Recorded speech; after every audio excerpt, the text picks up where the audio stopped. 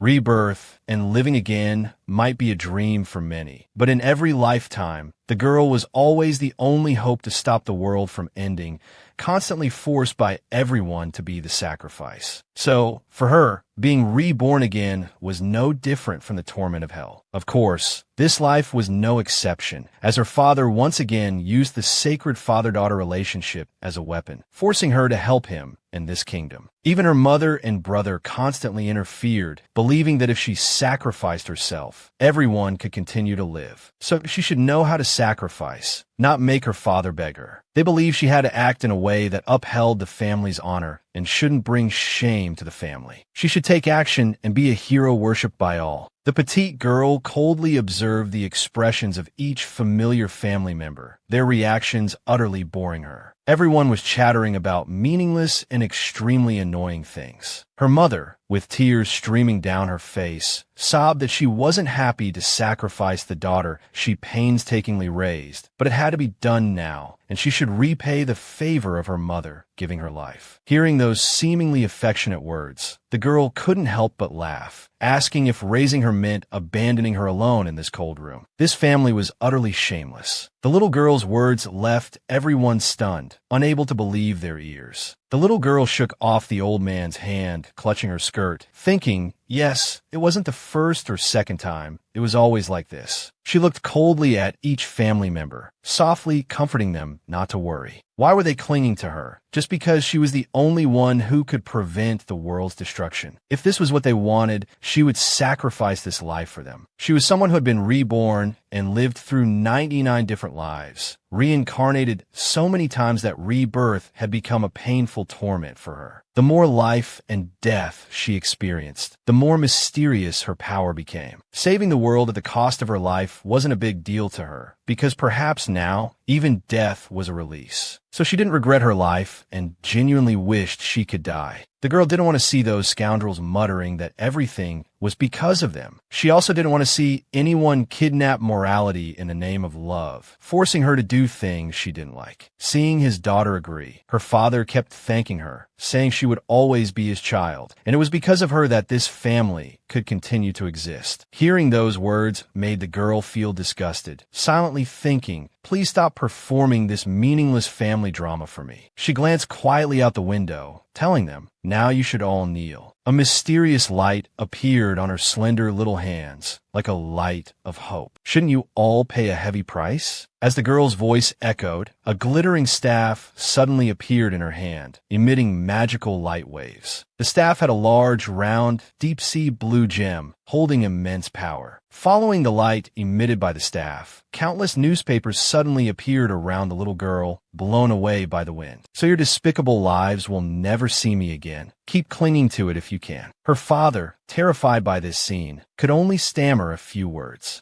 What is this? Responding to his question, a newspaper flew over and landed in his hand. It contained an article about how the hero who would save the world was a little girl, and her father abused the hero even in the royal mansion. How disappointing. The article felt magical, complete with moving pictures. As he was horrified, the guards rushed in to report that the situation had escalated, sir, which sent a chill down his spine. The guard said, you need to verify that article. The royal soldiers have entered the mansion. Meanwhile, the girl, indifferent, began to rise from the ground, along with her staff. Her father followed furiously, shouting, get down. How dare you do this? Do you think you can run away after tarnishing this family? Aren't you ashamed of doing this kind of thing? The screams echoed in her ears, but Anastasia continued to fly upwards, glancing back, thinking she'd rather be called ungrateful than be a part of this family. In her first life, Anastasia's parents wanted to start a family, but they saw family as something necessary in life, like an item one could possess. They felt it was shameful to have only one child, so she and her brother were born and grew up in indifference. Although she didn't receive love from her family back then, she loved everyone because she wasn't like her parents. Anastasia also had friends who pulled her out of that mire, giving her a feeling of warmth. But things didn't go as planned, becoming a challenge for someone when consecutive events occurred. The pain screams of her friends still echoed in her ears, along with the hateful beams of car headlights, making the large vehicle look like a giant monster. Our poor little girl lay on the ground, soaked in a pool of blood, but strangely, at that moment, she didn't feel any pain or sadness. instead feeling fortunate because her two friends were still safe. She had to say goodbye to life before she was even 20, before she could even finish her university entrance exam, but that was also her choice. She was like a traveler, wandering through the long river of time, yet unable to escape her tragic fate. The next life was in a world on the brink of destruction, with terrifying monsters. Humanity's only hope of avoiding extinction was death. In this life, Anastasia couldn't help but wonder if it was because she sacrificed herself to save her friends in the first life that every life was the same now. People always cried tragically, saying that she should sacrifice her life for them. She hoped things would get better by the fifth life, or at least not get worse. But when it continued for 99 lifetimes, the torment was agonizing. Too many lives met too many people, and almost all of them lied. Holding the staff, Anastasia looked around, couldn't help but complain about how boring everything was. This time, she wouldn't regret this life. She missed the moment she could stop the apocalypse, so at least she should watch the world turn into a chaotic mess for a bit of amusement. Seeing Anastasia flying in the sky, the people below pointed, whispered, and prayed, mistaking her for a celestial being. Cold eyes looked down at all the scenes of the mortal world below, as if all this power was meaningless. She felt them criticizing her for not saving them, but things were different now. No matter how indifferent she was, she didn't want to see this kind of thing happen again. Her gaze swept around, suddenly catching sight of the trembling figures of two small children below, their curious eyes looking up at her. These children might live longer, but some people shouldn't exist anymore. Holding the staff, Anastasia stood firmly in the air, her hair fluttering like an angel or a demon. When would this curse finally be broken, allowing her to live to her 20th birthday? Her average lifespan was only around 17 years, so she didn't have any wishes at all. With these thoughts, her small hand raised the staff high, causing it to emit a dazzling golden light. The intense beam of light passed through Anastasia, connecting heaven and earth like a pillar supporting the sky. Anastasia hoped that this life would be the end of everything, so she didn't have any more desires. She accepted her 99th death. The dazzling light emitted by the staff erased everything, that light being the last thing she saw in that lifetime. In the blink of an eye, the scene shifted to a grand and luxurious castle filled with splendor. A pair of small hands moved slightly, fluttering in the air, accompanied by a gradually clearing consciousness and blurred vision. The poor little girl's soul could only scream in despair. No, this can't be happening. Before her blurred vision were a group of women in maid outfits, looking shocked, worried, and frantically bustling about. I don't know if it was the maids' voices echoing, congratulating the mistress on giving birth to a baby girl. This adorable little figure was wrapped in a light pink blanket, along with a soul that had experienced 99 lifetimes, this being the 100th. The weary girl, looking like a mere babe, glanced at the servants who were talking, but she couldn't hear them clearly. Well, she had to accept her cruel fate. She just had to. Various thoughts flashed through Anastasia's mind. Was she of noble birth? But she had to remain calm because she couldn't use her powers before her first birthday. The surrounding maids kept praising her cuteness, and suddenly a man barged into the room where she and her mother were resting. The servants quickly and cheerfully said, "Master, you're here. Your wife gave birth to a beautiful baby girl." Hearing these words, the little girl couldn't help but wonder, was this Master her father? The mysterious man with a stern face approached the bedside, staring at his newborn daughter. As she saw the face of the man she would call father, she thought her life would soon be ruined. What would it be this time? Abandonment? Abuse? Or a child bringing bad luck? Looking at her father's cold face, she couldn't help but think that maybe she would die as soon as she was born. Her wide eyes were filled with countless thoughts. Until this world collapsed again, she couldn't do anything. She could only watch everything. A life vividly crumbled before her eyes. Everything seemed like dust, and her soul was forever bound. It was unbelievable that she had to witness everything. One after another, it felt like being lost in a nightmare she couldn't wake up from. She was forced to witness everything until that world met its end. Despite the pain, keep living Let me experience all the suffering firsthand. But maybe everything wasn't as she imagined. Quite the opposite. A warm hand touched her stunned little face. The man with the stern face now gently shed tears of happiness, whispering to her, "Our youngest child, thank you for being born safely." Little one, the girl's bright red pupils were filled with surprise and disbelief. What was this strange situation? It was at this moment that the little girl's consciousness, in the form of a baby, noticed the mother who had been holding her. It was a beautiful woman with long black hair and a tired face from having just given birth, but her eyes were full of love. The little girl was indeed adorable. Why were they all wearing such happy expressions? The tiny figure in her arms wasn't crying, but seemed to be wondering why things had become so strange. Looking at the cute girl in her arms, the mother couldn't help but exclaim, saying the baby looked exactly like her. Although she had many questions at this moment, being held lovingly by her parents, she hoped this was truly a good thing and wished that her 100th life could be peaceful and tranquil. Quietly looking at the two very happy and joyful parents, they looked at her and said that the child's name would be Anastasia.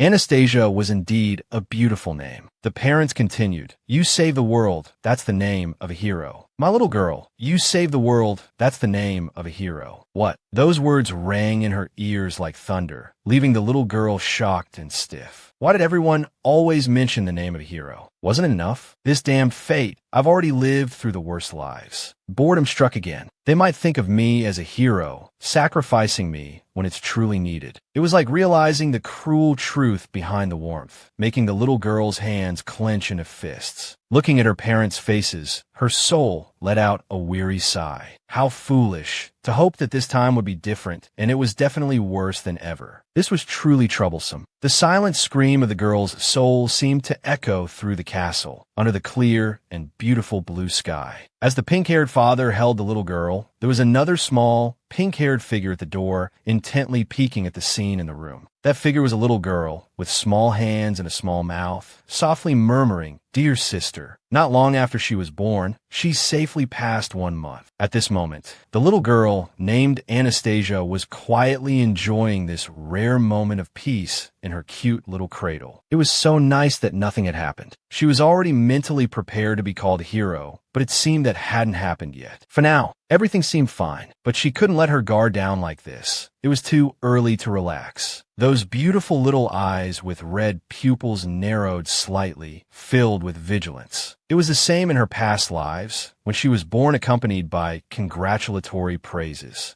They said she was a child blessed by God, destined to be a hero, and then pretended to treat her with love and kindness. But after all those sweet words, eventually they feared her power, pushed her away, and treated her mercilessly. They treated her like a useless child in front of her parents, as if she wanted recognition. But in reality, she didn't ask for anything, nor did she want anything from them. In this life, her parents also gave her the name of a hero, Anastasia, and she quietly thought they would definitely treat her as a sacrifice. I have to protect myself again. There's no other way. Hopefully, she would be safe before her first birthday, so she could awaken her powers. Looking at the toy carousel hanging above the cradle, Anastasia thought quietly. As usual, she had done her best to scout the surroundings and gather valuable intelligence. That woman with jet black hair and beautiful, bright red eyes was her mother in this life. Anastasia also had bright red eyes and jet black hair like hers. When her mother patted her back, she would immediately fall into a deep sleep, but she had to stay alert because if she let her guard down, she might be punished and thrown into a dark place. The next one, with an appearance like a wolf and a body as burly as a giant mountain, was her father in this life, with pink hair. He looked like a true warrior, wielding a sword stained with blood. Anastasia, you're awake because you don't often see your father, right? He always spoke to her in that strange voice and with an expression that could traumatize her. There was also someone who had been by her side since the day she was born, the maid who always stayed by this cradle, looking after her. Whenever she caught Anastasia's gaze, the maid always showed a cheerful and happy smile, which looked truly beautiful. The maid always stayed by the cradle, which made the image of her parents strange and terrifying in the little girl's heart. Monitoring a newborn child, what a devilish family. Once again, he was called a duke,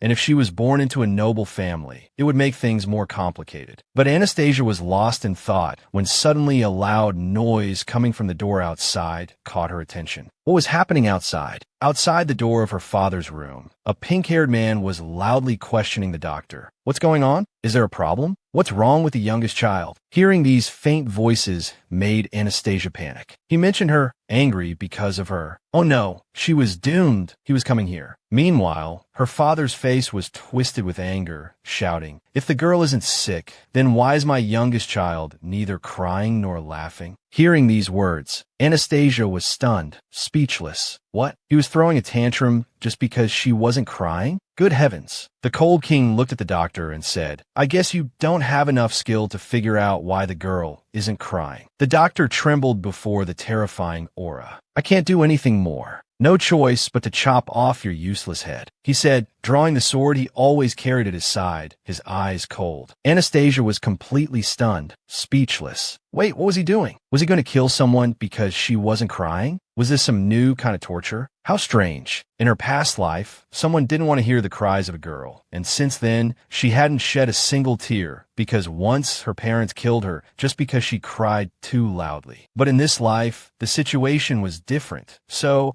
she had to find a way to attract attention because survival came first, Anastasia thought. There was no other choice. The real doctor's pleas were still echoing outside. "I've done my best. Your daughter is perfectly healthy. Please believe me this time." I'm not lying. Hearing such pitiful cries and pleas made the girl feel incredibly guilty, but there was nothing she could do. She was perfectly healthy, so why kill an innocent person? Weren't they afraid of going to hell? Just as the sword was about to be raised, a loud cry from Anastasia stunned her father. The pink-haired father turned around in shock, looking towards the room, and even the doctor seemed to have been given a new lease on life upon hearing the cry. The pink-haired father smiled happily, his blushing face completely out of character. How could he be so cold and amusingly immature at the same time? He quickly ran in and held Anastasia in his arms, laughing, "My dear child, your cry is so powerful and pure." Little Anastasia sighed deeply, a mixture of satisfaction and worry on her young face, because she knew that whenever she cried loudly, misfortune always followed. But why did he look so happy? Anastasia stared curiously at the tear-stained, smiling face. This man was always cold and ruthless to others, but in front of Anastasia, he showed a vulnerable side,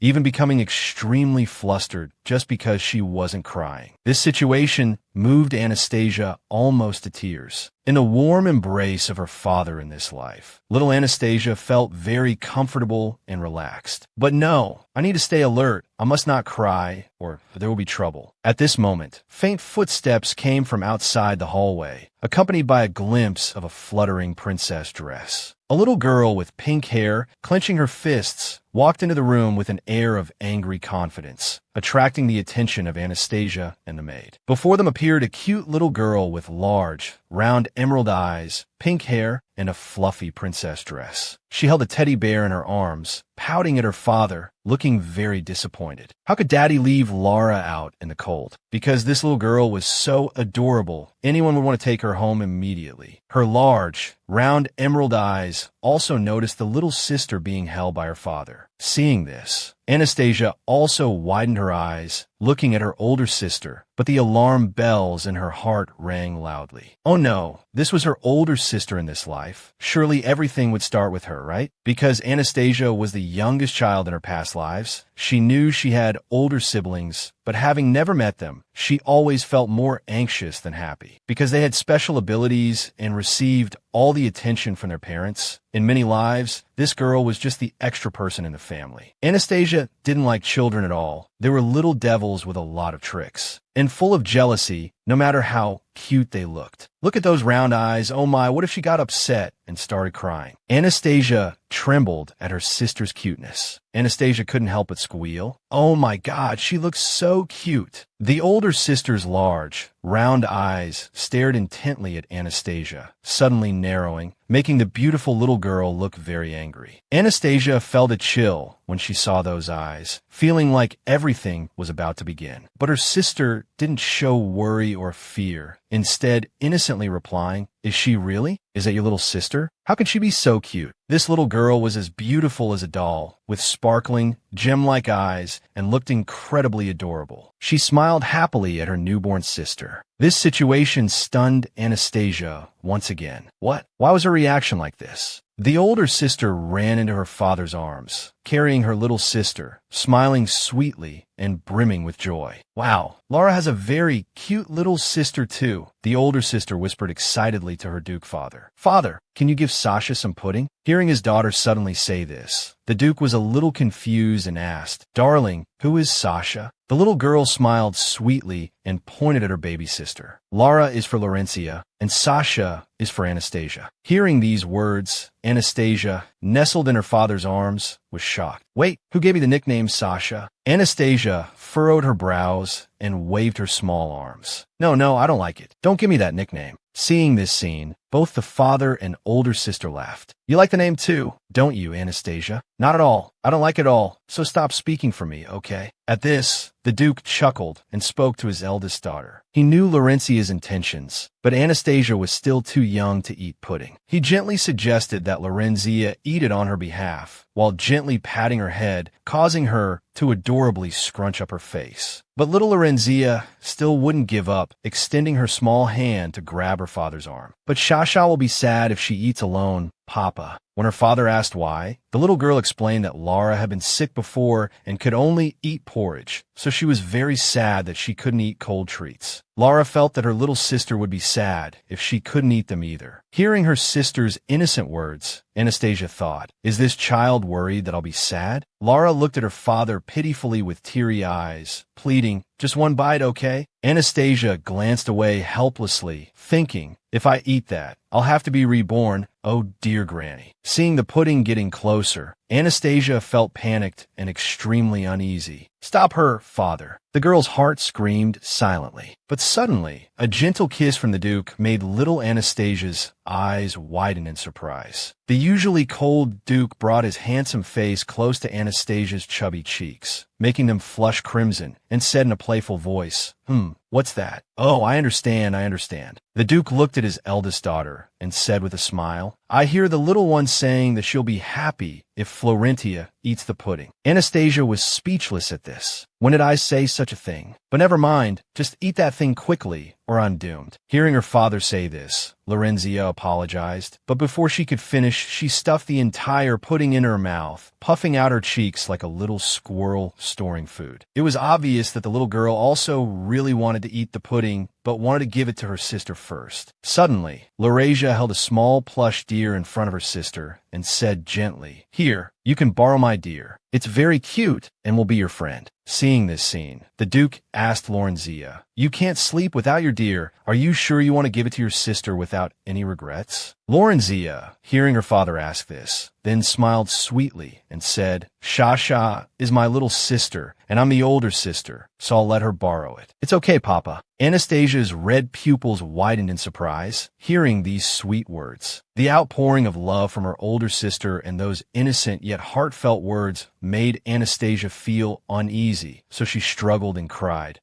"It's not like that. I can't let my guard down. Please stop being nice to me. I beg you." Seeing her little sister suddenly cry, Lorenzia also shed tears and carefully asked, "Sasha, do you hate the deer?" But Anastasia didn't register the question, her mind filled with the voices telling her to hate me like everyone in her past lives. Suddenly, at this moment, her sister Lorenzia's slender arms reached out. The older sister's small hands gently embraced little Anastasia, accompanied by her soft voice. "Then do you like the rabbit or the plush tiger? I'll give you both if you want. So please stop crying, okay?" Anastasia was frozen in place by this situation. What was going on? Why didn't this girl hate her? Something wasn't right here. Seeing her little sister suddenly fall silent, Lorenzia immediately spoke up. "Sasha, look at this girl." The little girl covered her cute face with both hands and brought it close to her sister. Oh, a cute little voice with a funny expression, looking very cute and a little silly. This cuteness and humor made Anastasia, who had been trying to stay alert from the beginning, suddenly burst out laughing. After laughing, the old soul Anastasia opened her mouth in surprise. Oh no, I just let my guard down. This is so bad. My defenses have been shaky from the start, and now they're about to crumble. Anastasia's sudden laughter startled the other two, and they couldn't help but cheer. It was unbelievable that Sasha actually laughed. Their exaggerated expressions made Anastasia break out in a cold sweat. No way. Had she already been defeated? Little Anastasia laughed, and the rumor that she laughed during a peekaboo game spread throughout the entire palace. It seemed this rumor had spread faster than she expected. Little Anastasia sighed helplessly. Miss, look at this surprise. I can make even more strange faces. From then on, the maids kept making funny faces tirelessly just to make the little girl laugh. When my daughter was little, as long as I made this expression at her, her tears would immediately turn into laughter. Even the doctor who examined her tried his best to be funny, looking both absurd and comical. Of course, there was also my strange father. My little daughter, I'm here, right here. Thankfully, everyone was kicked out by my mother because she said it was time for Anastasia to sleep. At least there was one normal person in this house who didn't do those strange things. This was the first time Anastasia had encountered this kind of situation, so she didn't know how to respond. If she didn't react as they usually expected, they would get discouraged and give up. However, as Anastasia thought about this, she glanced towards the hallway, where everyone was still chatting enthusiastically, saying they would try to make the little girl laugh. This made Anastasia wonder why they had to try even harder. The little girl couldn't understand these people's thoughts or behavior. Everything was completely foreign to her, drastically different from her previous 99 lifetimes. That very afternoon, another unfamiliar figure with pink hair appeared in front of Anastasia's warm and beautiful cradle. Hello there, Anastasia. The figure who just appeared and spoke was a pink-haired boy, whose youthful face couldn't hide his sharp, striking handsomeness, along with mysterious emerald eyes. Anastasia cautiously observed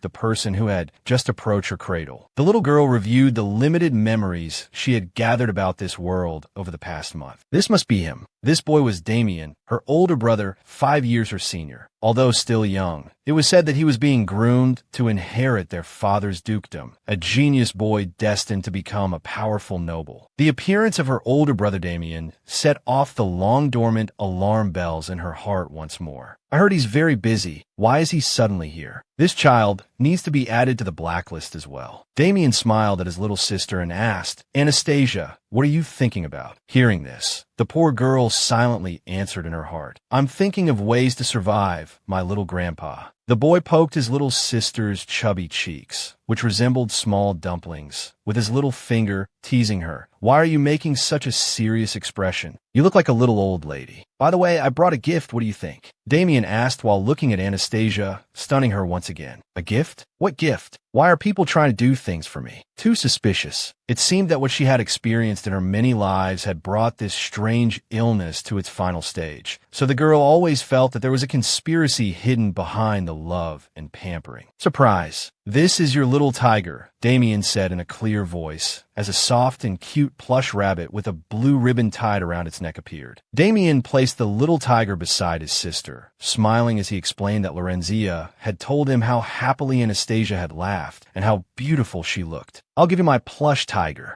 We've been together since I was little, and it'll be lonely to be apart, but I'm willing to let Anastasia have it. Little Anastasia held the plush rabbit in her small, delicate hands, thinking that this couldn't just be an ordinary plush toy. Why would he give her something so precious? Perhaps these gifts and attention were all so unfamiliar to the poor little girl. At that moment, her older brother Damian reached out a finger and stroked her black hair, saying, Anastasia, can you smile for me? Little Damian spoke softly, his eyes filled with longing and sincerity. Giving me something so precious just for that? Just for a smile? The situation before Anastasia was both strange and a little touching. Was it really just for a smile? Everyone just wanted to see her smile. They were all so strange, so unfamiliar. What were they doing? All she could see were expectant gazes and joyful smiles. Whether or not she smiled didn't really matter, but fine, she would smile this time. She would smile just to protect the pure souls of these children, nothing more. Anastasia thought silently.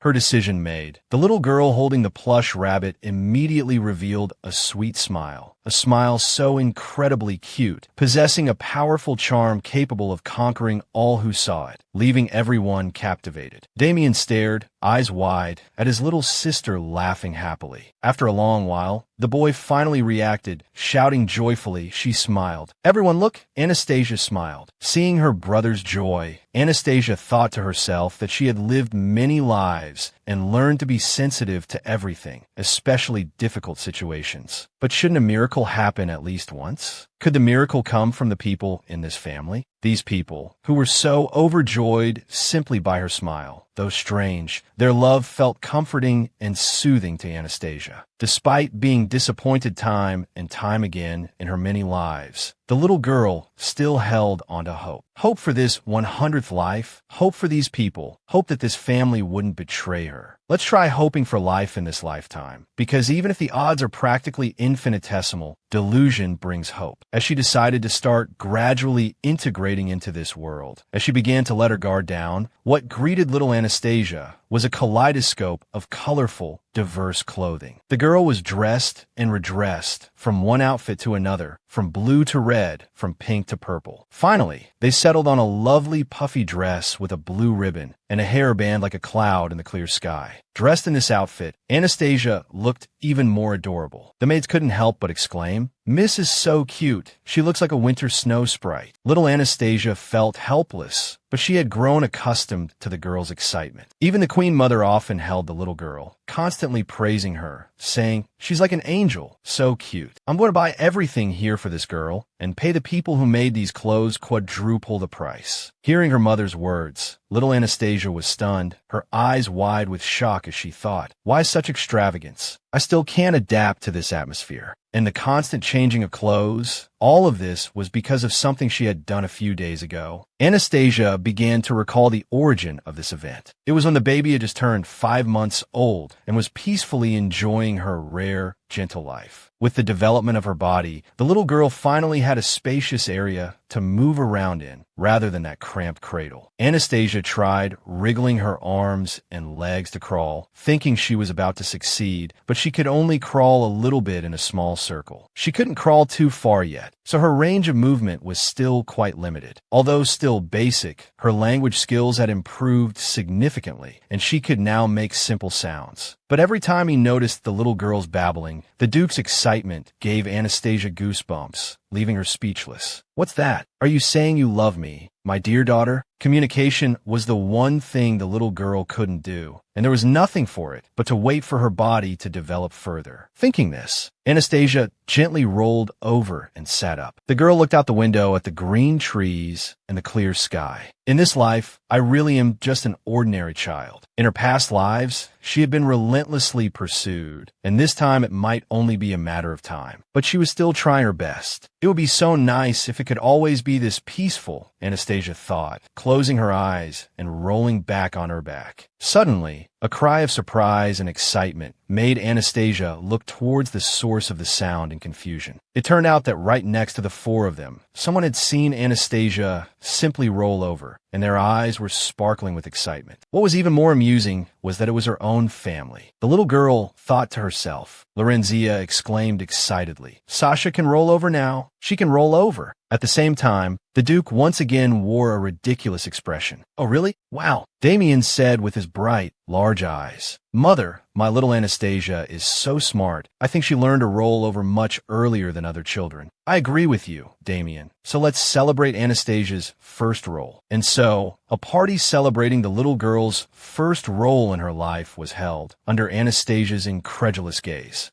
I heard that this is a party with only family members to celebrate a significant event. Anastasia looked helplessly at the enormous banquet table in front of her, screaming internally. How could a family dinner become this big? Good heavens, why is everything so strange? Damian smiled, holding a huge gift box. "This is a present for Anastasia." The family doctor's eyes also welled up with tears, his face slightly flushed, saying he was touched that the little girl was growing up so healthy. The sounds of footsteps and cheerful laughter rang out. Little Mississippi. The gentle voices of the servants caught Anastasia's attention. The maids came up to the little girl, saying they couldn't believe she had performed such an amazing role. She was so gifted. One of the maids beamed, sincerely saying it was her honor to serve the young miss, her eyes shining like crescents, truly making Anastasia feel that she was happy. When such parties are held, the servants get extra bonuses, but it's just a baby's first role. Why make such a fuss? Anastasia thought to herself. Just as she expected, this place seemed a little strange. It didn't feel quite right, because everyone here was so affectionate. But as time went on,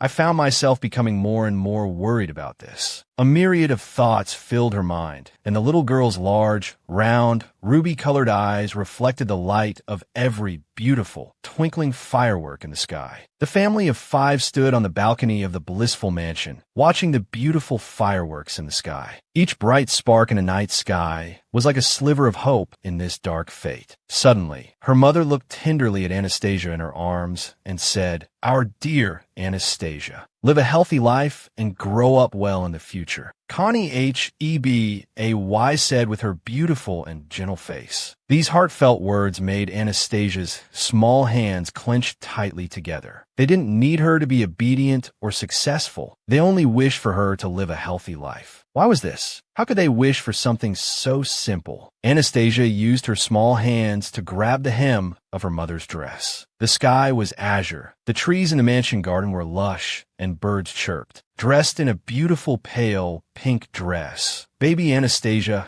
lay quietly on the floor, enjoying a rare moment of peace. Her eyes wide, she sat up and looked around the spacious room, thinking to herself that today was remarkably calm. After yesterday's grand party, the servants' holiday had begun. The maids had reluctantly bid their farewells, heading home to visit their families, promising to return soon to attend to the young miss. Now, only one maid was registered to work temporarily during this holiday period. Looking at the young girl dozing in the chair, Anastasia thought to herself that she must only be a teenager to be dozing off like that. But after all, children needed plenty of sleep to grow. Perhaps because it was the end of the year, everyone was busy. Her parents had also left the estate early in the morning for work. Damian, her brother, had important lessons to attend. Her poor sister, Lorenzia, was sound asleep with a cold. Well, this was a rare opportunity. Now she needed to start trying to stand, even if it was just a little. Her goal was to climb onto that sofa. Anastasia silently made up her mind. The little girl crawled to the edge of the sofa, stretching out her small arms to try and reach it. She had told herself not to grow up too fast, but now she wished she could stand and walk. Anastasia's small hands strained for the edge of the furniture, just a little further, just a little more. But suddenly, her small body was lifted into the air, startling Anastasia. A tall maid held the little girl, asking if she was having fun. Looking at the maid's face, Anastasia thought silently. This was the first time she had seen this face. The maid softly told the girl that Madame had instructed her to come here, to take her away. Anastasia glanced at the still dozing maid, thinking that her mother had left early in the morning, and this maid hadn't even bothered to wake the assistant maid. She supposed she had experienced something like this once or twice before. Although it was just a servant, it was still too suspicious. Due to her past lives and countless experiences of being in difficult situations, Anastasia was extremely sensitive to this kind of situation. Feeling uneasy, the little girl quickly pretended to cry loudly, trying to wake the sleeping maid. But the cries abruptly stopped as a hand covered the little girl's mouth with a handkerchief. The unfamiliar maid looked coldly at Anastasia, saying that she would take good care of her. Damn it, Anastasia thought, her hands trembling. But as the anesthetic took effect, her consciousness gradually blurred. Damn it, but there was a strange sense of calm. The last thing Anastasia heard before she drifted into unconsciousness was the maid's gentle words, "Please rest," followed by the sensation of being carried away by a cloaked, mysterious figure. Anastasia's consciousness felt shaken and uncomfortable as she gradually awoke from her drugged slumber, her tired eyes opening wide. What was happening this time? Anastasia woke to find herself being held not by the woman from before, but but by an unfamiliar man. What had happened? Had she been kidnapped? But in the blink of an eye, Anastasia had caught a glimpse of the estate in the distance, and the little girl silently breathed a sigh of relief, thinking that she probably wasn't too far from the estate grounds. The weak girl clutched tightly at her kidnapper's shirt to avoid falling, berating herself for being so careless. She should have been more aware of her surroundings, but perhaps the peaceful life of the past few months had gradually lulled her into a false sense of security. Don't think too much, just hope that this was just a normal child kidnapping and not part of some other conspiracy. What would happen if they killed her? Usually, her life would end before she reached 20, but it might be sooner. She would be alone again, witnessing everything until the end of this world. An immortal soul, unable to leave, wandering aimlessly like a lost ghost. The thought brought a wave of discomfort, causing Anastasia's small hands to clench into fists. It had only been half a year. It couldn't end like this now. What should I do? Should I allow myself to be kidnapped like this and find out who's behind it? It might be a bit troublesome, but I can use teleportation. I wonder why they're kidnapping me. Is this just a crime targeting the Jukes family, or has someone discovered the mysterious power within me and wants to obtain it? Either way, it's worth investigating. But can I escape from there within 3 days? I'm not even a year old, and it's not my birthday, so the source of my power is still fragile. But if I comply with the kidnapper just to investigate their motives, I won't be able to go home during this time. So if I can quickly resolve everything today, I can return to that warm cradle, and I should feel better. I don't want my family to worry too much, so I should at least give them a signal in their dreams, telling them I'll be home soon. Anastasia lay quietly in the kidnapper's arms, silently planning. I hope they can feel at ease while I'm gone. Just as Anastasia was deep in thought, as the kidnapper was making his escape, an arrow came whizzing down from the sky. The arrow precisely struck the kidnapper's leg, causing him to scream in pain. The sudden, piercing attack made the kidnapper fall backward with a groan. But fortunately, Anastasia remained safe in his arms. What was happening? The kidnapper panicked, but suddenly a figure appeared before him, commanding him to be quiet. The mysterious voice caught Anastasia's attention. It was the voice of a child. The little girl, with her large, round eyes and blood-red pupils, tried to look at the person who had just spoken. Anastasia's gaze caught a glimpse of golden hair swaying gently in the breeze. The boy who had just spoken was expressionless, a long sword in his hand. He calmly pointed the sword at the kidnapper and coldly asked, "What do you think you're doing?" The boy's eyes were bright as stars, his mysterious purple irises making anyone who looked into them feel their soul being drawn in. At this moment, Anastasia, too, was captivated by the boy's beautiful eyes and his imposing presence, unable to look away. Facing the stunned kidnapper and Anastasia, the boy questioned the kidnapper, saying that this young lady had just been engaged to him today. How dare you kidnap her? Who is this? Anastasia wondered, bewildered.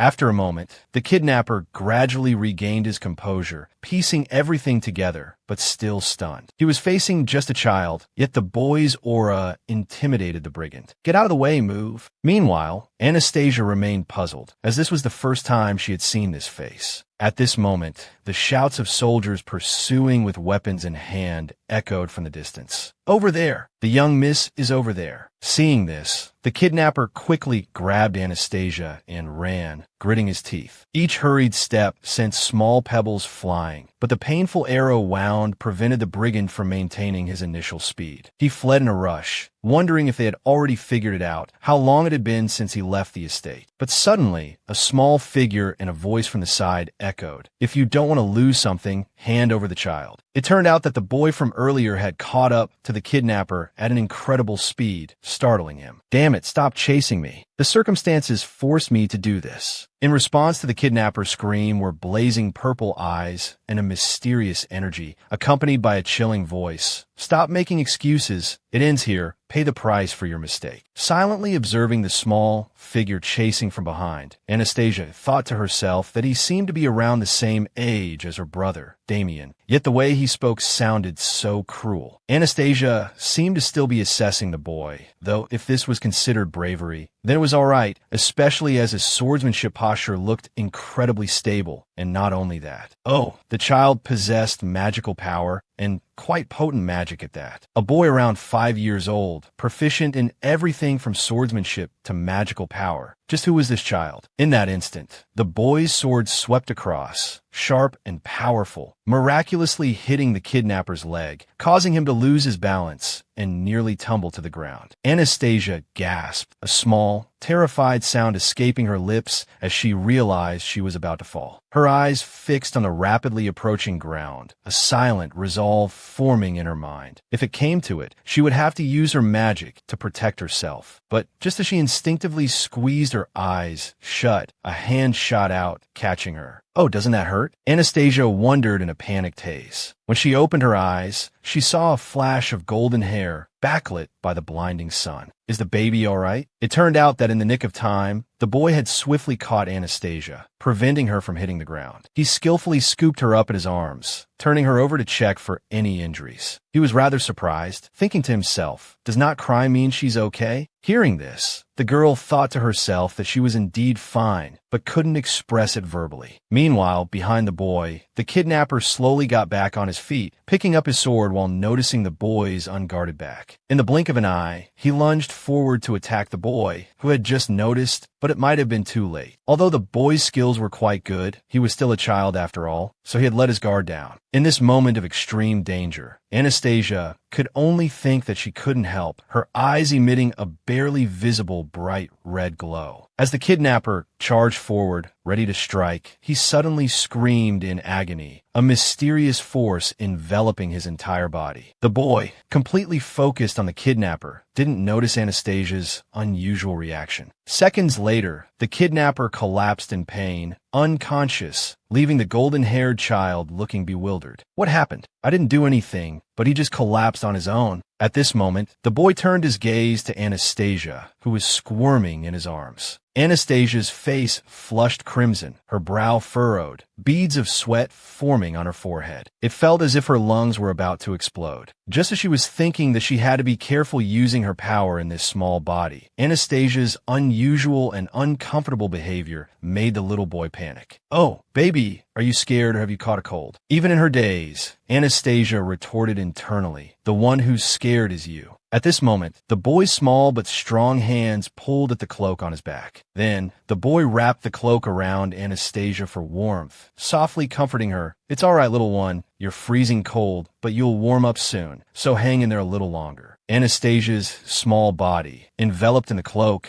nestled comfortably in the boy's embrace, allowing her to silently feel the warmth. At this moment, the soldiers all caught up, rushing forward and exclaiming, "Young Duke, miss, are you both all right?" The kidnapper was quickly subdued by a soldier, unable to cause any further harm. But using too much power made Anastasia increasingly weary, sweat trickling down her forehead. This seems rather troublesome, the weakened girl thought before drifting into unconsciousness. Anastasia. Damian's stern call echoed as he rushed towards the young Duke and Anastasia. Wake up, little sister. I'm here. Damian's small face was filled with worry and panic, his hands trembling uncontrollably as he saw his unconscious sister. The now frantic kidnapper pleaded for mercy. Please spare my life. It's a misunderstanding. Let me explain. I didn't mean to. Damian listened to the kidnapper's pleas while looking at his sister's still flushed and sweaty, small, unconscious face. The Damian at this moment was completely different from his usual gentle self. He had become terrifying, his sharp, icy eyes staring at the kidnapper as if looking at a dead object. Damian coldly ordered, "Take him away, and before my father returns, thoroughly interrogate him. Dig out all the information for me." Inside the room where Anastasia's cradle was placed, voices could be heard. "I feel it's a bit early, and there might be challenges, but since things have come to this, the sooner the better, right? For the sake of the children, we need to start as soon as possible." The hushed murmur of voices slowly drew Anastasia back to consciousness. Her eyes flickered open, blurring as they tried to focus on the two figures looming over her. How long have I been asleep? She wondered silently. Seeing the little girl stir, her mother and father rushed forward, their voices soft and urgent with worry as they called her name. Anastasia's parents realized that the little girl before them, seemingly just roused from a deep slumber, was somewhat disoriented and not entirely clear-headed. Seeing his daughter awake, the Duke immediately called out, "Anastasia is awake. Quickly, someone call the physician." A nearby servant quickly obeyed and rushed out. "My dear child, you must have been so frightened. I truly wish I could have been there for you." But His Majesty's orders, hearing her parents' self-reproach, Anastasia wearily closed her eyes, but still replied, "It doesn't matter, Father. You are the Duke, after all. My losing consciousness like that was due to me overusing my power. It's a side effect of using my power unprepared, but there was no other choice in that situation." Suddenly, a sob from the side startled Anastasia. "I'm so sorry, Anastasia." The little girl opened her eyes and looked towards her father and mother. They both looked heartbroken, a stark contrast to their usual strong composure. "I'm sorry. I'm truly so sorry." The apologies and the sorrowful expressions of these two people seemed to etch themselves into Anastasia's memory, causing her eyes to widen. "These rare people who are so good to me, I don't want to hurt them. So now, I really want to grow up quickly so I can protect myself." Following the incident that left everyone in the estate on edge, a squad of guards was assigned to Anastasia for a ceremony. They were elite soldiers, holding precious swords, looking incredibly skilled and valiant. The group of soldiers simultaneously bowed to young Miss Anastasia, expressing their unwavering loyalty in unison. The current situation left little Anastasia completely frozen, bewildered. "Oh my, who are these people, and why are they bowing to me at this moment?" Her dear father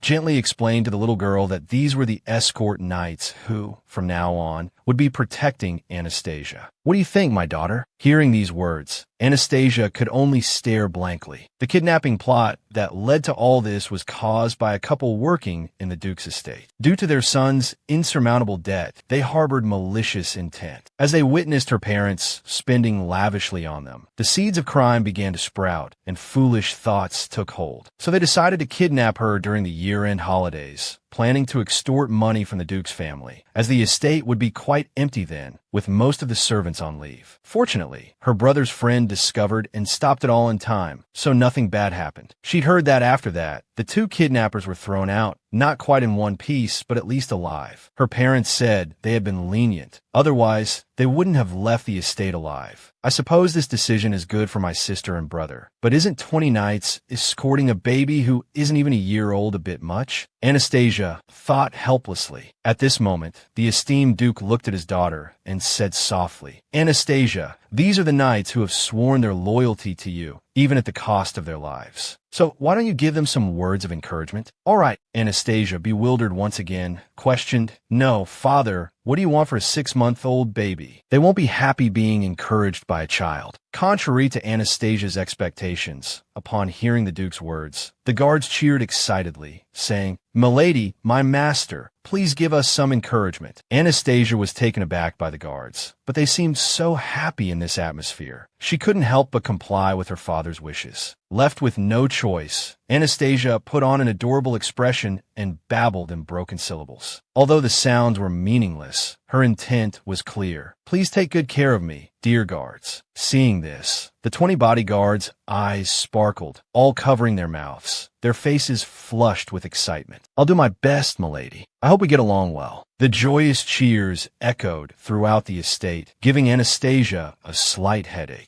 It's finally come to this. Since the formation of her guard detail a month ago, the number of people in her room had increased significantly. 2 people were also stationed permanently outside her room, diligently standing guard. With her body growing, Anastasia found it easier to understand their actions. But ultimately, it was only after her first birthday that receiving information became truly easier. Although the previous kidnapping was just for money, surely it couldn't be easy for this family to be in comfortable circumstances. Around these times, the day she was kidnapped, her mother and father went out with unpleasant expressions on their faces to investigate. They rarely left home together like that before. Since this was the Duke's family, there were bound to be hostile forces. But on the other hand, there was no reason to deploy such excessive security just because a baby was living in the estate. Should I use my power less? Anastasia tried to stand and walk, but she couldn't. If I get sick with a high fever, my family will worry. I don't want to see them so worried. But is it really okay to live so peacefully like this? As the one responsible for preventing the world's decline, the adorable little Anastasia finally managed to climb onto the sofa after struggling for a while. This situation is urgent for all of us, isn't it? Suddenly, a voice rang out, catching Anastasia's attention. It was Anastasia turned to see her older brother, Damian, calling her name as he knelt down on one knee with a bright smile. He looked so happy and cheerful. That voice is my brother's. How did he sneak in? Anastasia wondered, quickly crawling towards her brother, looking utterly adorable. The little girl quickly crawled over and threw herself in her brother's warm, solid embrace, leaving Damian dumbfounded. Why? How can you crawl so fast, my little Anastasia? You're growing up so quickly. Hearing Damian's cheerful words, her competitive spirit ignited, silently retorting, "That's not something you, a little kid, should say to a baby." Damian gazed at his little sister tenderly, his eyes full of affection, but something else seemed to be hidden behind those eyes. His expression was different from usual. Just after her brother ruffled her hair, Anastasia quickly noticed the unusual look in the boy's expression. Damian suddenly looked at his sister and said, "Anastasia,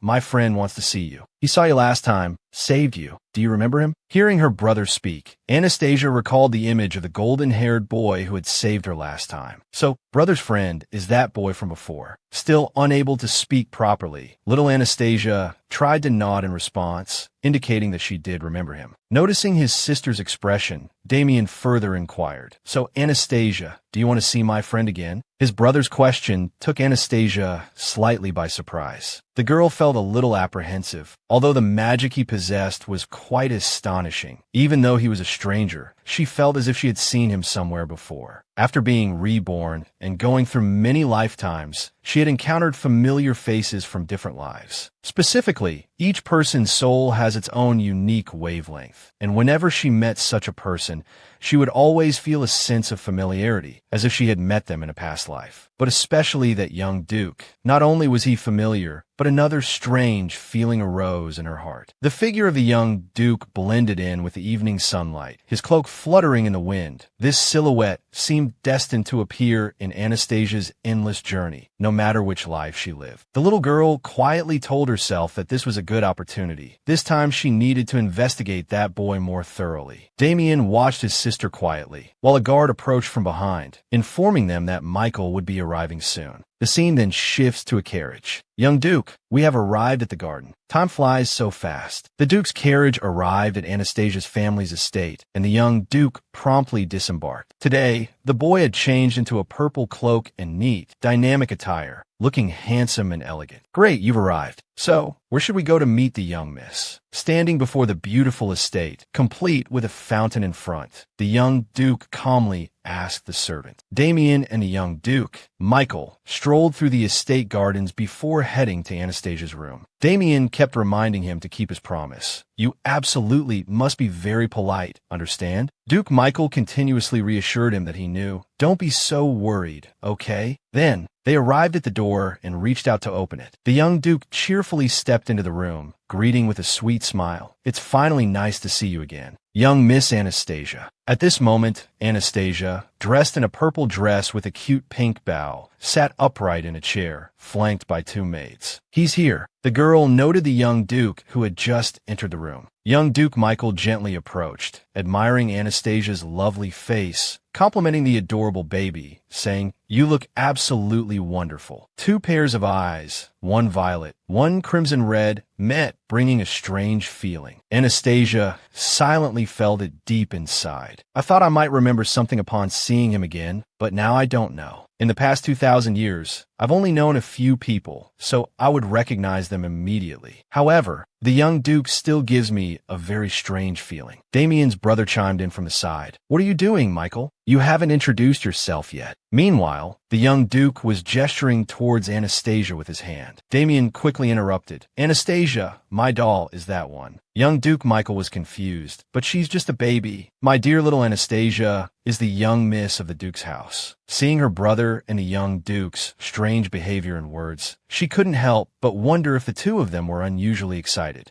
"By the way, I can't believe my brother is acting like a real child right now. Damian asked in annoyance. What's so funny? As the young Duke burst out laughing at what he had said earlier. He could usually be described with two words, calm and proper. But when he was with his close friend, the young Duke, he showed that he was still just a child. It's nice that the two of them are so young and close, Anastasia thought. At this moment, the young Duke spoke up. Anyway, you wanted me to introduce myself, right? All right. As soon as he finished speaking, he suddenly stepped forward and, like a prince to a princess, gently held Anastasia's small hand with one of his. Gently holding the girl's hand, the young Duke began to introduce himself. This isn't our first time meeting, but it's a pleasure to see you again, young Mississippi. My name is Michael, the young Duke from the Grand Duchy of Leventus. After the introduction, he placed a gentle kiss on Anastasia's small hand. The young Duke's sudden action and kiss left young Anastasia wide-eyed and stunned. Damian, who was standing by and witnessed this scene, was shocked as if struck by lightning, frozen stiff, unable to believe his eyes. The boy cried out in indignation when someone dared to kiss his sister's hand. Mika, I've never even kissed her hand. Michael Levance was the sole heir to the Grand Duke of Levance, a talented young man of noble birth who also carried significant responsibilities for his land. He has been staying in my residence for over half a month since we first met. The young Duke of Levance is currently very busy with government affairs, so he decided to study with his childhood friend, who happens to be my brother. Thanks to this, the maid's gossip lately has all been about the young Duke Michael. I need to hear news about the young Duke even more than I hear news about my own family, Anastasia thought. Footsteps and the familiar sound of the door opening prompted the maid to greet. Oh, Maya, guess you're here again today. Indeed, baby, I'm back. That familiar voice and figure evoked a sense of bewilderment from deep within Anastasia. By the way, I thought you were only close to my brother. Why have you been coming to see me every day? He arrived earlier than usual. Anastasia silently guessed the time. The young Duke quickly entered the room, approaching the girl and asking, Little girl, are you having fun? Suddenly, a few drops of water splashed onto Anastasia's face, causing her to exclaim softly, Oh, it's cold. Young Duke Michael apologized with a smile. I'm sorry, did I splash you? I came to see the young miss, so I took a bath before coming. My apologies. Anastasia glanced at the boy in front of her, who seemed like an old soul. The tea was prepared so thoughtfully. He really didn't act like a 6-year-old at all. At this moment, young Duke Michael took out a dazzling ruby, which looked extremely precious, and presented it to young Miss Anastasia. Holding the ruby, the boy asked the girl, By the way, why aren't you holding this and smiling today? Anastasia looked at this scene with exasperation. Oh dear, here we go again. When did Michael's gift offensive begin? Anastasia silently recalled the specific reason. It started on a clear day a few days ago when the young Duke asked the servants why he had never seen baby Anastasia smile. The maids replied, Oh my, young Duke, not everyone can see the young Miss smile. That's right, only those who truly understand her can catch a glimpse of her smile. This answer made the young Duke fall into deep thought. Really, in the following days, the boy, Michael, began bringing things he considered good, piling those gifts into heaps that filled the room. Seeing this, Damian's older brother teased again, but Anastasia only smiles at her real older brother. Even Lorenzia, the young girl by her side, added fuel to the fire. You've already made her laugh many times. Well done. Young Duke Michael glanced at the two brothers disdainfully, but he also felt uncomfortable. Thanks to the challenge from her sister and brother, the young Duke had become competitive, which is why he came to bring me countless gems and jewels. Faced with the fiery red ruby, Anastasia turned her head away and sighed, thinking, why would anyone think of something like this as a gift for a baby? She couldn't understand what these people were thinking. Are you sighing, little one? Anastasia ignored Michael and silently wondered if she had been regressing lately. Could it be because of him? It seemed like she was making excuses for herself, as she still couldn't fully control her powers. Watching the small figure fumble, Michael silently thought that it must be adorable to hold the baby in his arms. But could he really do it? Meanwhile, Anastasia kept trying to reach the sofa, but no matter what, people are just like that. I'm so worried about my limited mobility and babbling voice, but the people in this house don't seem to care much. This is my 100th time being a baby, but everything still feels so difficult, and I don't know if it's okay to continue being so slow. Suddenly, a ruby was placed in Anastasia's bonnet, making the little girl feel an unusual weight on her head. In that moment of imbalance, Anastasia fell backward, looking extremely precarious, unclear what would happen if her head hit the floor directly. The maid beside her was startled and cried out, "Oh, young miss." Even young Duke Michael, who was closest to the girl, was completely shocked. Dear Anastasia's little bottom hit the ground first, but it seemed the thick outerwear prevented any harm. At the moment when the little girl was about to hit the ground, the ruby fell out of her bonnet. For a 7-month-old girl like Anastasia, this situation was extremely dangerous and urgent. Fortunately, young Duke Michael caught the girl's head in time, instantly averting any danger. Amidst the maid's hurried cries of, "Young miss, are you all right?" Anastasia was once again in shock, asking herself, "Did I lose my balance?" It seemed the recent tumbles had the little girl so bewildered that her eyes widened and her mouth gaped open. "Oh dear, just the weight of my own head caused me to lose balance." At this moment, the young Duke's voice interrupted her thoughts. "I'm sorry, little one. I just wanted to give it to you. I didn't expect it to make you slip and end up in such danger." Anastasia struggled to comprehend the words. Then suddenly her eyes widened, noticing the bright ruby that had fallen some distance away. No wonder she suddenly felt heavier the moment she stood up. It turned out young Duke Michael had put a ruby in her bonnet. The ruby couldn't be called heavy, but it did slightly affect the balance of a small girl like her. Anastasia's small hands balled into fists, trembling slightly as if in anger. "How dare he? How dare you humiliate me?" The questioning voice echoed in Anastasia's mind, her face flushing red with indignation. She pointed at the young Duke,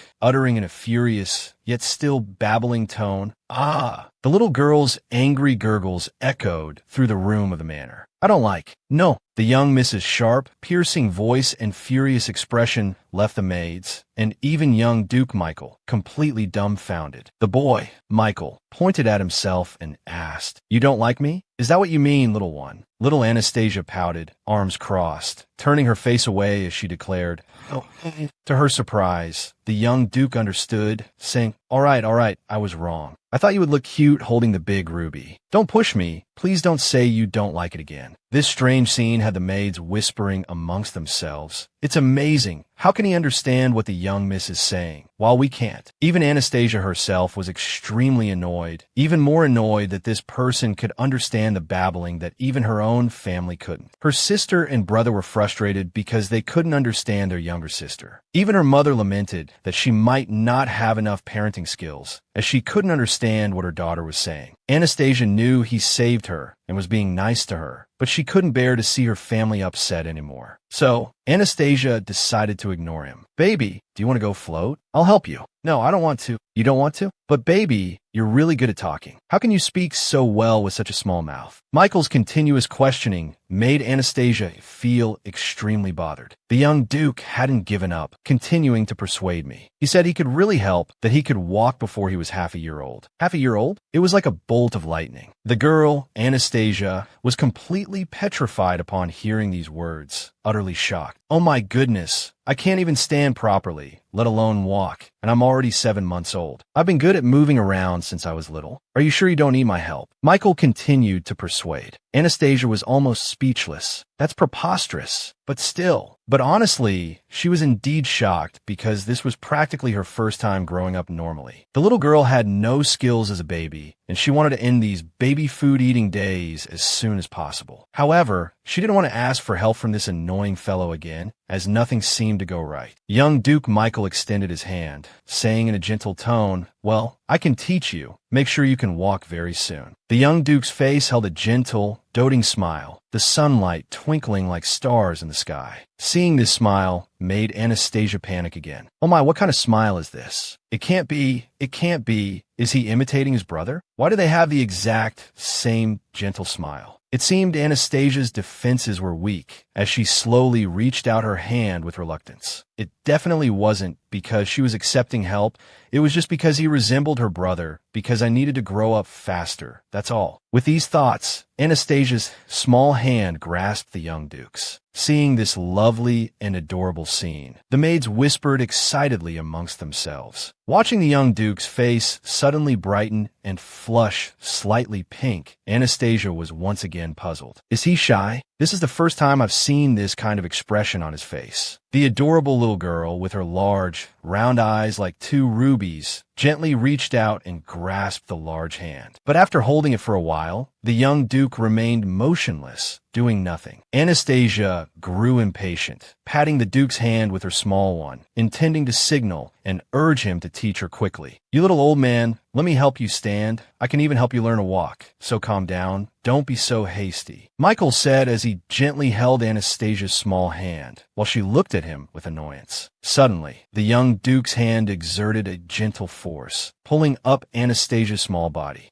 At this moment, the girl's eyes widened in surprise. Oh my, the young miss is standing up by herself. Amidst the excited cries of the maids, Anastasia, too, was surprised and bewildered to find herself standing on her own 2 feet with the young duke's assistance. The little girl shifted her gaze slightly towards her small feet, silently wondering if standing up could really be this easy. Young Duke Michael also said with a smile, "See, I told you. Didn't I say I would help you stand? Look, I did it, didn't I?" Looking at the silly grin, Anastasia thought, "What is he doing?" Then, Michael gently stood up, pulling the girl's hand and taking a small step back. "Now that you can stand, maybe you can walk too." This action from a young duke made Anastasia slightly panicked. "Wait, I can't possibly leave now." But responding to her doubts was a small, steady step forward. "What? I'm actually walking." Young Miss Anastasia was utterly shocked, unable to believe that she could take a few steps with the little prince's help. The serious expression on Anastasia's face now transformed into a bright, joyful smile. "Finally did it. The young miss is taking her first steps. We've witnessed her first steps." Amidst the maids' exclamations, a small figure suddenly witnessing this scene was so startled that the book in his hands fell to the floor. Damian, her pink-haired older brother, was completely stunned as Michael was helping Anastasia learn to walk, so the boy could only stare at Anastasia in surprise. For some reason, Anastasia felt caught off guard upon seeing her brother, making her a bit anxious. When did his lessons end? Michael, oblivious to the strange atmosphere, still smiled happily and said to Damian, "Look, the young miss is walking while holding my hand. Isn't it great?" Anastasia was startled. "Are you making fun of my brother?" The little girl panicked, wanting to break free. Stop it now." But Michael only held on tighter. "No, you can't. You'll fall again. Be careful." Hearing sounds like woo-woo, Damian, shocked and furious, clenched his fists and strode aggressively towards the two of them. The aloof boy tightly embraced his little sister, escaping from young Duke Michael's arms. Damian's face was calm and indifferent as he asked Anastasia, "Did you fall? Why did you fall?" The maids also sensed the strange atmosphere, so they quickly explained, "The young miss didn't fall hard. She didn't cry." At this moment, young Duke Michael also spoke up to explain, "Damian, it was my fault. I wanted to give the young miss a gift, but I accidentally caused her to trip." Hearing this, Damian looked at his friend. "So the reason my sister fell was because of you?" The young Duke nodded. "Yes, she didn't fall too hard because I caught her head in time." Hearing this, Damian became even more alarmed, exclaiming, "What? She almost hit her head." Anastasia, lying in her brother's arms, suddenly felt something was amiss. Why is brother acting so strangely? Suddenly, Damian, with an indifferent yet anger-filled expression, looked directly at the young Duke and declared loudly, "Michael Leventis, from now on, do not go near Anastasia again." Young Duke Michael panicked, explaining, "Damian, I didn't do it on purpose. It wasn't that bad." But in response, Michael's explanation was met with Damian's furious expression and a scream. "Enough, go away. If it weren't for you, Anastasia wouldn't be in danger. Leave." Damian's outburst stunned the young Duke, leaving him frozen in place. After yelling, Damian turned his face away, not wanting to see the young Duke anymore. held in her brother's arms. Anastasia was completely shocked by the gravity of the situation. Everything had turned into a much more serious argument than she had imagined. A hint of sadness clouded the young Duke's beautiful violet eyes as he stared intently at the siblings. After a moment, he said dejectedly, "Yeah,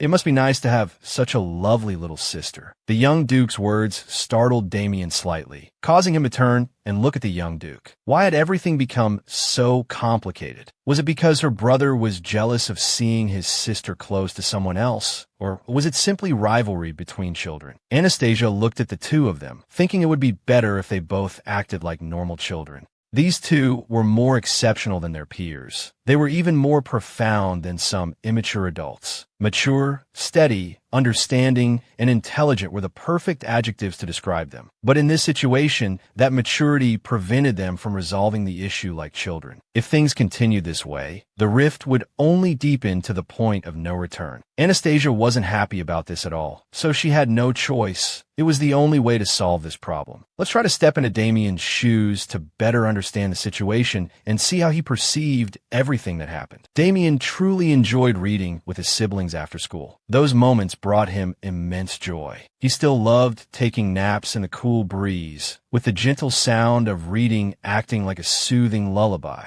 Enjoying snacks together when Lorenzia's stomach grumbled. This was Damian's favorite daily rhythm. But ever since young Duke Michael had saved his brother, Damian had willingly given up his favorite habits to make room for the two of them. If we've considered the story from Damian's perspective, we should also try to experience it from Michael's point of view. That would only be fair, right? Michael's only family was his grandfather, who was always busy dealing with a mountain of issues. From a young age, the boy had to be independent, often playing with wooden sword alone. Oddly enough, while Michael found newborns interesting, he didn't know how to handle small children. A 6-year-old should be holding fun toys, but Michael had already mastered swordsmanship and was even proficient in combat. Michael's pranks weren't malicious. It was just that the child didn't know how to behave properly. Perhaps he, too, longed for younger siblings to play with. Next is Anastasia's perspective, our little old lady. Let's see how she viewed the problem between these two children. In short, it's because of me, Anastasia sighed. The young Duke was especially troublesome that day, so I said a few words. "Didn't you just call my name?" the young Duke asked in confusion, while Anastasia stammered. Just that one word became the root of all problems. The fact that I called Michael's name before my family made them so upset that they kept calling my name all day. Anastasia was also very troubled by her own carelessness, and even my first steps were stolen by Michael. How sad must my brother be? I completely understand his feelings. So all in all, I'm also at fault. I didn't want to resort to this solution, but it really can't be helped now. Oh dear. With that thought, little Anastasia took a deep breath, channeling inner energy for the new skill she learned in this lifetime. What followed was Anastasia's thunderous cry, which startled both her brother Damian and the young Duke. It had been a long time since anyone had heard Anastasia cry, so the maids and the two boys panicked, unsure why the little girl was crying so loudly. Anastasia's entire face turned crimson, large teardrops rolling down her small face like pearls. Wah, wah. The cries were interspersed with broken sounds, as if the baby was trying to say something. Damian, her brother, couldn't understand anything, his face filled with confusion. The boy helplessly turned to the young Duke for help, as only the young Duke could understand what Anastasia was saying. Michael, young Duke Michael, also remained silent for a moment, then explained with a helpless and sorrowful expression, "Baby says it's scary, doesn't like it." Hearing these words, Damian was stunned. "Anastasia, you were wrong, and so was I, my dear." Both boys suddenly looked at Anastasia and apologized, but the crying girl thought, "Oh my goodness," apologized to each other, not to me.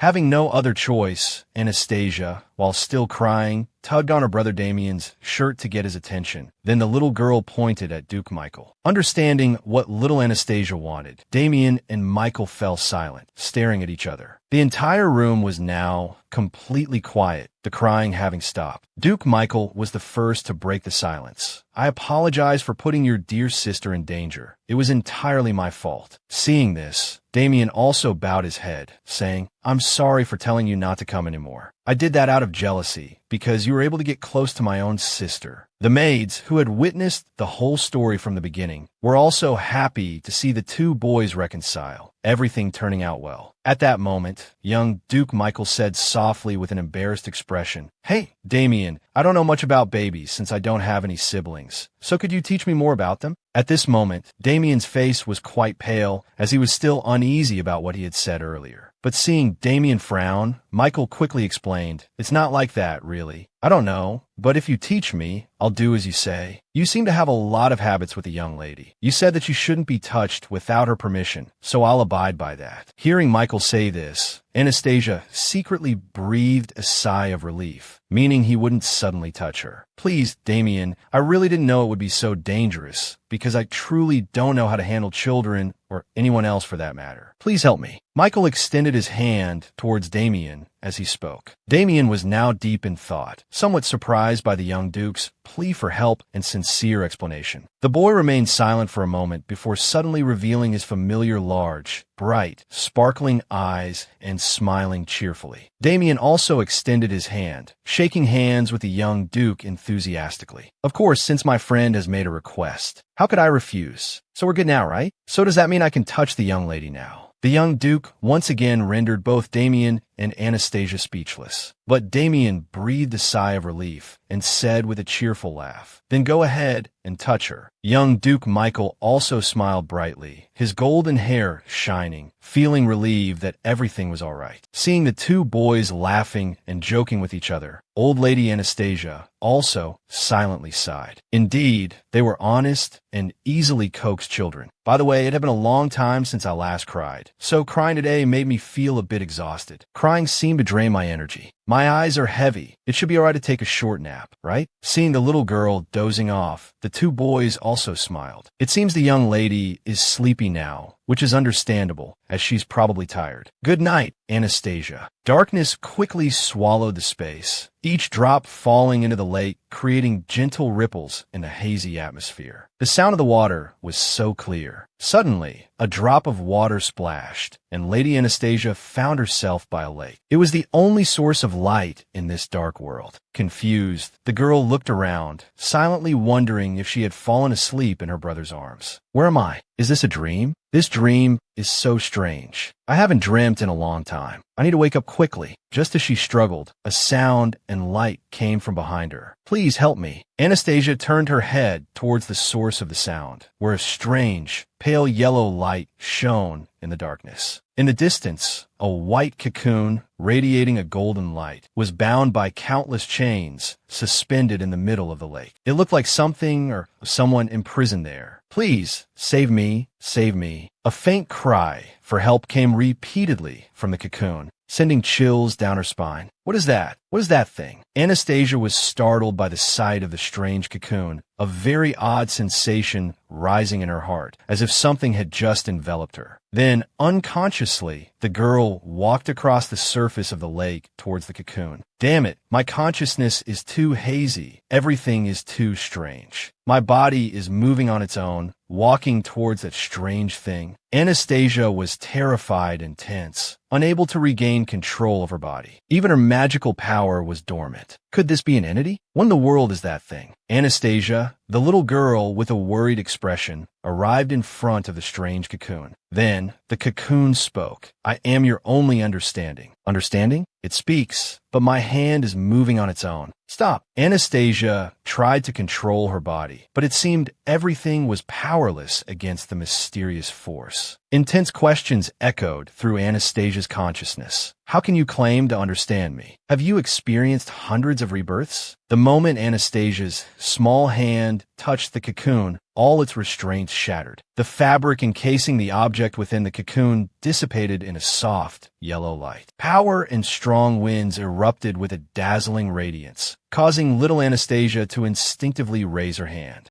To shield her eyes, But quickly, Anastasia also tried to open her eyes to see clearly what the object in front of her was. It seemed the object greatly surprised her. It looked like a child wrapped in white cloth, floating in the air like an angel. Whether an imprisoned angel or a sealed monster, thanks to Anastasia. It was released under Anastasia's astonished gaze. The child slowly opened its eyes and, looking at Anastasia, said, "Don't forget, Anastasia, I'm the only one. Remember, you're the only one." The strange child's peculiar voice echoed in the mysterious space, and the child gradually floated towards Anastasia. The mysterious child's entire body emitted golden light waves, like a source of abundant power. It stretched out its hand as if wanting to touch Anastasia. But just then, a voice from somewhere echoed in her consciousness. The strange child suddenly turned its head, looking around, and commented, "This place is quite comfortable." At this moment, the mysterious voice echoed again, causing Anastasia's consciousness to gradually become blurred and weary. The entire surrounding scene slowly faded away, and Anastasia slowly closed her eyes in the mysterious dream. "Hey, little one." A familiar voice startled Anastasia awake, pulling her from that strange dream. Standing by Anastasia's cradle was Michael, a worried expression on his face, holding a large, round gemstone in his hand. The little girl looked around in confusion, noticing her parents and siblings all looking panicked. Everyone around seemed distressed, their faces etched with worry. Seeing the little girl wake up, everyone breathed a sigh of relief. The lovely queen gently touched her daughter's forehead. "Anastasia, our little one, do you know how much worry our little one has given us? For a whole week, the fever wouldn't break." The beautiful lady spoke, tears of sadness rolling down her cheeks. Her mother's words startled Anastasia. "I've been sick for a whole week. Why does it feel like only a blink of an eye in my dream? Yet time has passed so quickly." Her sister, Lorenzia, cried, "Let me bear the pain for you, so you won't be sick anymore, okay?" Hearing this, her brother, Damian, chimed in, "Lorenzia, if you're going to be sick, or if our youngest sister is sick, then I'll be sick or feel the pain with you too." Witnessing this scene, the Duke immediately embraced his two children, smiling as he comforted them, promising to keep them healthy even if it meant taking on their illnesses himself. Young Duke Michael glanced away, watching Damian's happy family. The boy must have longed for such a family, having always been with only his grandfather. But surprisingly, a steady hand suddenly placed a towel on the boy's head. The Duke approached to wipe Michael's sweat-drenched face, saying, "Thank you, Michael. This is all thanks to you." The young Duke replied in surprise, "It's nothing, just what I could do at a time like this." The Duke said, "Don't deny it, Michael. When Anastasia was ill, you made the long journey to the High Priest and brought him here. Thanks to you, Anastasia was saved." It seems Anastasia was cursed by an unknown force. Everyone was shocked when the High Priest declared her condition. No one imagined that someone would dare target a child only a few months old, like Anastasia. "Michael, it's thanks to you bringing this precious medicine that Anastasia was able to wake up. We are very grateful, so please don't deny your contribution." At this point, her mother, holding Anastasia, also came over and said, "That's right, thank you very much." Now, fully awake, Anastasia could guess what had happened. If it was at the High Priest's place, that's not close at all, the little girl thought. Just like last time, she owed young Duke Michael another favor. But what was a curse? At the mention of a curse, even Anastasia's lovely face couldn't help but frown, her tiny fists clenching. Having lived through this life, she thought she was almost immune to these strange things, but she was unexpectedly pulled into a strange dream and even had her stored power brazenly stolen. Who was that girl? Clearly, even the 100th life wouldn't be smooth sailing. It was certain that Anastasia would face more incidents in the near future. The warmth here had made the girl forget her fate, letting down her guard, unlike in her previous lives. Through many lives, some things would change, but some things would never change. There would never be a moment when the girl could rest easy without facing danger. Unexpected danger was the absolute principle of life, Anastasia. So I must grow faster to use my power correctly and safely. Just as gold is tried by fire, power is tested by challenges, so everything might turn out all right. At this moment, her mother suddenly looked at the little girl and said softly, "Anastasia, grow up healthy and strong. Please grow up healthy." Along with her mother's prayer and whispers, the rest of the family also gathered around the little girl, as if to pour strength into this small life. Nestled in her mother's warm embrace, little Anastasia felt the warmth of maternal love and the gentle affection of others, a luxury in her previous lives. In this family, the youngest child would be the most doted upon. About a month later, for the first time in thousands of years, Anastasia fell into a deep sleep. Perhaps after being cursed, the girl needed more rest to recover her physical strength and magical power. Because her body was developing quite steadily, using her power only caused a slight fever. Fortunately, she didn't have to deal with any other unexpected visitors, and time passed like this until 9 months after her birth. "Come here, our little darling." The Duke knelt on the floor, spreading his arms as if for a hug, looking at his little daughter. Now standing by the sofa, Anastasia turned her face at her father's call. The little girl silently encouraged herself in her heart. "You can do it. You will definitely do it. This won't be too hard for you. Anastasia, walk on your own 2 feet. One step, slow and tiny, filled with effort, followed by a second. Each step taken with the utmost care." The third step was also successfully completed. At this moment, Anastasia's body wobbled, losing balance, startling her. "Oops,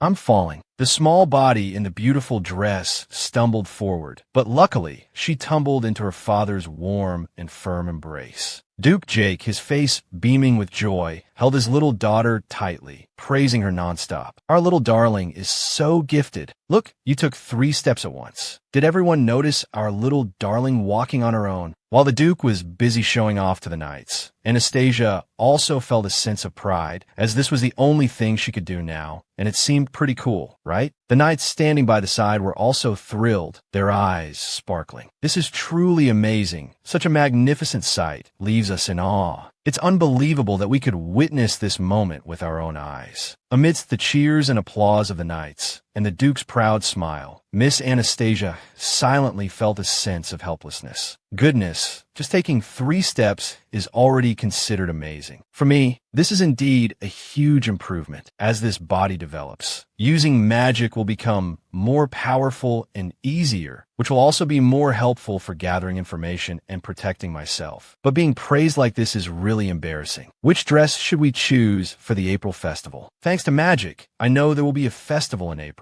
I'll soon visit the mansion, no later than mid-April. Michael mentioned it too, and a visit during the lessons has already been arranged. Damian is learning about his family's history, the Duke Ender's family, and thanks to this, Anastasia has also learned more about this family's title and history. The girl was worried that she wasn't growing up fast enough, but the information gathered now was more useful, so she felt reassured. Lost in her thoughts, the Duke looked at the knights and asked, "Oh, our little darling can walk now, but what about the rest of you? Have you been working hard on your training?" The knights, suddenly addressed, were bewildered, and even Anastasia was puzzled by her father's words. "Goodness, what does a walking baby have to do with knights in training? My father is really giving me a headache." But the knights, unfazed by the seeming irrelevance, quickly responded, "Although we can't compare to Miss, we have been doing our best. We will definitely work harder and not fall behind Mississippi." Hearing this, the Duke continued, "But I heard that during the last promotion from Viscount to Grand Duke, someone was left behind." At these words, the knights stammered. "That." The Duke continued, "It's spring now, so it might be time to test the knight's skills after such a long time, isn't it?" The pink-haired Duke nodded, announcing loudly, "During this April festival, we will hold a martial arts competition to select a champion, so everyone be prepared." Hearing that a martial arts competition was going to be organized, the previously excited knights were now silent, looking worried. Little Anastasia was also shocked by her father's decision. "Goodness, Father, are you just using this as an excuse to evaluate the knights?" But suddenly, the Duke lifted the little girl high in the air and said gently, "And the star of this festival is my little Anastasia." The little girl was once again stunned by her father's actions, unable to understand how her dear father could be so strange. Meanwhile, the sound of footsteps echoed through the mansion's corridors. Long, beautiful pink hair flowing, Lorenzia quickly ran into the room, happily calling out her sister's name. "Sasha, I'm here." The little girl was wearing a flowing blue dress today, looking incredibly elegant and beautiful. Coupled with her striking pink hair, she brought joy to anyone who saw her adorable appearance. Lorenzia rushed over to hug Anastasia, affectionately kissing her sister's face. Choo-choo, Sasha, my sweet little sister, she will be the princess of this festival. Because our youngest darling's hair is still too short, they have to wear a hat to look cute, right? How about a ribbon that matches the color of the dress? That would be very cute, madam. Having decided to organize a festival and competition in April, the beautiful Duchess began to fret over choosing an outfit for her youngest daughter. Now that spring had finally arrived, using yellow fabric should be all right, shouldn't it? The maid beside her then suggested, "What did Madame wear when she was little?" "My first dress as a child was probably a white dress with gold trim." Hearing this, the maid pointed to a white fabric with yellow accents and beautiful flowers, saying, "A yellow dress will definitely suit Miss, as Miss Anastasia has the exact same face as Madame. Her beautiful features are also very charming. Her jet black hair and even her ruby-like eyes are exactly the same as Madame's." Miss Anastasia is completely different from her older brother and sister, who both take after their father, only she resembles her mother. The beautiful Duchess was also delighted and shy at this moment. "Oh, Anastasia might be happy to know who she resembles. Well, my husband also said he wanted another child who looks like me. All right, let's make a decision then. Let the girl wear a yellow dress for the martial arts competition. Bright yellow is cute and suitable for this age."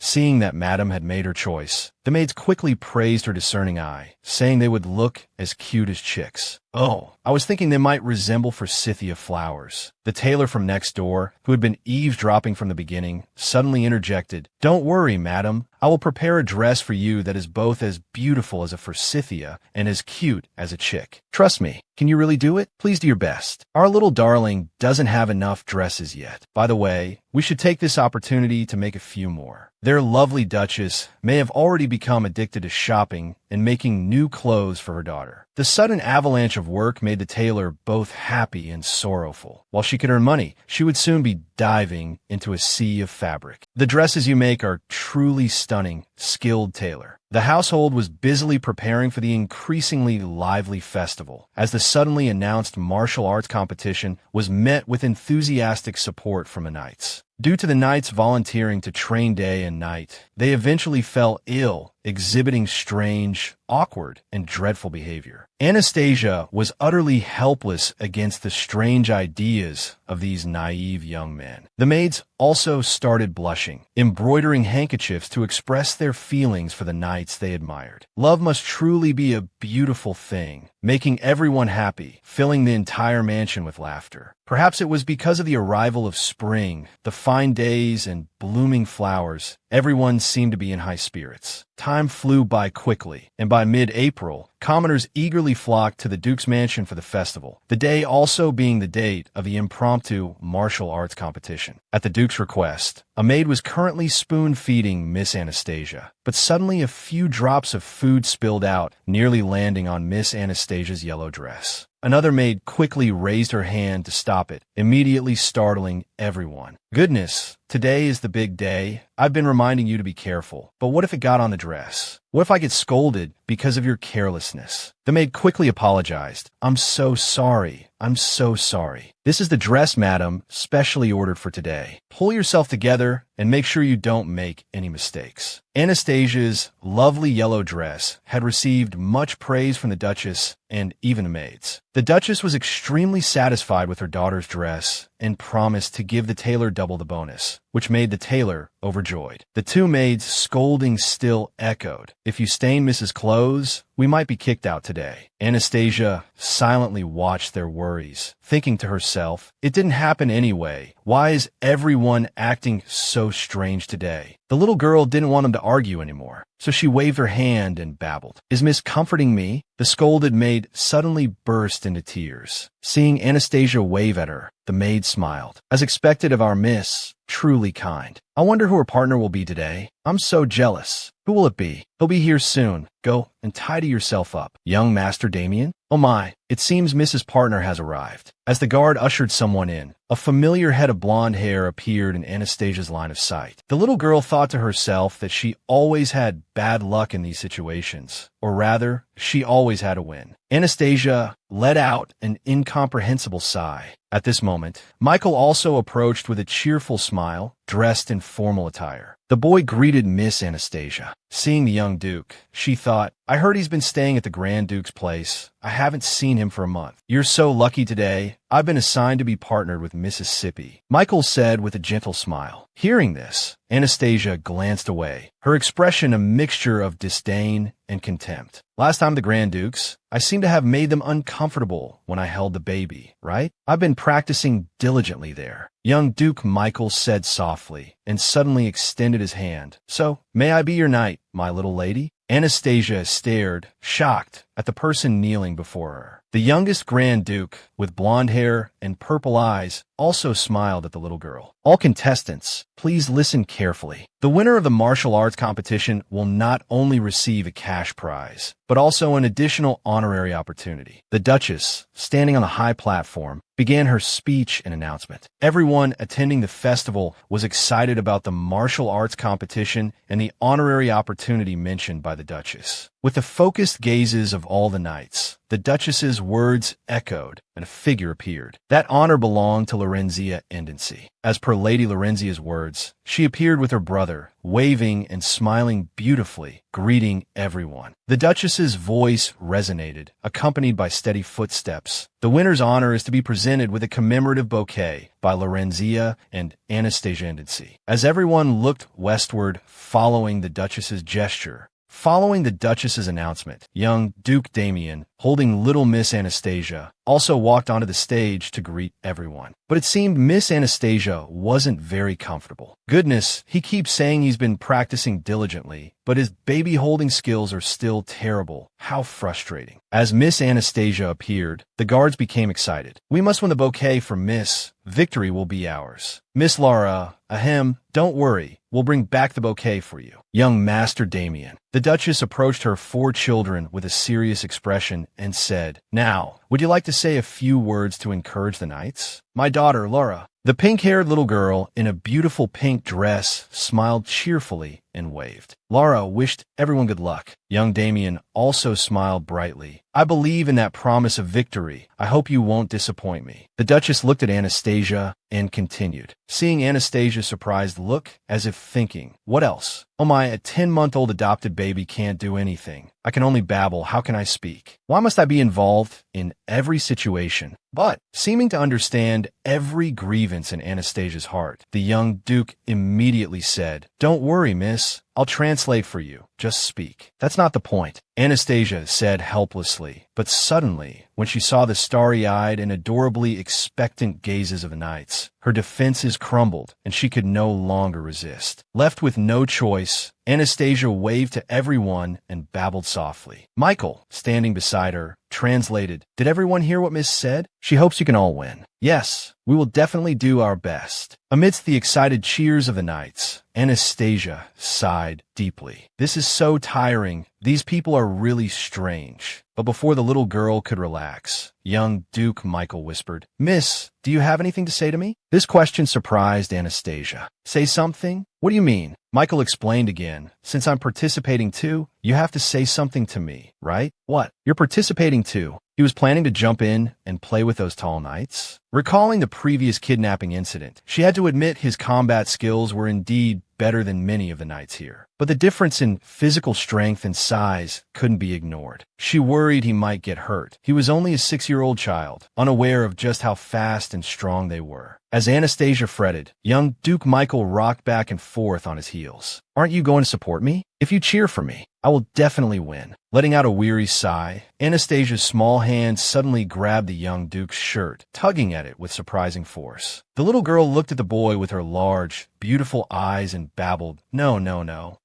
Hearing the babbling, the young Duke automatically translated, She means don't get hurt, right? She didn't say anything about winning. At this, Anastasia gave him a withering look, thinking, Not getting hurt would be a miracle, and you're dreaming of winning? Seeing the expression on Anastasia's face, The young Duke couldn't help but chuckle, then placed Anastasia back on the ground. I have to work hard and show you how cool I am, young Duke Michael declared with a confident and determined smile, his blonde hair gleaming, looking remarkably dashing for such a young boy. Time's almost up. I have to go, but I'll be back soon. But miss, if I win, I'll be cool, right? Anastasia stood there blankly, facing the young Duke's beaming smile. Instead of answering, the little girl turned her face away, pretending not to hear, which made the young Duke laugh. Miss, you're pretending not to hear me again. Anastasia thought to herself. She never imagined he would remember her once saying the word cool belonged only to her brother. Children really were competitive. It seemed her praising only Damian had ignited a never-give-up spirit in the young Duke. Now, our competition is about to begin. With the announcer's declaration, Anastasia also turned her attention to the stage below. Oh, it seems it's about to start. But where's my father? He's the organizer, yet he's nowhere to be seen. Suddenly, her father's voice boomed. Lorenzia, Anastasia. It startled the little girl. What? What's going on? Why is father's voice coming from the arena below? At the same time, a hand waved from the midst of the competitors, looking remarkably flamboyant. It was the Duke. He was dressed in knightly attire, a wooden sword at his hip, waving to his two daughters, declaring that father had to win the bouquet and claim the championship. Anastasia was utterly speechless, completely dumbfounded by this turn of events. This was truly a battle of children who refused to grow up. The Duke waved from below the stage. My dear children, are you watching? See how cool your father is. The beautiful Duchess sighed, clearly exasperated. The children's father, honestly, Anastasia, nestled in her brother's arms, frowned, thinking, Father, in front of this family, you're not cool at all. You look like a man-child. Quickly, servants began arranging chairs in the shade for the Duke's family. Lara, perched excitedly on her seat, called out, Oh, Father, you're the best. Lara will cheer for you with all her heart. Seeing this, the Duke below the stage blew kisses to his daughter. That's my good girl. Wait a moment. I'll be right up to see you. Anastasia, secure in her brother's embrace, felt a strange mix of amusement and embarrassment. Her father's participation was certainly unexpected, but she was curious about the competition, observing the knight's reactions to the way her father was carrying on. He clearly possessed incredible skill, though it was hard to reconcile that with his childish antics. How could someone be both incredibly skilled and so ridiculously immature? As the flags whipped in the wind,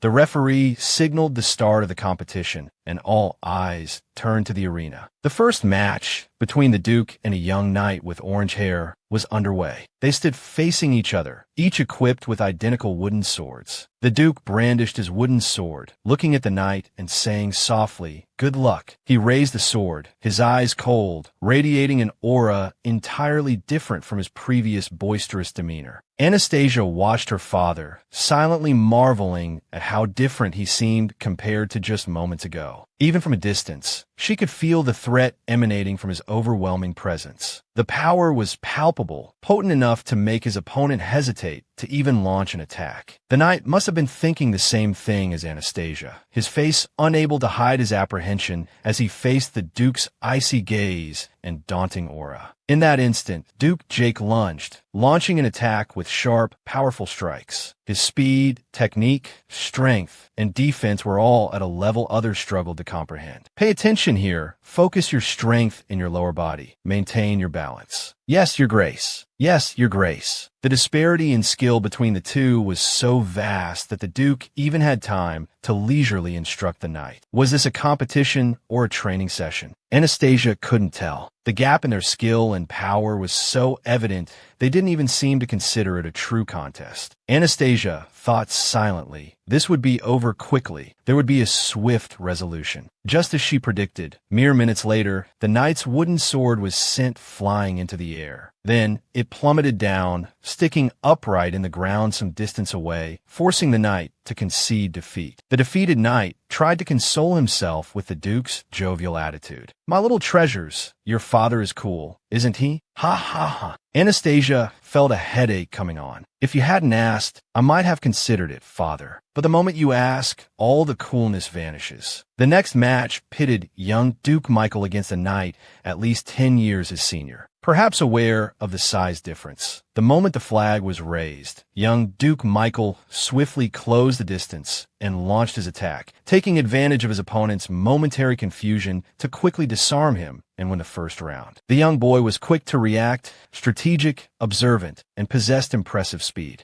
But if this continued, it would definitely be very disadvantageous for Michael. Despite his surprising combat skills, the knights were no pushovers, so it would be a tough fight. Anastasia pondered this silently, but the next development left her unsure whether it was fortunate or unfortunate, as the young Duke's opponent for the second round turned out to be her own father. The Duke looked at the blonde-haired young Duke and said, "Let me see this little knight's skills." Facing the Duke, young Duke Michael felt immense pressure, his expression serious, his focus absolute. Still employing his preemptive strike strategy, Michael dashed forward with lightning speed, a blur of purple, dazzling to the eye. Anastasia noted her father's expression at that moment. Indeed, whether the opponent was the young Duke or a seasoned knight, it seemed easy for Duke Jake, posing no real challenge. Damian couldn't help but praise, "Our father is truly amazing." Hearing this, Anastasia nodded in agreement. The little girl then looked towards the stage, thinking that the young Duke knew he couldn't win against her father, but he wasn't discouraged, instead pursuing him with all his might. Though exhausted, the young Duke remained steadfast. Every strike displayed incredible persistence, determination, and resilience. It was the undeniable talent of a 6-year-old swordsman, unwavering in his grip on the sword, unshakable in his resolve. While this sapling had only just begun to sprout, it was highly likely that in 10 years, the young Duke would reach his father's current level, and in 20 years, this sapling would grow into a towering tree, becoming the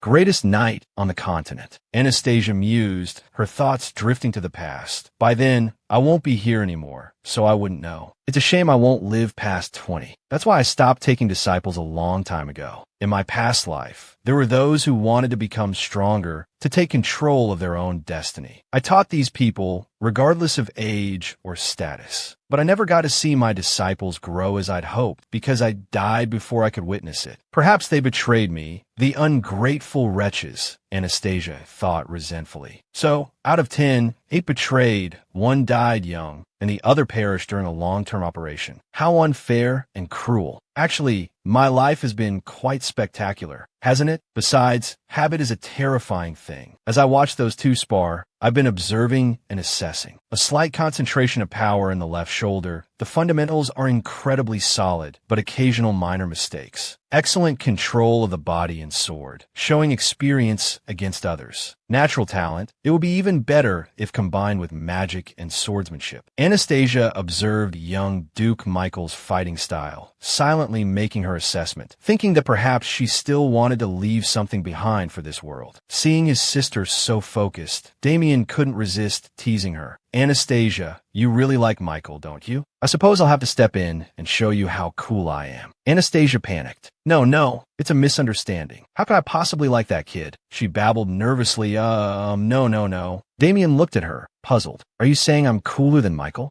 Of course you're cooler. Why ask such an obvious question? Anastasia looked at her brother. Damian grinned. That's good to hear. I wonder if Michael will be disappointed to hear this. Anastasia suddenly felt something, staring in surprise at her brother's cheerful smile. Again, I feel this cautiousness. In this life, I want to live with my family. I thought just having the motivation would be enough to overcome anything. But ever since I met that strange child in my dream, that feeling has become stronger, constantly urging me, making me greedy, wanting to be with my loved ones for longer. Something strange is afoot. To do that, first I need to investigate who that suspicious girl is and why she appeared in my dream. Anastasia silently made up her mind. The sound of a wooden sword clattering against the arena floor. The sound of surrender came from young Duke Michael's small frame. Michael had landed 2 hits on his father, but he was eliminated in the second round. At this moment, the Duke was patting the young Duke's head, praising his significant improvement. Little Knight, as everyone expected,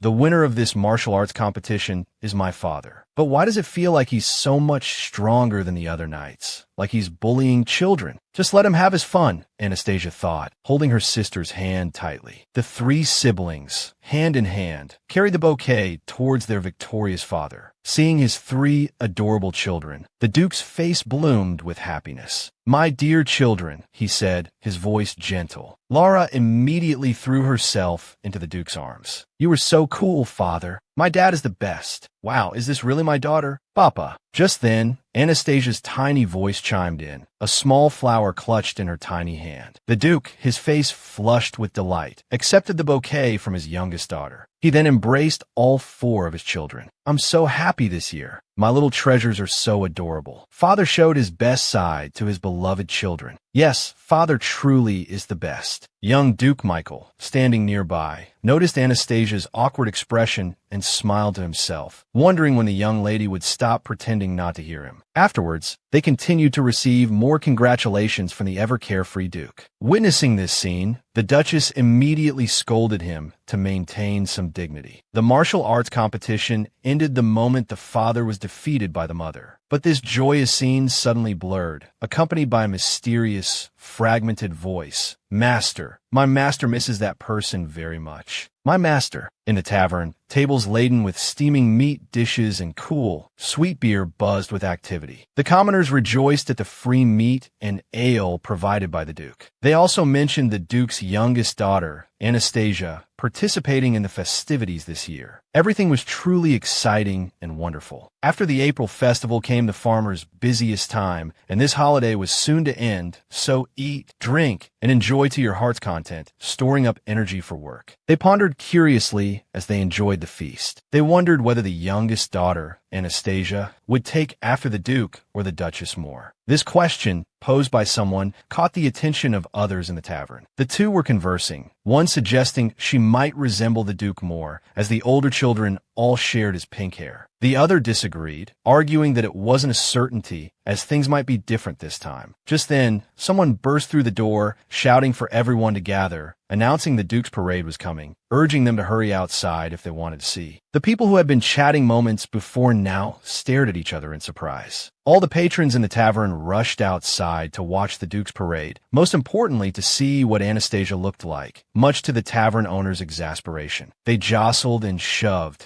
seeking good vantage points, eager to catch a glimpse of the youngest princess mentioned in the earlier debate. "I told you it would be different this time, look." They were rewarded with the sight of the Duke's youngest daughter, who looked exactly like her mother, with raven black hair and ruby red eyes. After the parade, in high spirits, the Duke generously provided a large amount of meat and alcohol for the people in his territory. He also rode in an open carriage, parading amidst the cheers and attention of the crowd. The Duke and Lady Lorenzia were delighted with the parade, while Damian and Anastasia were embarrassed and mortified. "Lara looks just like a princess. Father, they're so excited." This left Anastasia feeling helpless, though it was a reasonable excuse. "As long as you two are happy. I'm embarrassed for both of you." The citizens were also delighted to see the Duke in person, promising each other to work hard this year, as it was only thanks to the Duke that the people were cared for from one spring to the next. The Duke is so benevolent, and the young miss is sure to grow up to be a very lovely person. Of course, where can you find a baby more lovely than the young miss? Hearing the praises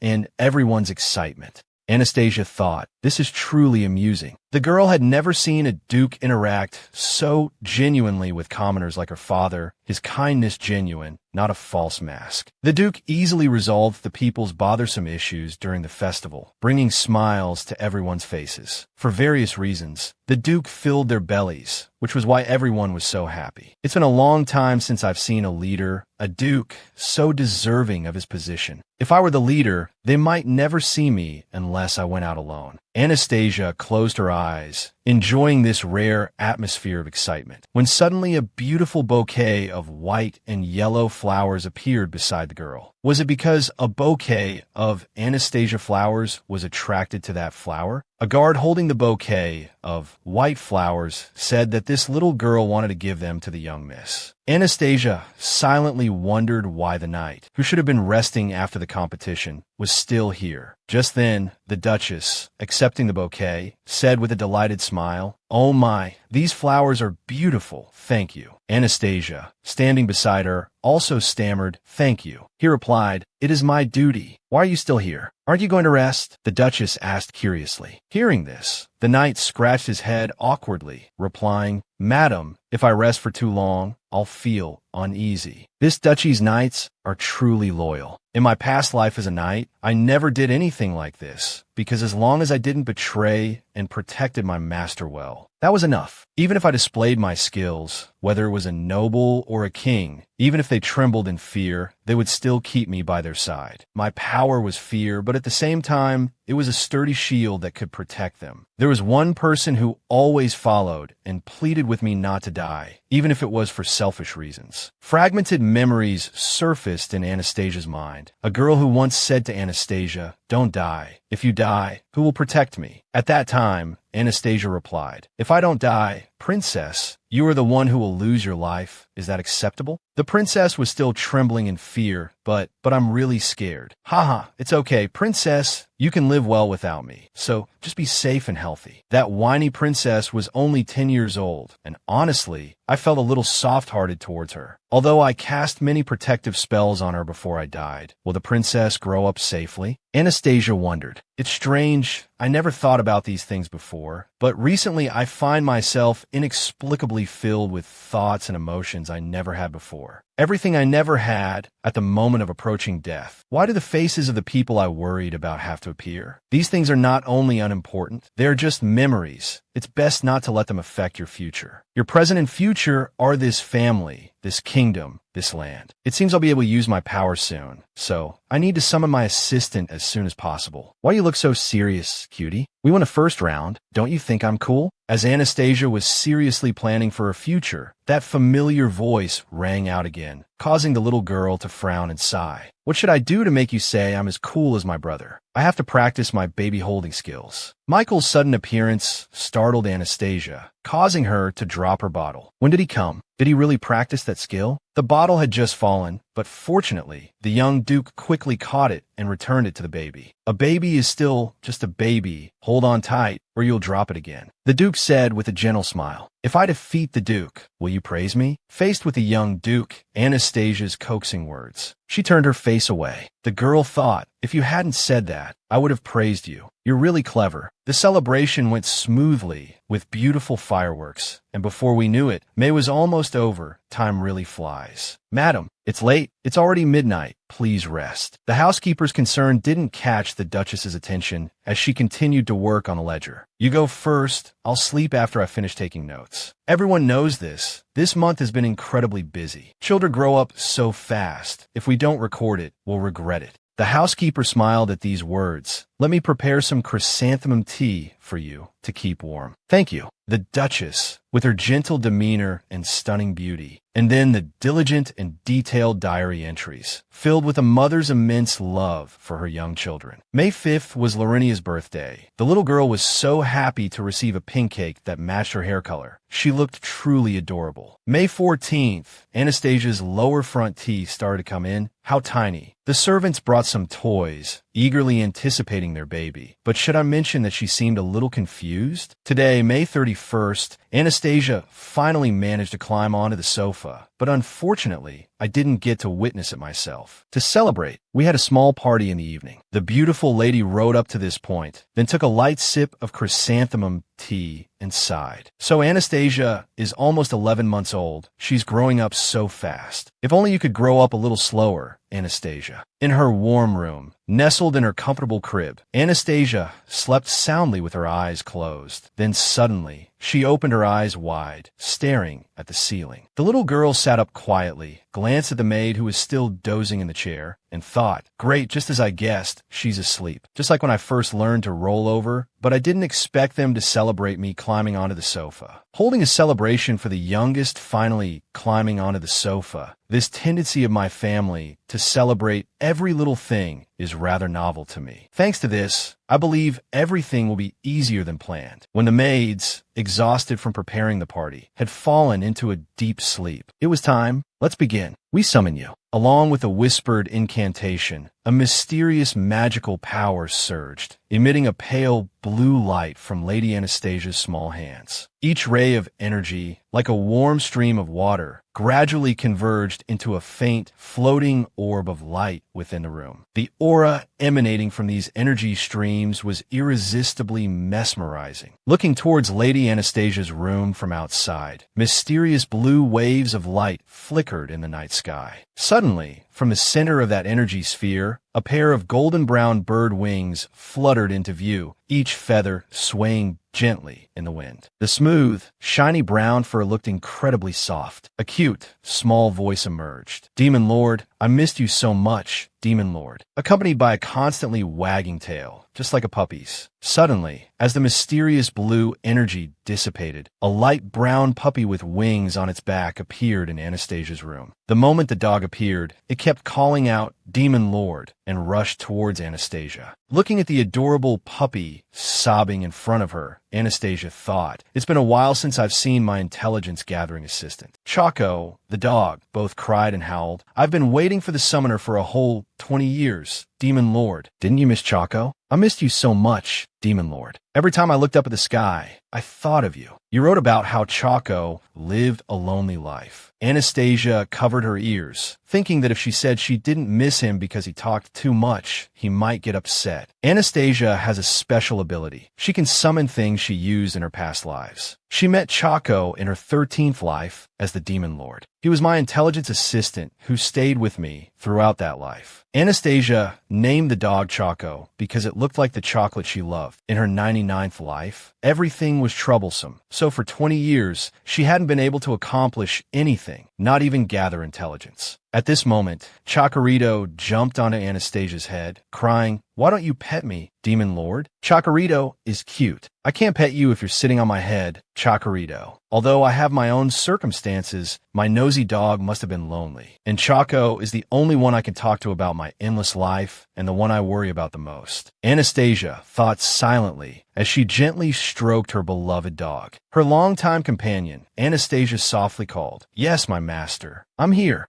Someone mysterious enter my dreams." Hearing Anastasia say this, Choco immediately jumped up. "What? The Demon Lord's dream? Is it nightmare or hell?" Choco asked cautiously, looking around, making Anastasia feel helpless. "Why does he look like a three-headed dog shaking an egg?" "No, it's just an ordinary place, neither a nightmare nor hell. Who dares to intrude into the Demon Lord's dreams?" Choco could no longer remain calm. "So, I just need to find that despicable bastard, right?" "Right. I also want you to gather some information about this world," Anastasia instructed. "Why?" Choco suddenly asked. "Demon Lord, you said you wouldn't live a hard life anymore, didn't you? Didn't you promise Choco you'd live a comfortable life? That was a promise to Choco 100 years ago, that you would never suffer again. This promise has been a trust for the past 20 years, even though I haven't seen that person. But I don't care about those things." Choco said Choco doesn't like it. Every time the Demon Lord suffers, people are saved, and Choco doesn't like that. Looking tenderly at my companion, heartbroken for me, but I really don't care about that kind of pain at all. I've faced many betrayals in different lives and had to face countless challenges to save myself, but all of that vanished when this family gave me unconditional love. Should I say this is a reward for the past 99 lives? That's why I want to protect them until the very last moment. Anastasia gently held Choco in her arms. I did that because I thought that was what I needed to do at that time. You might stand by and watch later, but this time I really need you. Choco cried again. "You always say that, but are your words true?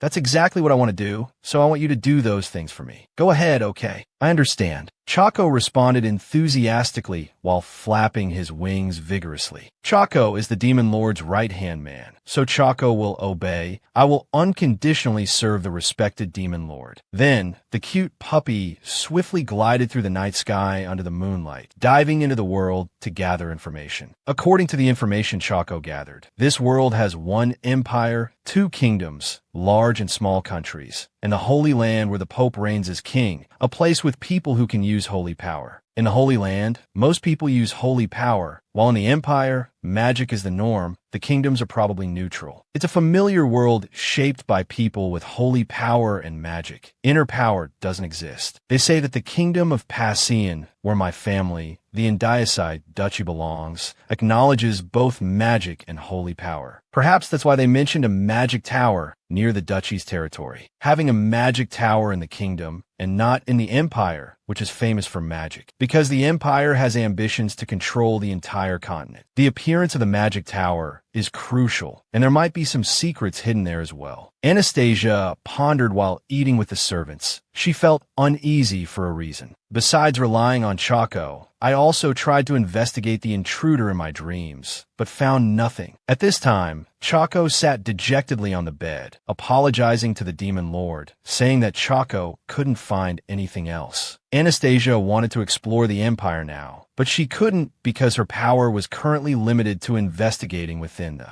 kingdom. There might be no more intruders now, only Choco gathering useful information for Anastasia. That's all. Her mother also advised the little girl not to worry too much as she saw her frowning all day lately. The little girl had been trying hard to grow up quickly, practicing walking, climbing onto the sofa, learning pronunciations, and so on. But unlike those who favored diligent children, her mother found herself quite nervous with all these efforts. "Why does my little girl always tire herself out?" she said when she saw Anastasia burying her head in books all day. The child's mother wished for nothing more than Anastasia's healthy growth. "We hope you can be our little baby for a long time." These words eased Anastasia's anxiety. Anastasia thought while chewing, feeling that her mother truly understood her. Things had improved over the past 2 months, so she felt quite reassured and believed it would be the same in the future. Choco, the puppy beside her, noticed Anastasia's comfort and rejoiced quietly, as it was the first time he had seen the demon lord so relaxed. Indeed, the demon lord is the best. Choco is the most important to him, Choco said as he jumped onto the maid's head, looking so adorable that Anastasia couldn't help but smile. The maid, seeing Lady Anastasia smile, was overjoyed. "Oh my God," Lady Anastasia smiled, "because of my feeding skills. What should I do? I've been practicing this since the festival." Choco, the puppy, noticed something was off with the maid and asked what was wrong. Anastasia quickly told her to leave it alone, explaining that the reason the little girl smiled was because Choco was so cute. Although it was a misunderstanding, there was no need to clarify further. Choco, in his puppy form, could only be seen by Anastasia's eyes, creating a situation where his little girl must always be vigilant. But even the maids hadn't noticed Choco's existence. So the good news was that Choco could stay with Anastasia without worry, and the bad news was that the only person who could hear all of Choco's noise was her. Anastasia had to endure the chatter all by herself. It should have been that way, but things didn't go as Anastasia thought. One day, as Anastasia was playing with Choco in the garden, the young duke suddenly approached and asked, "Mother, when did you get a puppy?" At that moment, Anastasia was startled by the question, as the little girl couldn't believe that the young duke could see Choco. Luckily, Anastasia quickly instructed Choco to transform into a teddy bear, so the puppy tried to maintain a motionless posture. Even which couldn't recognize it. How could he possibly see Choco? Faced with the young duke's question, Anastasia pretended to know nothing. Young Jake, seeing no response from the little girl, turned his attention to the motionless puppy, asking if it was a stuffed bear. Just as young Jake's hand was about to touch Choco, Anastasia suddenly burst into tears, drawing his attention. Although she didn't know why Michael could see Choco, she couldn't let him touch it. "It's a teddy bear." Anastasia had no choice but to nod.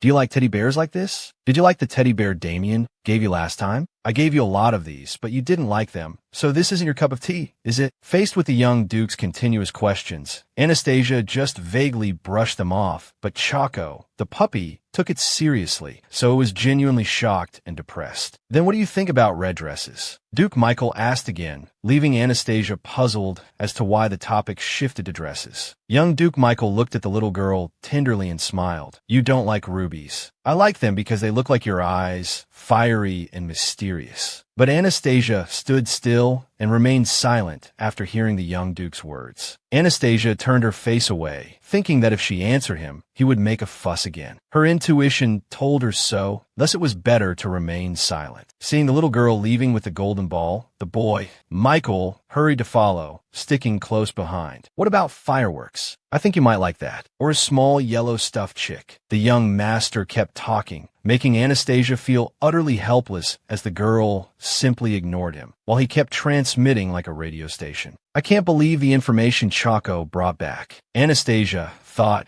as she glanced at the motionless Choco in the distance. It was about the young Duke's conversations, an indifferent attitude when uninterested, always refusing many things. Choco had gathered this image of the young Duke and brought it back for Anastasia to see. In that image, the Duke was extremely cold, his eyes always aloof like a piece of wood. What do you think about having your own jewels? Looking at Michael like this, always chattering and persistent, it was hard to believe that this little girl was the young Duke known for his indifferent personality. Amidst the rumors from others, Anastasia glanced at Choco, the puppy, causing it to tremble slightly. Michael Avance, according to himself, was able to walk at 6 months old, but couldn't utter a word until he was 1 year old, which worried the Duke and Duchess greatly. A child immersed in his own world, not communicating with those around him. I heard they summoned a renowned priest and a doctor to ensure that there was nothing wrong with the young master's health. Thanks to him, I realized that it wasn't just my family who went through this. Fortunately, right at that moment, the young master spoke his first words, relieving everyone. "Mom, Dad," that was what the young Duke said. And there were rumors that the Duke's family was completely turned upside down by this unexpected incident. However, after that incident, the young Duke became known for only speaking when necessary, rarely showing emotion to outsiders. Until something happened 2 years ago. Back then, the young Duke was left alone after his parents passed away. He became even more taciturn than before. Perhaps the reason Grand Duke Levent sent Michael to our duchy was that, in an environment with friendly adults and peers, it would give him time to live like other children, not lacking in character or emotion. But strangely, why does he seem so awkward when he's with my sister? There seems to be something odd between the two of them. My sister, Lorenzia, is very sociable, so I thought you would easily become friends with her, but maybe that's not the case. Young Master Michael mentioned that he rarely spoke when he came here, perhaps because he's shy. Choco also said he doesn't know the specifics, well, because there's too little information to gather. Anyway, it is said that the young Duke is very quiet. Which parcels did you bring for me to wrap? Anastasia felt helpless towards the person who was still sitting there chattering. Suddenly, the young Duke called out to the girl. "I really want to hear you talk, and I also want to see your smiling face. Could you do me a favor?" Seeing this gentle attitude, Anastasia became cautious. "First of all, if you're giving me another gift for that purpose, then I must refuse. But what exactly do you want me to help you with? Your birthday is coming up soon, and I was wondering what gift to give you. What do you think, miss?" The young Duke's question surprised Anastasia. Her birthday. I see. I was born as the youngest child in this family and have experienced many happy times with everyone. Although it's only been a year, I feel like time has been wasted. Thinking about Anastasia's birthday again, she had a worried expression. The girl's life in each reincarnation never exceeded 20 years, like an eternal curse that couldn't be lifted. So with each passing year, she felt like she was wasting her limited time. "Miss and young Duke,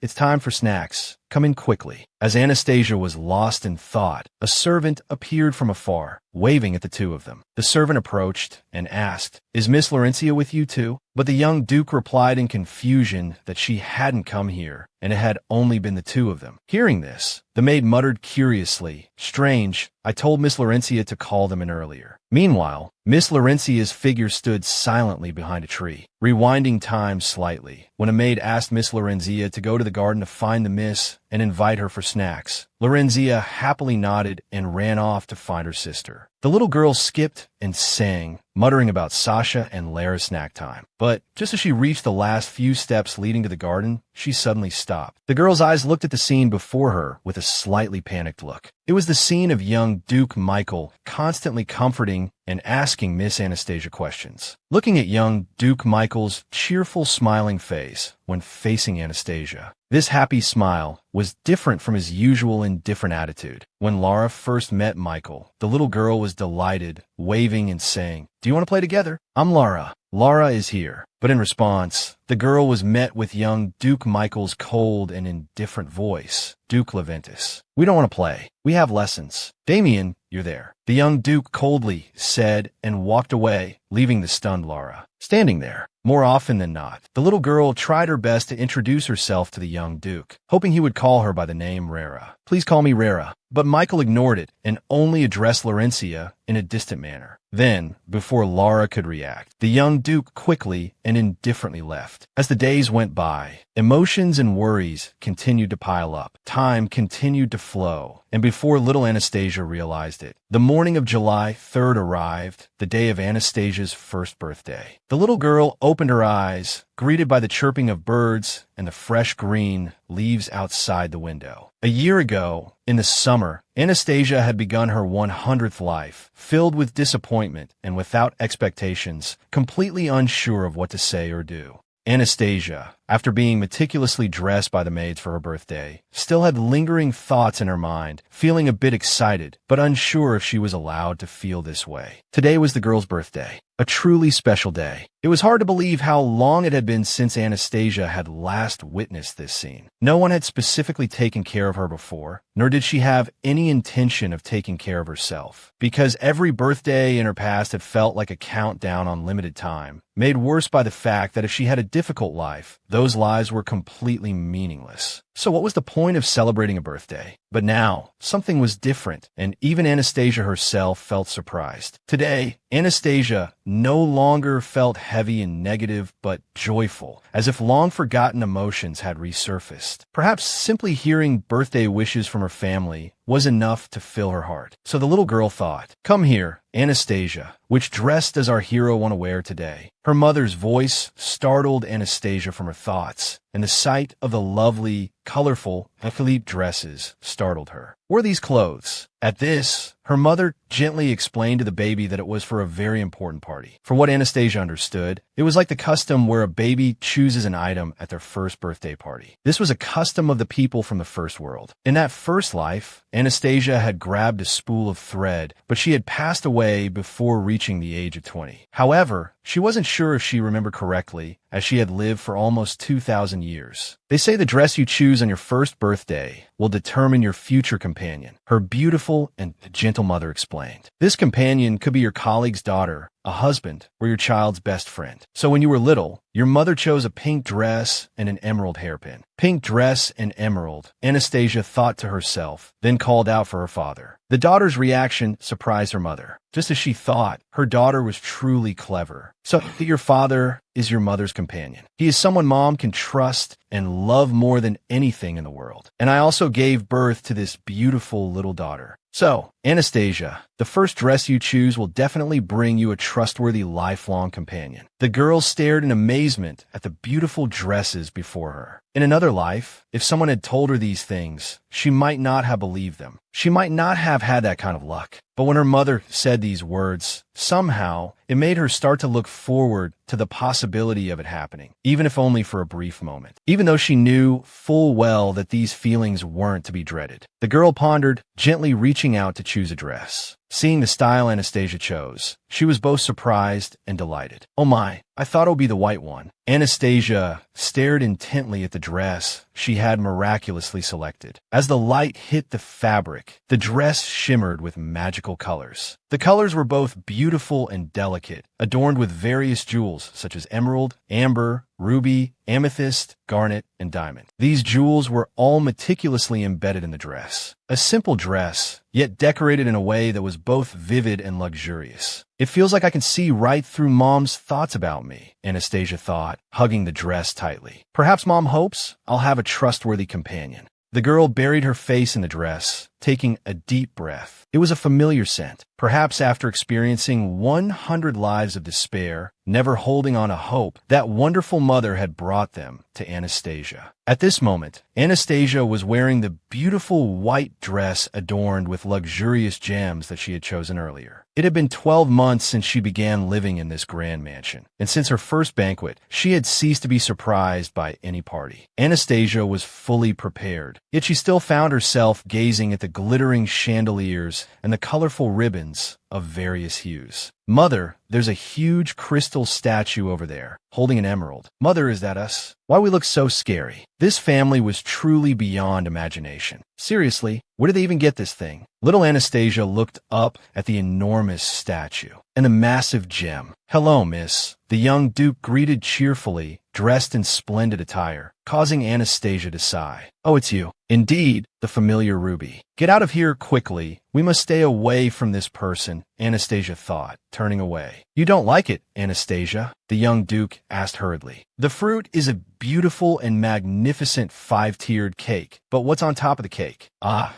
judging by the red eyes, it's probably me, but why does it look so terrifying? My birthday is filled with beautiful things. It feels like a dream. The little girl stared in wonder at the glittering objects around her. Anastasia, come here, the duke's voice echoed, the whole family already waiting. The little girl, dressed in her beautiful gown, like a princess from a fairy tale, quickly ran towards her family. The duke lifted little Anastasia into his arms, saying he sincerely hoped she would have a happy birthday. Anastasia, the maids, the knights, and the physician were all deeply moved. My lady, congratulations on your first birthday. Oh my, how time flies. I don't know how to express my gratitude for being able to be by your side for the past year. A maid approached and gently asked, Miss, is this the dress you personally chose today? Just like that dress, a wonderful relationship will surely come to you. The sleepy-eyed maid now offered her heartfelt blessings to the young miss. Anastasia looked around in bewilderment. As always, everyone was genuinely happy, hoping she would be happy too. Father must be rewarding himself. Anastasia's hands suddenly clenched. But why was there a need for any occasion when everyone had genuine feelings for the Duke? Now is the time to express heartfelt wishes. In fact, I'm being included in this sincere connection without even knowing it, Anastasia thought. The little girl looked at everyone with emotion, a bright smile spreading across her face, and said in a baby voice, Come UNMUIUA. The first birthday party in this life was filled with beautiful things, with many different kinds of fruit prepared for the young miss to taste. The renowned royal orchestra played soothing and cheerful melodies. Countless nobles I didn't recognize bowed carefully to me. Many gifts arrived from barons, viscounts, and even countesses. Anastasia thought she had grown accustomed to all sorts of parties, but this one, with her as the main character, was truly different. Despite being in her own home, she felt a little out of place. It seemed the Duke's daughter noticed her unease and gently approached, saying, Our youngest Anastasia, today. He extended his hand to her, asking if he might have the honor of her first dance. His little daughter, Anastasia, was a little surprised. Dancing with a 12-month-old baby seemed a bit strange, but she had to agree, so she nodded to her father. Father and daughter strolled together to the center of the party, and the musicians immediately began to play a harmonious and emotional melody. The Duke suddenly knelt on one knee before his beloved daughter. Now the Duke's eyes were level with his daughter's, and he gently took her tiny hand in his. This gesture startled Anastasia a little, the realization dawning on her that her father had always been looking down at her. The soft music echoed in this poignant moment of the party. The beautiful dress Anastasia had chosen suddenly billowed in the breeze. As father lifted the little girl high in his arms, her dress billowed beautifully. Our little one dances so well, doesn't she? Because you're my daughter, of course you dance beautifully. The endless praise left Anastasia feeling helpless. She had merely held her father's hand, but regardless, as long as everyone was happy. Lara wants to dance with Shasha too. Damian quickly interjected. Father, I also want to dance with my youngest sister, so please don't carry her away. I also wish to dance with Miss, the young Duke added, not to be outdone. I want to monopolize my daughter's little hand. But seeing this scene, the Duchess turned to a knight and remarked, Since my husband doesn't want to hold my hand, perhaps I should dance with someone else, leaving the Duke dumbfounded. My lady must hold my hand. Good job, mother. Only you can handle father, Anastasia thought. Suddenly, her arms were tightly grasped by two other pairs of hands. Both her older brother and sister rushed over, grabbing the little girl's hands, wanting her to dance with them. Sasha, will you dance with me? Lara, you have to slow down. Anastasia is still just a baby. Meanwhile, the talented musicians continued to switch between various melodies. Everyone continued dancing to the music until Lara, noticing Anastasia's fatigue, was surprised by her stamina. The familiar tune offered Anastasia a moment of respite. Her endurance is truly amazing. Let's rest for a bit now. But before Anastasia could even sigh in relief, the young Duke's familiar voice rang out again. Miss, would you grant me this dance? Oh, right, I forgot about this person, she thought. Everyone at the party began clinking glasses, and dancing together. Anastasia, with her dark hair and fiery red eyes,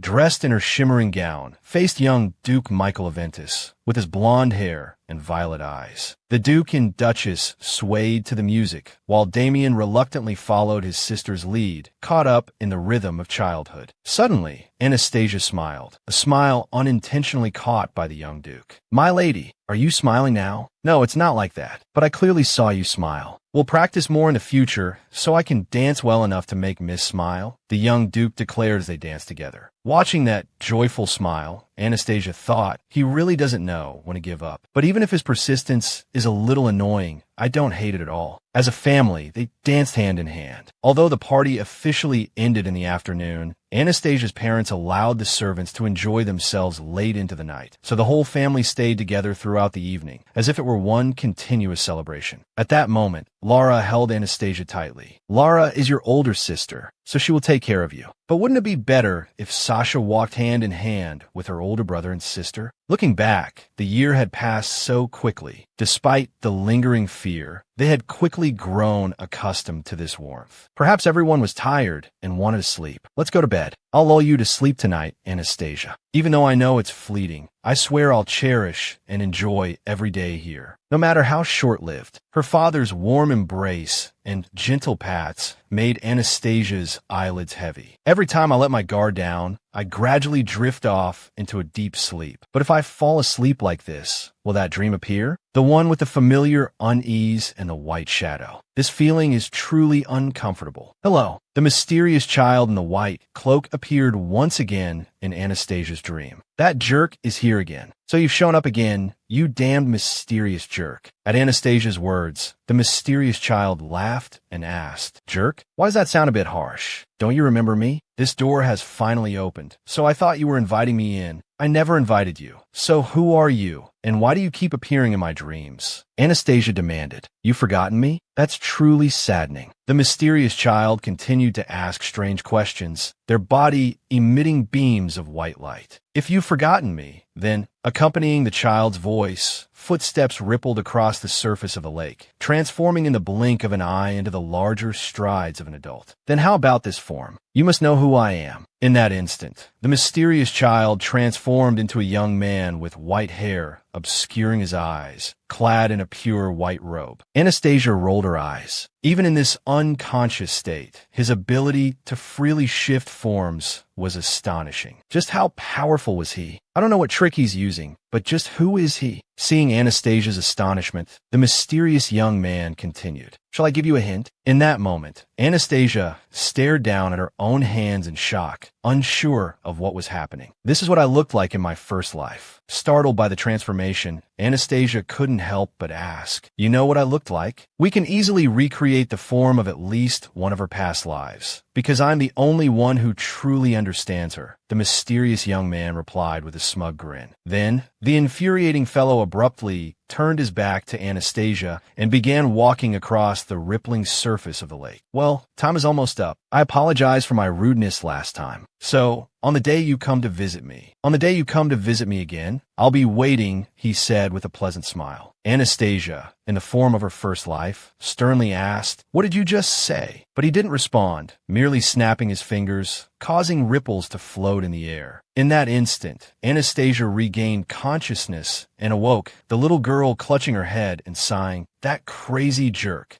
This dream had been truly terrifying. The little girl was exhausted, her forehead slick with sweat, her head pounding like a hammer. But it seemed this time it had just been a brief nighttime dream, as the maid sleeping nearby remained undisturbed. "Right, that guy called my name, didn't he?" Anastasia tried to recall the dream, just as she was about to wake up. Though his voice had been faint, it had indeed been the name from her first life. "I can't forget this, but with the fever returning, I'm gradually losing clarity." Anastasia struggled to give Choco an order. "Find the location of the person who just invaded my dream." "Yes, Demon Lord, leave it to Choco. Choco will find him quickly so you can rest." "I really can't hold on any longer. Right? I'm gonna faint, so hurry up and come see me again, you jerk." With these weak thoughts, Anastasia's consciousness gradually faded, slipping into unconsciousness. "This time, I'll really leave the door open for you, because I still have a lot of questions for you." Time flew by, and 2 weeks passed in the blink of an eye. The shimmering sunlight and the rustling green leaves brought a sense of tranquility to everyone. Anastasia sat in her room, a look of annoyance on her face, cursing the ungrateful fellow. He really has no respect for anyone. I purposely let my guard down, and yet he hasn't shown up again. Thanks to someone, I developed a high fever, and the entire mansion was thrown into chaos. Do you know how difficult it was to soothe my crying? Sister, first, calmly sort everything out. You can guess he's also someone reincarnated like Anastasia. Moreover, he's likely a reincarnator who has lived longer than this girl, because if the girl accumulates more power, she can more easily discover and recreate the image of her first life. This also explains why he knows Anastasia so well, because even Anastasia, if she were to meet a reincarnated person, would want to approach them. But what if he isn't reincarnated? Second, he's the one who caused the girl's reincarnation, like an omnipotent god. But in that case, he shouldn't claim to understand Anastasia, right? To her, he's just an enemy. Although Anastasia wasn't certain, because if it were the second case, why would he come to see her now? As she pondered, 2 dolls clutched in her hands. Choco suddenly flew in through the demon lord's window. Choco, did you find him? Anastasia asked urgently, but was met with Choco's dejected expression. I'm sorry, master. I couldn't find out who he is at all. Seeing this, Anastasia reached out and stroked the little dog, asking, what about the other thing? Did you find his location? Of course, the dog replied. If I had a clue and couldn't find him, I'd be too ashamed to even come back. His scent was faint, but Choco worked hard. Choco even had to cross a mountain range. Cross a mountain range? You mean the Action Empire? Yes, that's right. But Choco doesn't like that place because it's strange. It's completely different from your pure and beautiful magic power, Demon Lord. The information Choco provided about the Action Empire was highly suspicious in every aspect. An empire with strange magical power, at the center of the entire continent's struggle for dominance. The news of magical weapons and those bastards had caused Anastasia's sense of impending doom to gradually fade over the past year. But she had never forgotten that doom was approaching the world she was born into. Thinking of this, little Anastasia clenched her fists. I can't help but suspect that the Action Empire is the source of the coming destruction. Since our kingdom is also one of their targets, it's best to be prepared. Everything is not just to prevent destruction, but also to protect my family's daily life until the very last moment of my life, because that's the only way to repay the love I've received in this life. Suddenly, a loud shriek came from the doorway, and her sister, Lara, burst in. Little Lara flung the door open and shouted, Sasha,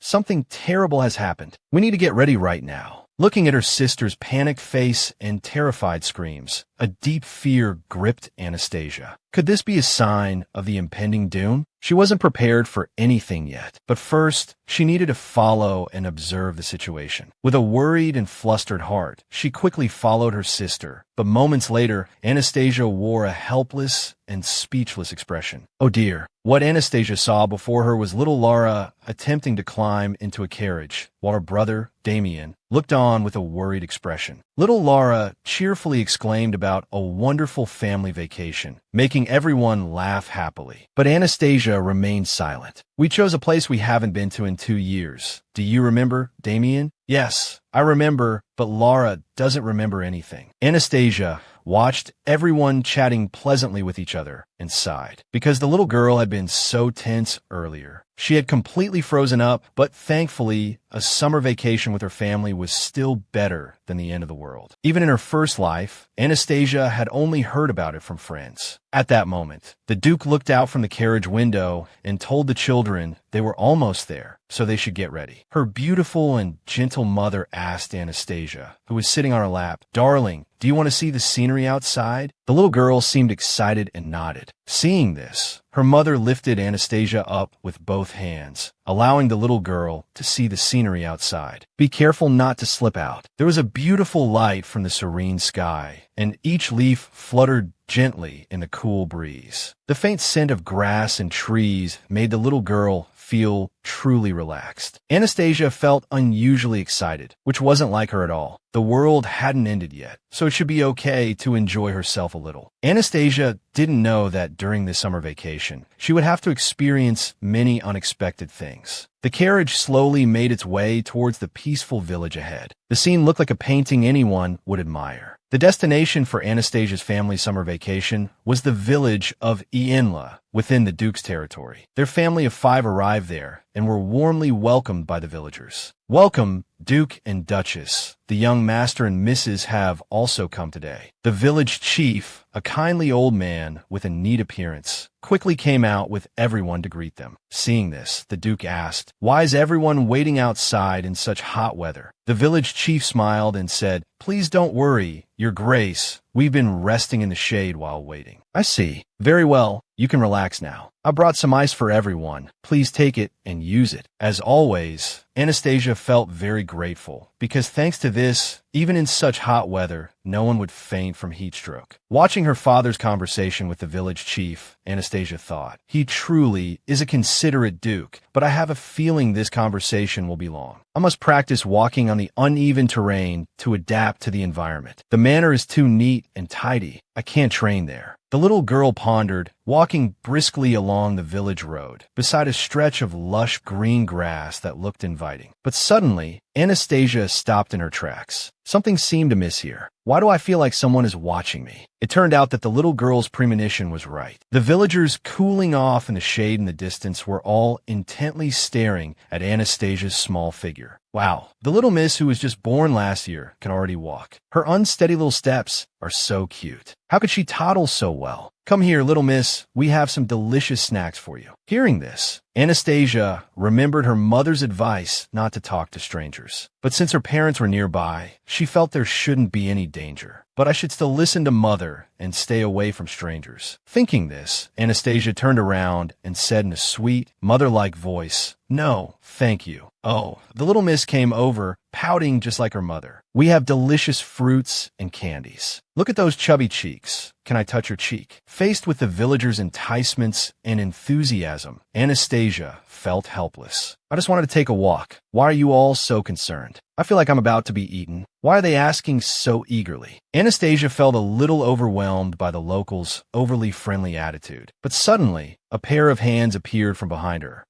Her beautiful mother approached Anastasia and said, "It's all right. You could go over there and play with everyone." Hearing this, Anastasia thought, although it was a little scary to approach them, since her mother said it was okay, it should be fine. So, the little girl toddled towards everyone, looking at them with her large, sparkling eyes and holding out her small, pretty hands. Everyone was captivated by this sight. Such a cute little girl, like a beautiful little doll. Anyone who saw her couldn't help but exclaim, "Oh my, what did I just see? This little miss is truly special, excellent in whatever she does. She's still so small, yet she already knows how to beg so adorably." Seeing them becoming boisterous again, Anastasia thought, "You were the ones who called me over in the first place. Why are you overreacting now?" A woman handed Anastasia a slice of ripe watermelon, saying, "This is for you. Hold it tight and eat it slowly, like you're addicted. The watermelon will be very refreshing." Looking at the delicious and refreshing watermelon in this hot summer, Anastasia felt it should be okay to eat it. So, the little girl opened her small mouth wide and took a bite. The sweet and refreshing taste spread through her little mouth. Perhaps because she had walked so much, the watermelon was sweeter and cooler than she had expected. With this summer was truly wonderful. The woman beamed with a bright smile. "Oh my goodness, seeing you enjoy the food, your mother must be so happy. His Grace the Duke will probably feel full just by seeing you look so adorable, even without eating, little miss." Looking at these cheerful smiles, Anastasia felt puzzled. She had only eaten a slice of watermelon, but it was unbelievable that even people who weren't her family were so happy. "I really am living such a strange life. If in 100 lifetimes, 99 were like the previous ones, this remaining one is remarkably peculiar. Most importantly, I want to believe this final life is a normal one, truly worth savoring. After all, since we don't know what the future holds, we should live fully in the present to avoid any regrets later." Despite the future seeming bleak, with doomsday looming 20 years from now, all the colors of these emotions are so vivid and warm. We'll be staying here for 2 days, so let's think about what fun things we can do, the Duke said, leading his family toward a small, charming house by the cool lakeside, where sunflowers swayed in the breeze under the sunlight. A wooden swing lay quietly under the cool, green trees, and the lake water shimmered with a clear light under the golden sunlight. Everything here felt like an incredibly poetic and beautiful painting. The 3 children were all mesmerized by the beautiful scenery before them, especially drawn to the lake. Hurry, let's go play in the water. It looks so refreshing. All right, children, be careful. I brought your clothes. Go and change into them. Mother prepared them for you. Following their mother's instructions, the 3 children went to the house to change. Afterward, Lara, the eldest sister, was the first to run out. The little girl ran while shouting, meow, meow, and wearing rabbit ears. Lara is a little bunny. Isn't this little bunny so cute? The girl with the signature pink hair had changed into a lovely blue dress and wore a rabbit ear hat woven from bamboo, which looked incredibly cute and fitting. Damian, her brother, seemed a little shy in the cute outfit their mother had prepared for him, which was the same shade of blue as his sister's dress. The hat with 2 deer antlers made the boy look like a beautiful little fawn. But when it was Anastasia's turn, the little girl was a bit speechless about her own attire. Isn't it usually a dog or a cat? Why am I a fierce tiger? Sasha, you're so cute, just like a little tiger cub. Yes, if our Anastasia roars, your brother will catch you. Though a little bewildered, Anastasia sighed, thinking, I guess this should be fine, since my sister and brother seem to like the outfits. At that moment, the Duke, who was in the distance, waved to the children. Come on, my children, I'll take you boating on the lake. Hearing this, Anastasia turned to look at the Duke in surprise. Boating? How can we be so extravagant? In Anastasia's line of sight, there were 3 small, charming boats on the lake, each decorated with very cute wooden animal models. Damian, her brother, also exclaimed, Oh my, it's so big. How amazing is this? Right, Anastasia? So cool, right, Anastasia? Anastasia also widened her eyes and nodded.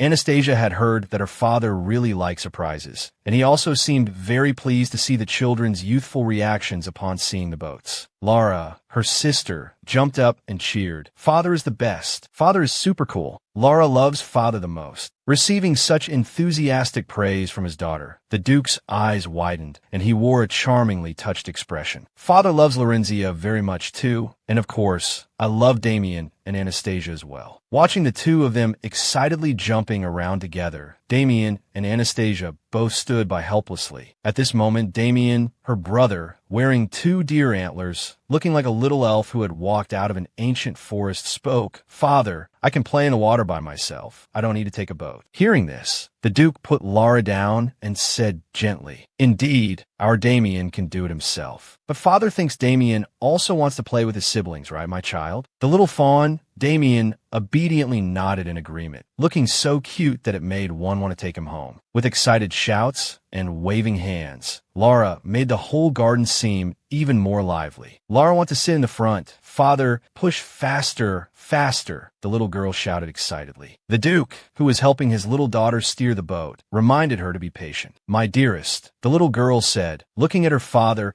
pouting her lips in an attempt to act cute. Papa, I want to go on the water slide. Water slide, please. Wait a little longer, and then you can go on the water slide, my daughter. It's Anastasia's turn now. That's right, Lara can wait. Yes, our daughter is a very cool and kind older sister, isn't she? So let's wait until everyone has had their turn. Wait here, all right. The little girl obediently agreed. Okay, Papa. Please come back quickly, all right. A leaf from the canopy of a green tree fell lightly onto the surface of the lake, creating tiny ripples. The Duke had now returned to Anastasia and her brother, Damian. Have you 2 been waiting long? But suddenly, a gust of wind blew, causing the lake water to ripple and splash. The fierce wind rushed towards the Duke and the 2 children, startling everyone, causing them to quickly shield their faces. Little Anastasia wore a serious expression, wondering what this unusually strong wind meant. Something's not right, but suddenly, Damian, her brother, looked in one direction and screamed, Lara! Everyone was startled and looked in that direction, horrified to see Lady Lara screaming for help as the boat was pushed towards the cliffs by the strong wind and waves. Amidst everyone's panicked screams, a knight quickly approached Lady Anastasia's boat, instructing the young girl to hold onto him tightly, as the wind was strong and the situation wasn't good at all. Anastasia looked towards the drifting boat carrying her sister, silently noting the numerous rocks there. If the boat were to, you can't just sit there and watch, the little girl thought, suddenly extending her tiny hand. My sister is in danger, so I have to do something. A mysterious energy began to manifest in Anastasia's hand, imbued with magical power. But the power only flickered for a few seconds before disappearing again, seeming weak. Damn it, at this crucial moment, I can't use magic like usual. Why is this happening? I have to stay calm and cast a protection spell first. If I can't stop the boat, at least she can reach where father is. Just as Anastasia was casting the protection spell for her sister, the wind suddenly changed direction, becoming even fiercer. The knight also shouted that the wind had suddenly shifted, urging caution. It's dangerous, your grace. Everyone panicked as the Duke recklessly sped across the lake towards his daughter, Lara. The loving father, who was always cheerful with his children, now wore a panicked and serious expression, shouting, Lara, be careful. The Duke's outstretched hand gradually neared Miss Lara's boat, and in that perilous moment, the Duke's hand firmly grasped the edge of the wooden boat. Seeing this, the little girl quickly ran into her father's arms, crying out, Papa, I was so scared. Lara sobbed, Papa, the boat moved on its own. Lara didn't touch anything. The Duke also shed tears to comfort his daughter. It's all right, Lara. You didn't do anything wrong, my daughter. You said so like I told you. This was just an accident, so don't be afraid. As the situation gradually stabilized, everyone on their side breathed a sigh of relief. Thank goodness. How fortunate we are. But along with the relief that it was all over, Anastasia couldn't help but worry. Judging by their expressions, it seems my use of magic wasn't detected, right? But I know who is behind this. When my sister was falling, I felt that magical power, and when I used magic, something tried to suppress the power within me. That strange magic must have been created by that intruder in my dreams. That hateful name, he really wanted to kill his sister. No matter what his purpose is, I will never forgive him, never. Suddenly, just as she thought of this, her consciousness blurred again, and her small body fell to one side, losing consciousness. Through 100 lifetimes, Anastasia had always possessed powerful magic. She never thought her magic would harm herself. In this life, I've already fainted so many times. Perhaps it's because I overexerted myself trying to control the magic. Because when I'm still small, my body hasn't fully developed, so neither my physical strength nor willpower is enough to withstand that immense power. When Mother saw her daughter suddenly collapse and then wake up, she asked in a panic, Anastasia, are you awake? What's wrong? Thank heavens, Anastasia, our little girl. The little girl, hearing her mother's call, responded, Mother. Hearing this, her mother immediately embraced the little girl, comforting her. Our dear child, we're here now. It must have hurt. We shouldn't have let you stay outside for so long. You're still so small. Anastasia thought, that's not it. So why is Mother blaming herself for that bastard's doing? I will definitely catch you, you damn bastard, and cut you into 100 pieces. How dare you ruin my family's heartwarming trip? The intense killing intent and overwhelming resentment emanating from Lady Anastasia caused a knight with keen intuition nearby to feel strange, suddenly sensing something unusual. However, disaster struck in another way. That is, when Malvin happily prepared a delicious baby food meal for her youngest daughter. It's mealtime, little Anastasia. Open your mouth obediently and wait. However, just then, the delicious bowl of food suddenly was knocked over by a strange force, leaving the mother stunned and speechless. The beautiful lady tilted her head and asked her youngest child, Do you not like baby food? Faced with this situation, Anastasia was extremely flustered. No, that's not it. He activated his wind magic. Having experienced poverty for many lifetimes, how could I despise food? That bastard is trampling on my hard work. Anastasia felt incredibly anxious, thinking to herself, no matter how kind Mother is, she'll definitely be angry this time. The girl frowned and closed her eyes. I've been sick a lot lately, so she'll probably think I'm really bothersome. Maybe even angry that the food spilled. At this moment, the Duke also walked over, looking at his wife in confusion. But contrary to Anastasia's worries, the Duchess said, Well, Our youngest is already 13 months old, so she might be starting to get tired of these dishes. The Duke also nodded. That might be it. The youngest one is so gentle. I thought this phase would pass quietly. The parents' words completely stunned Anastasia, her lovely eyes widening in surprise. The beautiful Duchess looked at her daughter and continued. Our youngest, is there something you don't like? Are you frustrated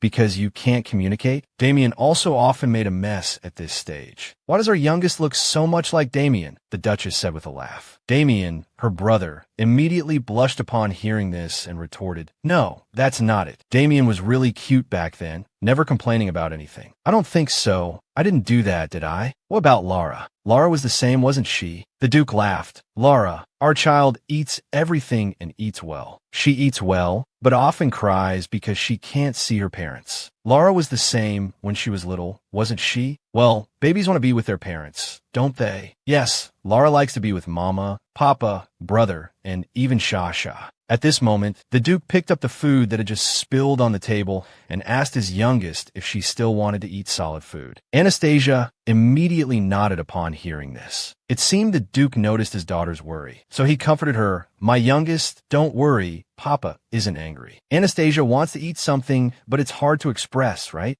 The father's explanation left the little girl stunned and speechless. Why do people always try to understand and accept everything, even if it's not what they intended? I should be scolded for something like this. I really want to give my family the best. However, sometimes it happens unintentionally, like accidentally knocking over a glass of water. What about acting like a child who can't control their own strength and doesn't want to take a bath? Especially when it hurts her own father. Anastasia was terribly afraid, seeing her father's pained expression. Then I vaguely understood that bastard's intentions. He wanted to isolate me. If I were hated and abandoned by my family, I would be alone again, just like in my previous lives. If it were the old me, I would definitely be planning my next move. But this time was different. When my father wasn't angry at all, he just gently patted Anastasia's head. Papa should have been more careful. My girl, were you frightened? Anastasia had faced hardships and adversity in every past life, but in this life, her family was warm and loving. This warmth and unconditional love was something she had never experienced in her previous 99 lifetimes. Is this really an ordinary family? The warm colors and happy smiles might be the most beautiful and precious things in the world, and I hope to maintain this ordinary life forever. Anastasia, even if it means losing everything, I agree. 99 and 1. The answer given by the numbers is very clear. Even so, Anastasia herself wishes to change this universal law to break the long-standing curse. Inside the comfortable carriage, little Anastasia leaned against her mother's chest, sleeping soundly. Suddenly, the little girl's eyes fluttered open. The familiar silhouette of the mansion gradually came into view outside the carriage window. This was her home. This trip was quite chaotic, with many challenges, but also filled with countless beautiful memories. Fortunately, in the last few days, I set up a defensive barrier, making it impossible for that trash's name to get near us, even though he tried to isolate himself from the family. When witnessing the precious affection between family members, he had to give up that intention. This affection is capable of overcoming all conspiracies, even the darkest forces. I have to say, my family is truly amazing. They didn't push me away, but embraced me at all costs. If it weren't for this family, I might have been forever isolated, just as that bastard wanted. Anastasia thought, sighing. Then, the little girl's eyes sparkled, smiling brightly, knowing that this victory wasn't hers alone, but the result of the whole family working together. Under the setting sun, everything was beautiful. The castle in the distance, standing quietly amidst the lush gardens and vibrant flower clusters. In 100 reincarnations, this is the first time I've felt so confident, because in this life, I'm no longer alone. For the second child of Duke Lorenzia and Damian, if asked who she loves most in this world, she would answer without hesitation, Mama, Lara loves you the most. Papa comes in second, although he looks a bit sad, but we have to accept it. What else can we do? Older brother Damian is third, but within just a year, the ranking order has changed significantly, because the youngest child looks just like her beloved mother, born with jet black hair and bright red eyes. Lorenzia excitedly yelled, wanting to hug her little sister. Sasha abruptly opened her sister's room door, but was stunned when she didn't see her sister. Where did she go? Is it possible that Lord Michael is the scary demon king who bullies Sasha when I'm not around? That's why he's so strict with me, wanting to keep me away from Sasha.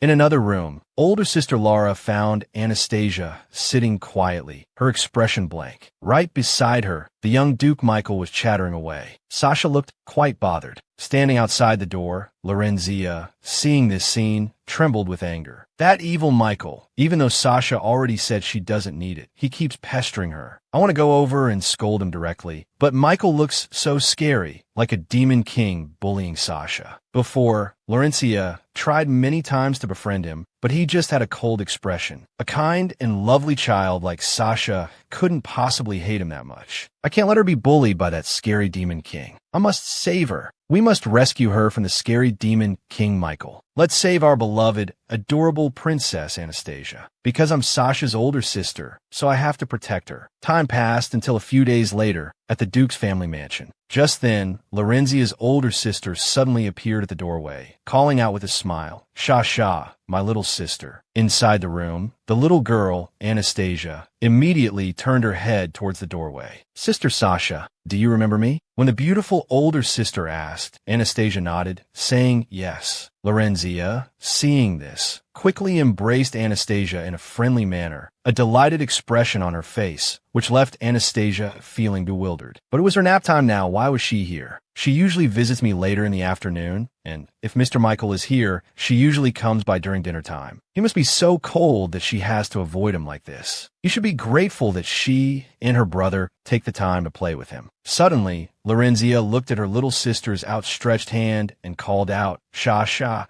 and the little girl immediately placed two chubby thumbs into the adorable little sister Anastasia's palm. Seeing this, Anastasia grasped her sister's two fingers with her tiny hand. At that moment, Lorenzia spoke, "Sasha, even if you can't hold my hand tightly, I won't leave you, Sasha. Let's go out together." Anastasia was a little perplexed by her sister's sudden suggestion. There are many rooms Sasha has never been to, right? I'll take you there to explore. It will be a mansion exploration game. Lorenzia began talking about her plans for today. Hearing this, Anastasia quietly contemplated the mansion exploration. Thanks to Choco, the little girl understood the layout of the mansion, but she was still too young to have seen every corner with her own eyes. At this moment, Anastasia glanced at the maids and knights, causing them slight surprise, but then they quickly voiced their opinions. "Hey, that's a great idea. Please let us join the exploration too." "Yes, I'll prepare food for this adventure. Lara will only explore with Sasha today." She shook her head, refusing the maids and the knight's sister's offer. The knight smiled and asked, "Why? Are you searching for some kind of treasure?" Lorenzia helplessly raised her hand to signal for silence, saying that this was a secret even the knights couldn't unravel. "But if you don't let us follow, who will take care of the young lady's snacks?" Hearing the maid mention snacks, Lara began to hesitate, as the girl loved to eat. "Well," the girl stammered, her beautiful features looking incredibly hesitant, clearly struggling internally. No, it's okay. It's natural to feel hungry during an adventure. Lara is the older sister, so Lara can handle her own food." Her determined and confident expression made everyone silently admire how adorable the little lady was. "Sasha also likes it when it's just the two of us, right?" Hearing this, Anastasia simply nodded.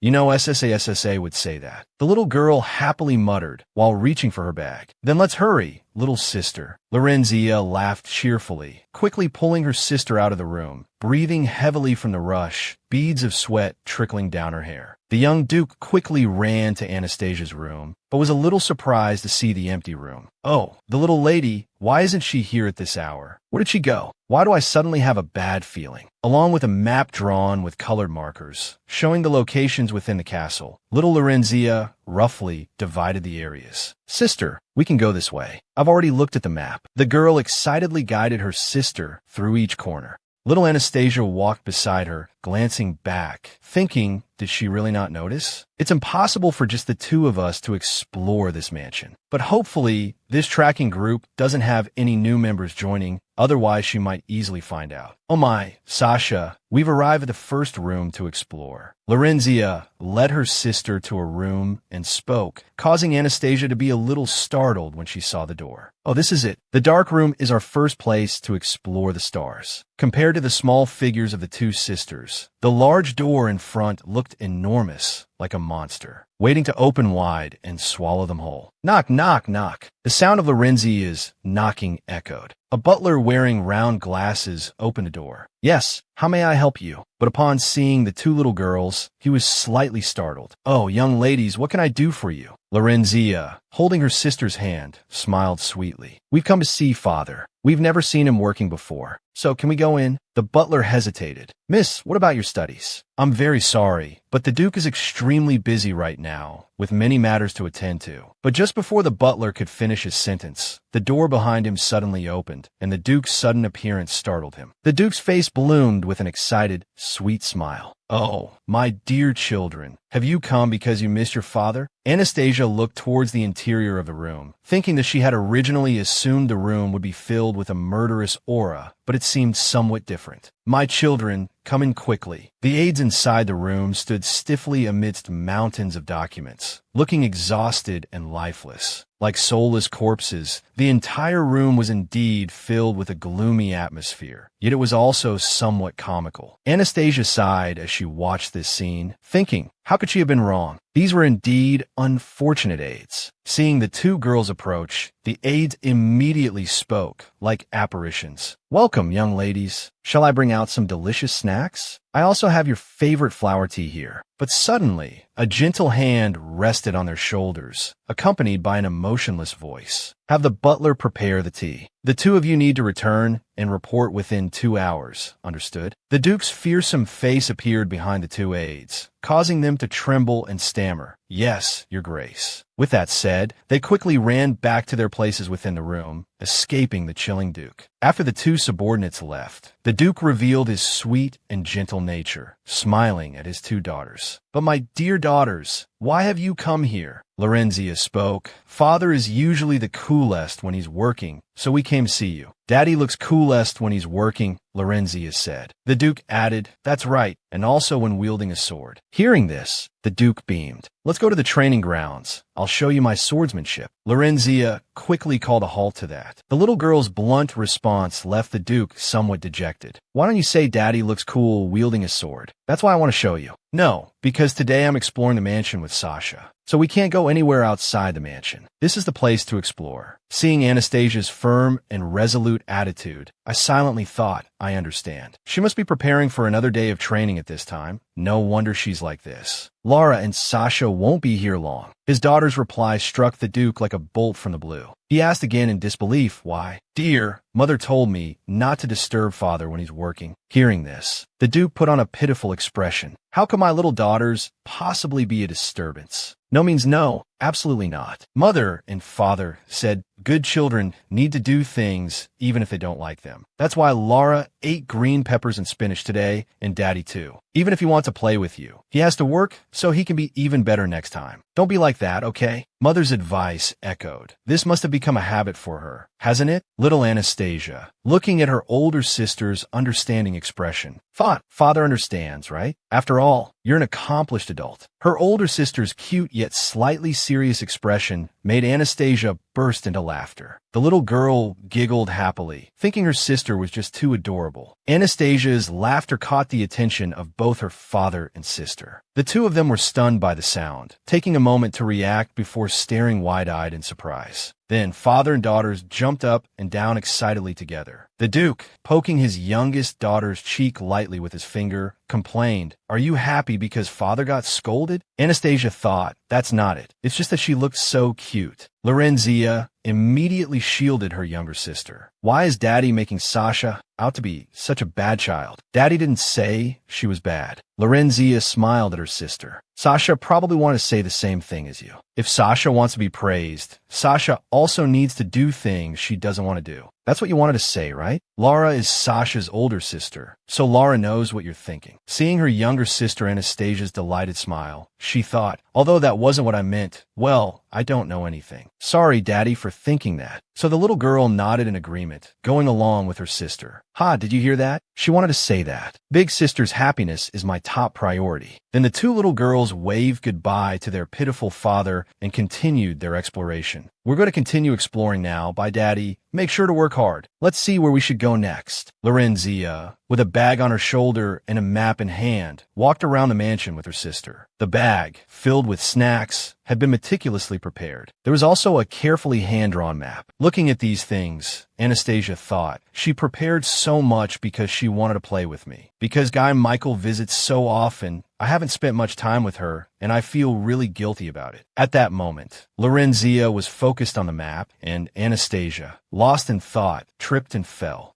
The young lady's small body lost its balance, tumbling forward. Lorenzia, standing by her side, was startled by the scene. The little girl screamed, "Sasha! Sasha!" Lorenzia gasped in surprise as she failed to catch her sister, and Anastasia fell heavily to the ground. "Sasha, are you hurt?" Lorenzia asked anxiously. At the same time, their mother's elegant figure approached, calling out her youngest daughter's name in surprise. Seeing her mother approach, Lorenzia quickly explained, Lara didn't do it on purpose." Her frightened and anxious appearance was truly pitiful. "I know, dear, but because Anastasia is still small, you have to take it slow with her. You can do that, right?" Her mother's gentle voice was a soothing balm, calming the little girl. "Yes, Mother." Just then, Anastasia also approached her sister, patting her chest gently with her small hand. Seeing this, Lorenzia's bright eyes began to well up with large, round tears. Despite her youngest sister's sweet comfort, she couldn't help but cry. The little girl sobbed loudly in her mother's arms, overcome with emotion. Lara wasn't a good older sister today, so from now on, I'll only show my best side. If Sasha is a princess, then Lara will become a strong warrior. Being a princess is good, but you can also be a warrior to protect and comfort your little sister. After her brief pause, she quickly reached out and grasped her sister's hand tightly. Anastasia stumbled again, but this time, her sister caught her. "Sasha, are you all right?" Her sister's concerned voice echoed. "This time I held Sasha's hand tightly, so you didn't fall again. I'll protect you, because you're my most beloved little sister." Escorted by her older sister, Anastasia earnestly explored the Duke's mansion. They watched a fiery show put on by the chef in the kitchen, who promised to make the most delicious dishes in the world for the young ladies.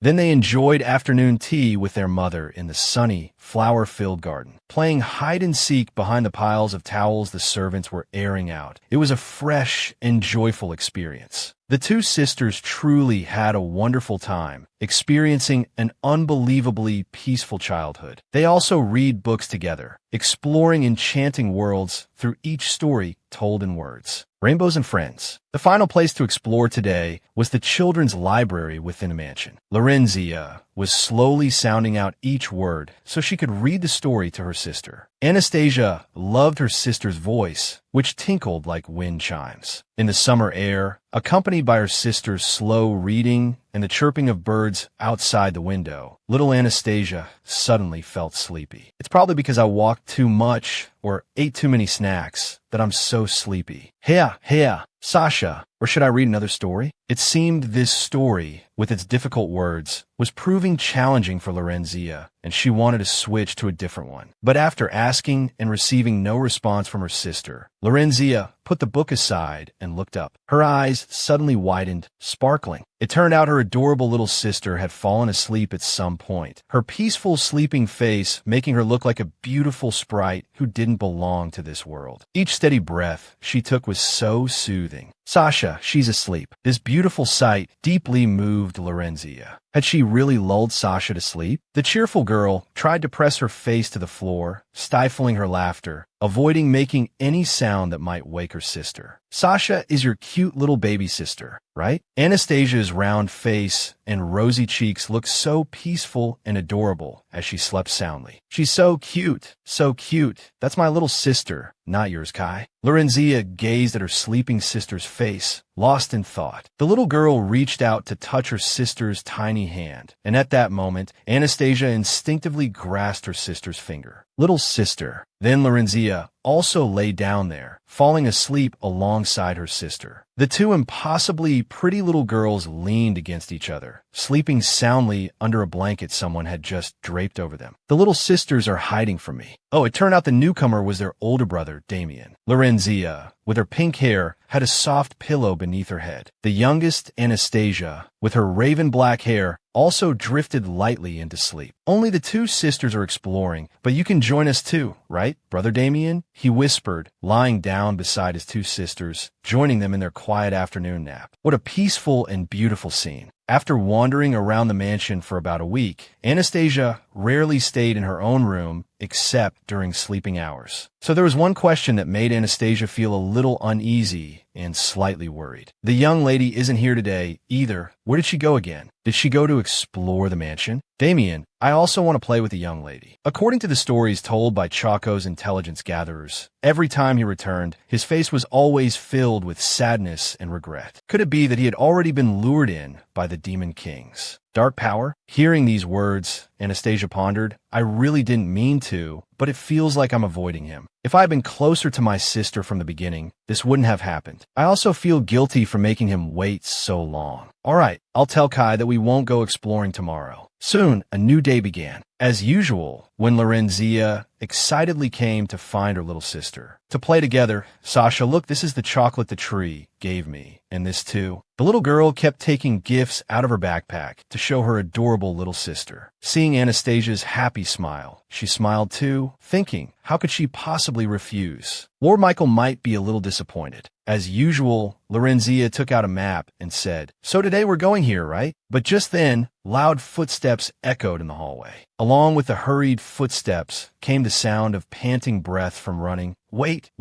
I want to explore with you two as well. Young Duke Michael appeared, a huge backpack slung over his shoulders. Though out of breath, he still loudly insisted on joining them. I also want to play with the littlest lady. It'll definitely be helpful if I'm there, Miss Lorenzia. I've already prepared things for exploring. But hearing these words from Michael, Lorenzia clenched her teeth and said nothing, which made Anastasia a little worried. So, if we join this exploration, young Duke Michael was saying, but his words were coldly cut off by his sister Lorenzia. No. Lorenzia frowned angrily, shouting, I don't agree. The little girl's fierce reaction surprised both Anastasia and the young Duke Michael. Why not? It would be very helpful if we went together. Michael hadn't given up yet, which irritated Lorenzia even more. I don't need your help. Sasha and I can go by ourselves. Miss Lorenzia, why can't I join? The two began to argue around Anastasia, neither willing to give in. Michael's persistence put Lorenzia in an awkward position, unsure of what to do next. Don't bother your sister. Just then, Anastasia's hesitant murmur caught their attention. Hearing the girl say this, Michael immediately explained, I wasn't bothering you, no. Do you see me as that bad? Anastasia stood in front of her sister and nodded, troublemaker. Michael seemed a little embarrassed by Anastasia's actions, but he remained indifferent and unmoved towards her older sister. Goodness, what's with that look? The whole situation made Anastasia very uncomfortable, so she wanted to end it quickly. The little girl bluntly told Michael she didn't like it, but Michael still patiently crouched down to Anastasia's eye level and said gently, You still don't like it? I've already learned a lot from Damian about how to be a good older brother. Isn't that enough? Anastasia felt helpless in the face of the children's strange ideas. Does that really matter? When Lorenzia heard Michael say those words, she immediately retorted loudly, Michael, you're not her brother, so don't say things like that. Michael also stood up angrily, frowning and asking, what? Seeing Michael's expression, Anastasia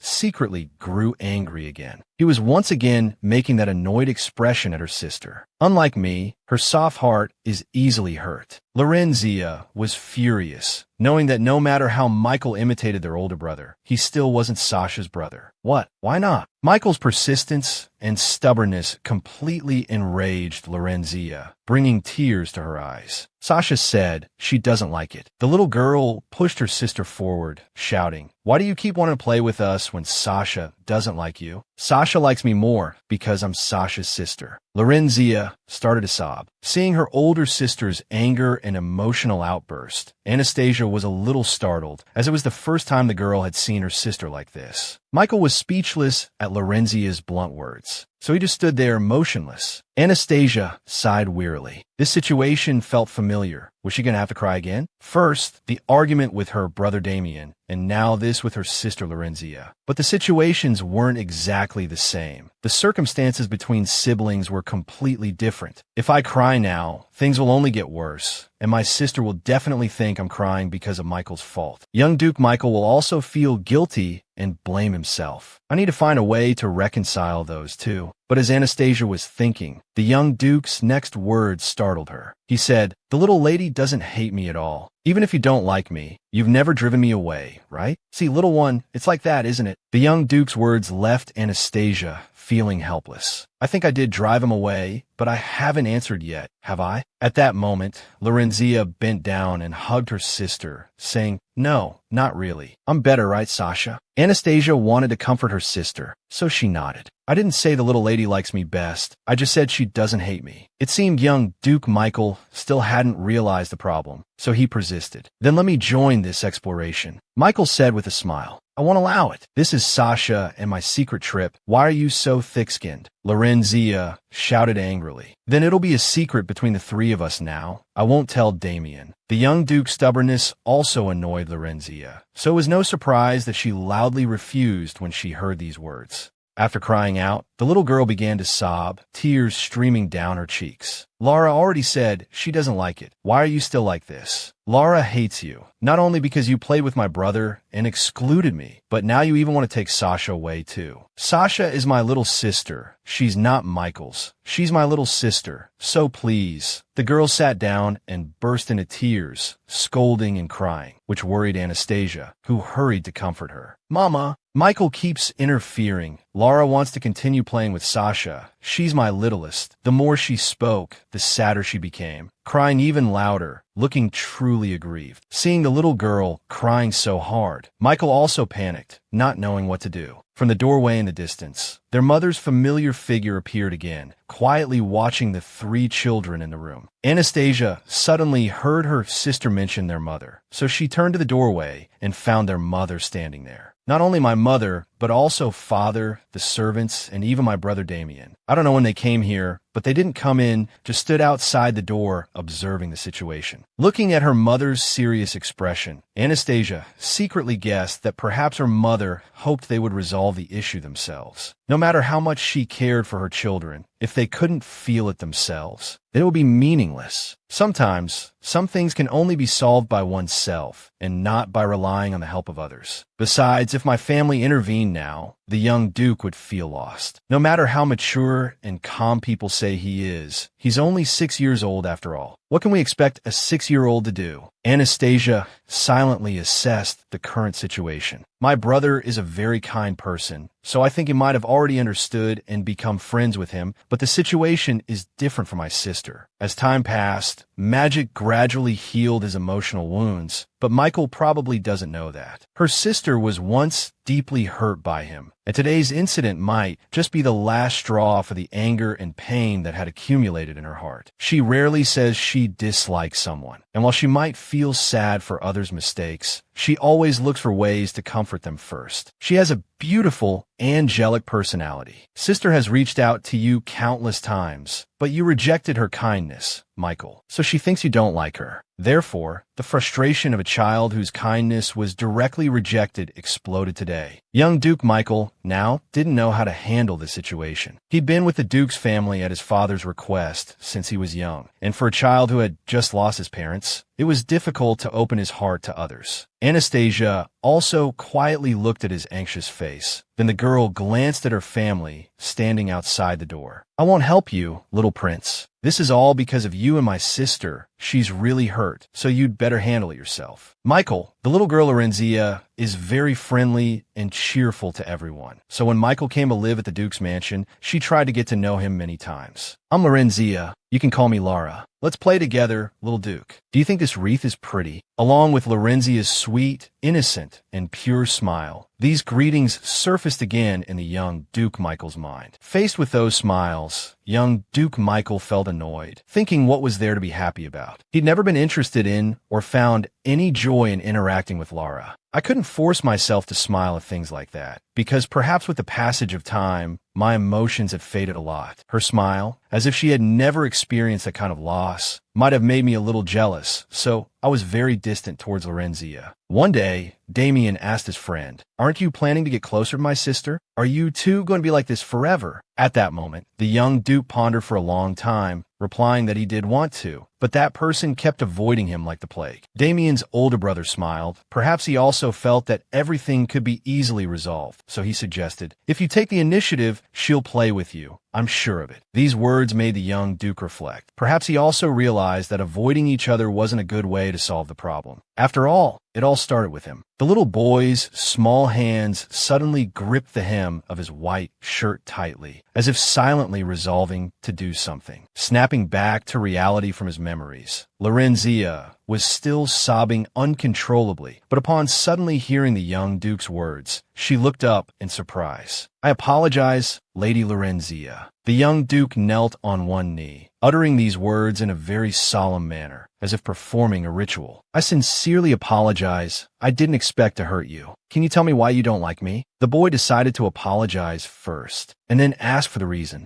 Lorenzia stopped crying completely, stunned by the sudden apology from the person in front of her. "I'm truly sorry, Lady Lorenzia. I know I've made many mistakes, sometimes behaving inappropriately, but I want to understand where I went wrong. To make you so angry, Lorenzia." Listening to these sincere words, the little girl pursed her lips slightly. Then, the little girl softly explained why she disliked the young Duke. "Lara is just Lara, but she doesn't like it when he calls her this lady or that lady in that distant way. The knights and maids all call me Lara, but the young Duke keeps calling me Second Miss, or Lady Lorenzia." Hearing these words from Lorenzia, young Duke Michael might have been surprised that the reason for their estrangement was simply because of the way he addressed her. But it made sense. A child's world is simple, so sometimes the reasons behind incidents are equally simple. "Then, if I call you Lara, will you forgive me?" the young Duke asked. Hearing this question, Lorenzia was a little surprised, but still nodded. "If Sasha agrees, then it's fine, since my sister said so." Both the young Duke and Lorenzia turned their gaze to Sasha, seeking her opinion, which made the little girl feel bewildered. Why did this matter fall on her? But in order for these two to reconcile, Anastasia had to speak up. Her intention was to agree, but she hesitated so much so that Lara didn't understand. Noticing her sister's expression, the young Duke breathed a sigh of relief when he saw the little girl nod. Meanwhile, it seemed Lorenzia's mood hadn't completely improved. The little girl was still downcast, making Anastasia wonder if she was still upset. Expressing my intentions with words to comfort her might be difficult, so Anastasia reached out her small arms. The little girl took the initiative to hug her sister tightly, placing a light kiss on her sister's lovely face, which surprised Lorenzia. The sudden kiss from her dear little sister completely stunned Lorenzia, her sparkling eyes widening. Even the young Duke was surprised by this action. Her sister's kiss made Lorenzia happy again. Hugging her sister tightly, she asked excitedly, "You like me best, right?" "I knew it. You're the cutest in the world." Anastasia enjoyed her sister's gentle embrace, nodding in agreement as her sister gushed about how cute and pretty they both were. The setting sun quickly enveloped the mansion in a faint and beautiful golden light. Today's banquet was filled with delicious and exquisite dishes, completely meeting the standards of a noble gathering. The children's mother smiled gently, reminding them to dine naturally. "Michael, don't be shy." Hearing this, the young Duke was a little embarrassed, but he replied, "Thank you for the dinner. I'll enjoy it." The noblewoman's gentle yet sharp, understanding gaze also fell upon the boy. Just as the Duke was about to intervene and stop the children's quarrel, The noblewoman stopped him, saying, "I think we don't need to interfere in the children's affairs. They'll resolve it well on their own." The Duke was still a little worried. "Will everything be all right?" Then he smiled. "I think so. Children also need their own time. This is what we should do as Lorenzia's parents." Seeing her husband's still worried expression, the noblewoman smiled gently. "Are you a little troubled about Michael?" Hearing this, the Duke nodded awkwardly. "Yes." "Well, it's normal. If the argument escalates further, we'll have to intervene to ensure everything gets resolved. But for now, everything is still under our control, so let's just observe from afar. Children also need to learn how to solve their own problems." At the dinner table, Anastasia thought silently. "Father and Mother, I'm sorry for eavesdropping on your conversation earlier, thanks to my magical powers. But they truly are kind adults. Hard to believe these people are actually my parents. They love their children and have a deep understanding of people, completely different from the parents I've encountered in many past lives." They also reminded Anastasia of her teacher from a long time ago. The girl hadn't spent much time with her teacher. He was the only one she could call a teacher. Though strict, he was also kind and caring towards Anastasia. Back then, he instructed coldly, "My foolish student, please remember and promise me you won't rush into the fire alone again. This is your teacher's last wish." But even so, Anastasia couldn't fulfill that wish. She couldn't protect herself from the cruel curse of fate. Recalling that time, her heart ached. Even though it was a long time ago, his image would forever remain in her heart. Fear filled her heart, worried that if Anastasia gave it up for no reason, she would lose it again. Too many disappointments and losses had made emotions numb and worthless. But it will be all right this time, so there's no need to worry anymore, Anastasia. The little girl looked at her mother's sweet smile, then picked up her fork and took some food, telling herself. Damian, sitting next to her, noticed her actions and asked with concern, "What's wrong, Anastasia? Can't you pick it up? Let me help you." The young Duke, sitting right next to him, was also drawn by Damian's words, turning his gaze towards them. Seeing this, he kept piling food onto Anastasia's plate, from chicken to shrimp, asking, "Little one, do you want to eat this? How about this? This one is really delicious." Anastasia saw it, but couldn't do anything. Even her brother Damian sighed and said, "No, Anastasia can't eat such big pieces. She only has a few teeth." The girl stared at the small mountain of food in front of her, speechless, because these were all things she couldn't eat. "Is he teasing me?" Anastasia was still a baby. Eating these things might upset her stomach and make her cry. Brother Damian explained gently, as he remembered his friend knew nothing about these things. Hearing Damian say this, the young Duke asked softly, "Is that so?" Then the boy leaned down and looked at Anastasia, saying sincerely, "I'm sorry, little one. I know nothing about these things. Please forgive me, okay?" Faced with the young Duke's sweet smile and apology, Anastasia was stunned, her eyes widening. The girl sighed wearily, thinking this person must be teasing her. Strangely, every time she was with this child, she felt herself becoming more narrow-minded.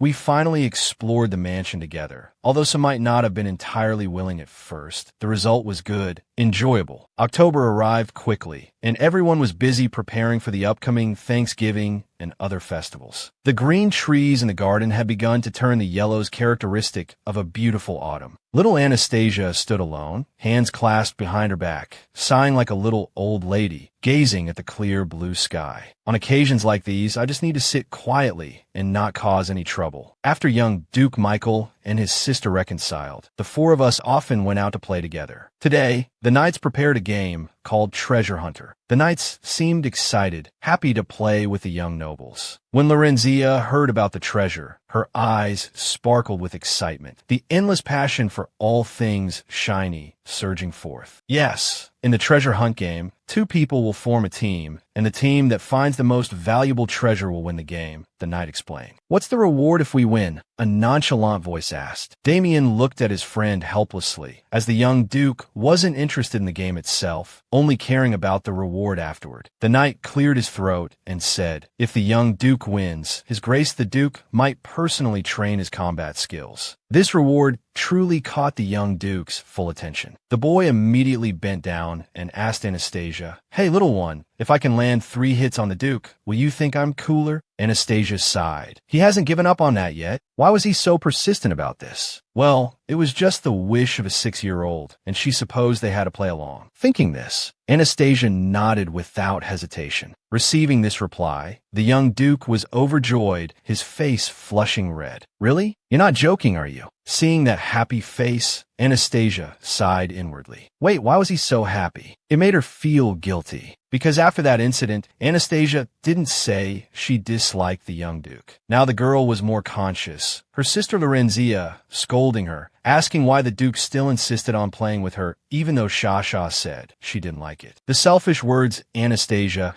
used to blurt out habitually had become her sister's weapon to attack Michael, and that seemed completely wrong. Anastasia silently blamed herself, thinking it was her fault. It might not seem unusual, but it didn't mean the young Duke was truly okay. Some things he would show, but there were definitely some things he kept to himself. All in all, he seemed to be starting to act more like a child. While thinking this, Anastasia linked pinkies with the young Duke. Young Duke Michael was overjoyed. You promised, right? You must keep your promise. Anastasia nodded and said, It seemed cute. They were arranged on the same team. The first team being the 2 pink-haired siblings, and the second team being the young Duke and Anastasia. Do your best, little one, Michael said. I promise to win for both of us, so I can spar with the Duke. He promised so earnestly, truly wanting to win. But little one, look at these glittering flowers. Look, there are butterflies over there. How beautiful. The sky is so blue, too. Oh dear, if he's always so absent-minded, how can we win? Despite all his promises, Anastasia sighed like an old woman. In the distance came her sister's excited shouts. The little girl having discovered a treasure chest. Wow, I found another one, Damian. Anastasia thought silently. Are you sure you want to win? The little girl quickly pulled the young Duke's hand and said, Let's go. The young Duke asked with a smile, Why are you so worried, little one? It's not that I'm worried. It's just that it feels like he's too distracted by the scenery. At this moment, the 2 of them were standing in front of Stone Bridge, surrounded by rows of trees. Their leaves already turned the yellow and fiery red hues of autumn. The sunlight, shimmering through the gaps in the foliage, made the garden even more dazzling. A gentle breeze blew, causing yellow leaves to flutter down in the air. The young Duke suddenly reached out to catch a falling leaf, then placed the leaf in Anastasia's hand, leaving her utterly perplexed. He looked up, watching each leaf gently drift down, accompanied by the poetic scene of beautiful autumn. Michael softly said, It's all right, don't worry. This is the first time I've had a chance to take you out like this. Michael looked at Anastasia, smiling confidently. We're sure to win. This scene left the little girl perplexed. Now, let's go over there. Actually, I saw the Knights working hard there during their morning training, so I think we'll win. Hearing this, Anastasia couldn't help but give up. No wonder he was so confident. The young Duke's steady hands held Anastasia's soft, small hand tightly as they walked together. The little girl glanced at the young Duke beside her as they strolled. She had thought he would be anxious, but he really was starting to resemble his older brother, calm and composed. Just then, the young Duke spoke. Damian told me before that even if you see something or want to do something, you don't say much because it's hard for you to express yourself to others. So he told me that when I play with you, I have to take good care of you. Butterflies flying, leaves falling, flowers swaying, snowflakes drifting, things like that. Lorenzia and Damian saw them and really liked them, so I wanted to show you too. Hearing this, Anastasia blushed, murmuring her brother's name, Damian. The young Duke's deep, slow voice, like a melodious tune, still echoed in the girl's ears. I still need to practice more to become a good older brother like Damian. But could you call my name like you call your brothers? Duke Michael asked, his eyes filled with expectation and gentleness as he looked at Anastasia. Faced with the boy's tender and sincere gaze, Anastasia once again appeared utterly bewildered. Then, shyly, the girl averted her gaze, not daring to look directly at him. After a moment of silence, Anastasia stuttered out the young Duke's name. Michael, I'm here. I don't hate you. You said you don't hate me. And then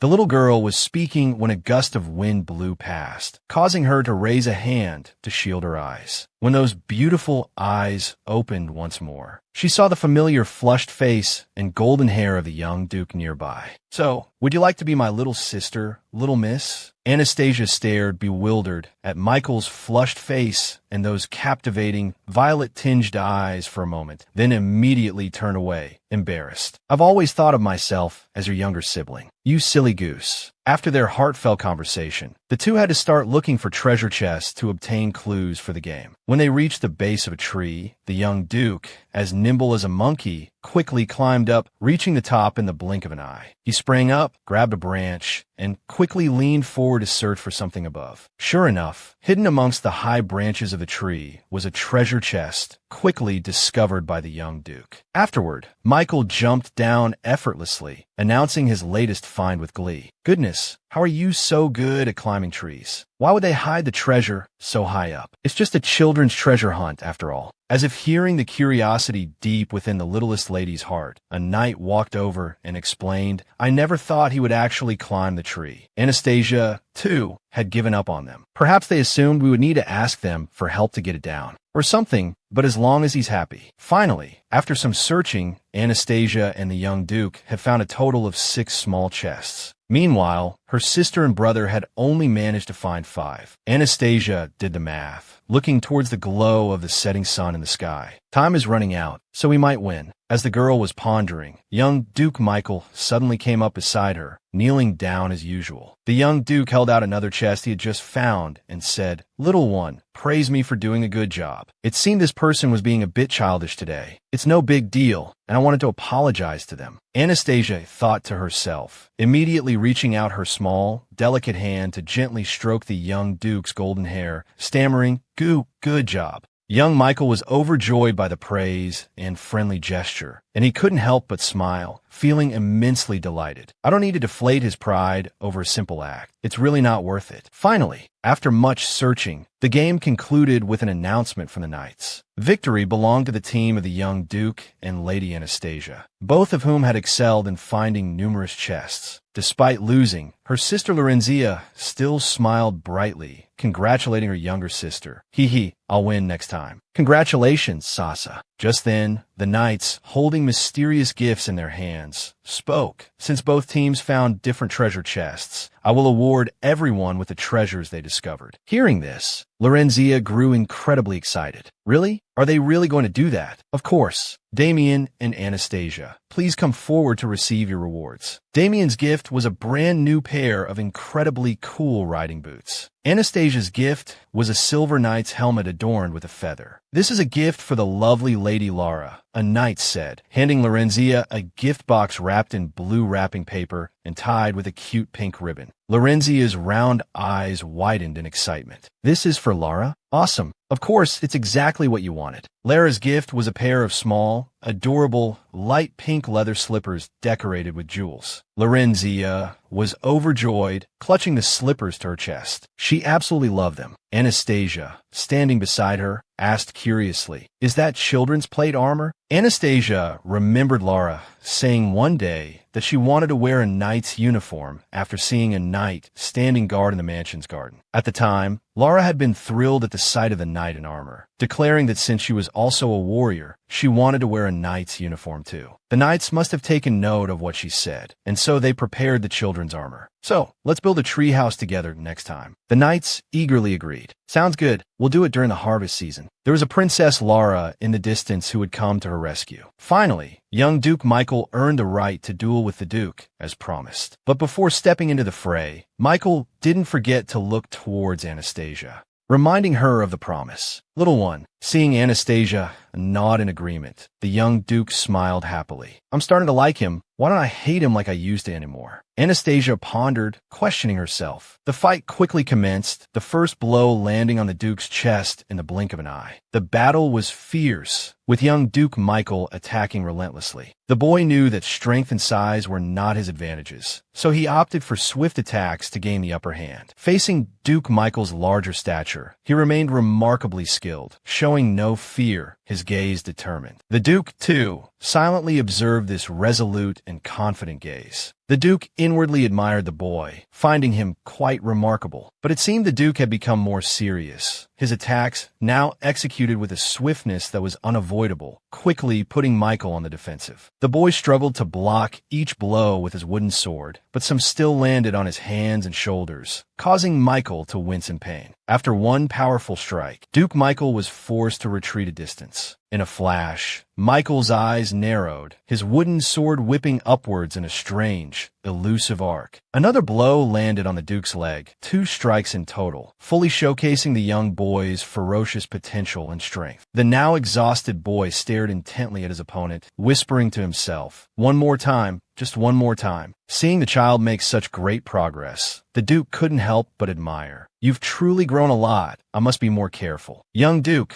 we won't hold back anymore. Be prepared," the Duke said with a smile. Anastasia, standing outside watching the fight with her siblings, thought to herself, "Oh, father, isn't this too harsh for a 6-year-old? Aren't you putting too much pressure on Michael? He's only 6, after all." Immediately following this thought, the 2 figures on the field clashed intensely, unleashing a flurry of diverse attacks. Perhaps because the Duke was truly serious this time, Michael held no advantage at all, constantly being struck, leaving the boy gradually exhausted, his shirt soaked with sweat. "Shall we stop here?" Hearing the Duke say so, Michael immediately pleaded for more guidance. But seeing the boy's fatigued appearance, the Duke also felt a pang of unease. "But just a little more, and I would have won the treasure hunt. This is my reward. So please." Michael's eyes filled with determination, showing no intention of giving up, he cried out. In that very instant, the boy brandished his wooden sword and charged forward again like a bolt of lightning. That small figure was of a 6-year-old boy, but his expression and gaze far surpassed his actual age. His eyes, filled with resolve, stubbornness, and fearless courage, charged forward like sharp arrows, making it impossible to underestimate him. Seeing Michael rushing towards him, the Duke couldn't help but remain vigilant, his gaze focused. Perhaps at this moment, looking at that boy, the Duke truly acknowledged his strength, regarding him as an opponent. Before anyone could react, what appeared to be Michael's wooden sword pierced the Duke's body against the backlight. Damian and Lorenzia stared, dumbfounded, at the scene unfolding before them. Anastasia was also utterly shocked by the outcome of the match. Even though they were using wooden swords in the sunlight, it looked as if they were truly stabbing each other. The silhouettes of the two gradually faded. The wooden sword in young Michael's hand did indeed strike the Duke's side, as if piercing through. Young Duke Michael continued to pant, sweat dripping down, the boy bewildered by the result of the battle. After a moment, Michael finally regained his composure, realizing his victory, a joyful smile spreading across his face. "I did it." Following this, the boy bowed in thanks to the Duke and promptly ran towards Lady Anastasia. His face flushed, still smiling, Michael exclaimed excitedly, "Our little one did it 3 times in a row. Did you see? Did you see, little one?" Anastasia, looking at the emotionally charged boy before her, had a myriad of thoughts swirling in her mind, silently thinking that she never wished for him to fight against her father. However, since she had already promised him, Anastasia breathed out, contemplating. The little girl looked at the young Duke with her large, sparkling eyes, a sweet smile gracing her lips as she articulated clearly, "So cool." Young Duke Michael was stunned for a few seconds by this adorable display. Perhaps the undersea cable was bitten by a shark. The boy hadn't loaded the information yet, standing there with a bewildered expression. The young Duke hurriedly covered his eyes with both hands, looking up at the sky, leaving Anastasia utterly perplexed. After calming his excitement and joy, he gently smoothed his hair. His eyes sparkling, cheeks flushed, he looked tenderly at Anastasia and asked, "So, will you let me be your big brother?" "Let me be your big brother." This time, it was Anastasia's turn to be left speechless by the small hand extended by the young Duke. The little girl blushed, inexplicably shy in this situation, but then reached out and took the young Duke's hand. "Aren't you already my big brother?" Time flew by, and before Anastasia realized it, Thanksgiving was fast approaching, and Michael had to return to the ducal territory for about 3 weeks. The boy said he would definitely be back before Damian's birthday. "Lord Michael has been here for so long. Perhaps I almost forgot he is the young Duke of Leventis." Anastasia, dressed in a yellow dress, stood beside her mother, bidding farewell to Michael. "It's all right even if you don't make it back on the birthday, Michael. Your grandfather also wishes to be invited to Damian's birthday, so you might return on time." The Duke smiled upon hearing this. "Then I'll send out the invitation soon. Please give my regards to grandfather. It's been a while since I've seen him." Michael bowed, saying, "Your Grace, I'll do as you say." Suddenly, the boy noticed Anastasia. Following this, the young Duke smiled, implying he would return soon. It seemed Anastasia understood the message the young Duke wanted to convey through that smile, so the girl nodded seriously. This situation left the other family members present dumbfounded, staring wide-eyed at the youngest child, shocked and bewildered. Amidst the beautiful autumn sunset and the cool breeze, the carriage carrying the young Duke gradually departed from the family estate. The Duke stood there, smiling and waving goodbye. It's indeed a tricky problem, as our youngest is simply too adorable. But the moment the carriage disappeared, that smiling face immediately turned cold and dangerous, leaving Anastasia utterly perplexed. Time passed, and the much-anticipated Thanksgiving arrived. The Duke's 3 siblings, dressed in outfits seemingly perfect for the festive occasion, walked down the street with excitement on their faces. Their sister, Lorenzia, was captivated by the vibrant and colorful atmosphere of the pre-holiday festivities. Unlike the Lunar New Year, filled with colorful flowers, this autumn festival was brimming with delicious and hearty dishes. Everyone was thrilled by the bustling and lively atmosphere of the festival. Countless delicacies emitted enticing aromas, making a food lover like Lorenzia feel as if she had stepped into heaven, constantly looking around and exploring every corner. As it was a festival for people who had worked hard all year, families and crowds enjoyed the delicious food in simple attire. The 3 siblings also began to sample the delicacies, while the Duke and their mother shared some memorable private moments in the distance. "This dish is also delicious. Let's eat it together, little sister. I'm full now." The little girl, Lorenzia, felt a bit melancholic and sad when she saw you refusing to eat and having to eat alone, but Anastasia misunderstood, seeming unable to satisfy her own culinary enthusiasm as she had to take care of herself. "I'd better leave here with him for a while." Fortunately, a maid noticed and came over, suggesting she could eat with Laura and Sure, which cheered her up. So, the older sister and the maid strolled through the town, while Anastasia and her brother walked in a different direction, figuring there shouldn't be any problem since her maid was with her. "Do you see this pumpkin tower?" Anastasia asked her brother, Damian, as they arrived before the enormous pumpkin tower. Anastasia nodded, indicating she saw it. "My youngest sister doesn't usually ask for much, but she seems quite interested in this pumpkin tower. Look how focused she is." Damian thought to himself, watching his sister's serious expression as she admired the pumpkin tower. "It seems too big. You might not be able to see it clearly. Let me help you." Damian was happily chatting with his sister when his parents' voices caught his attention. "It seems the children all like this pumpkin tower, don't they? Even little Damian likes it." But upon hearing this, Damian suddenly felt uneasy, sensing his parents were at it again. It seemed the boy wasn't too pleased about those old stories. Recently, their parents often told embarrassing stories in front of their younger sisters, excitedly and joyfully sharing amusing memories from Damian's childhood, even talking about the boy's bad habits. Damian hadn't even thought about those things at the time, nor did he remember them. Only Damian was there then, so only the 3 of us went. Seeing his parents begin to talk about him like this, he couldn't hold back any longer and wanted to speak up. I had to stop them. Everyone thought Damian was adorable, and when I wasn't paying attention, the boy got lost. "I was really worried when you suddenly disappeared," Mother said with a smile. "Damian, your father chimed in beside me, saying that your mother was extremely worried about you back then." Damian's grip on his little sister's hand suddenly tightened as he listened to the story, showing that the boy's emotions were far from calm. Anastasia also found it strange, thinking he's holding on tighter than usual. "My hand is going to turn purple," the little girl thought to herself, about to call out to her brother, but suddenly Anastasia's eyes widened slightly, the words she was about to say silenced. Looking at her brother's slightly strange face, the perceptive little girl realized something was wrong. Somehow, she felt it best not to tell him her hand hurt right now. "We looked everywhere for our child, but didn't hear any crying or any sound. I was worried my wife might collapse back then, but we found our child inside the pumpkin tower, didn't we?" Yes, the boy couldn't speak, just kept muttering under his breath. Damian, feeling guilty, stood there watching his parents happily reminiscing, then suddenly grabbed his sister's hand and walked away briskly, startling Anastasia a little. With a pensive look and an unreadable expression, Damian pulled his sister away from their parents. Seeing this, Anastasia could only follow her brother, silently glancing back at her parents. Now is not the time to look at the pumpkin tower, she thought. At the same time, the girl also saw the figure of her sister, Lorenzia, vaguely appearing in the crowd. At that moment, Anastasia was quite surprised to find that no servant was following her sister. She was just a little girl lost in the crowd. Where's the maid who was with her? There are too many people here. It's hard to notice what's going on around. I wonder if something happened. Everyone was enjoying the festival, but why did she have such a bad feeling? Anastasia wondered.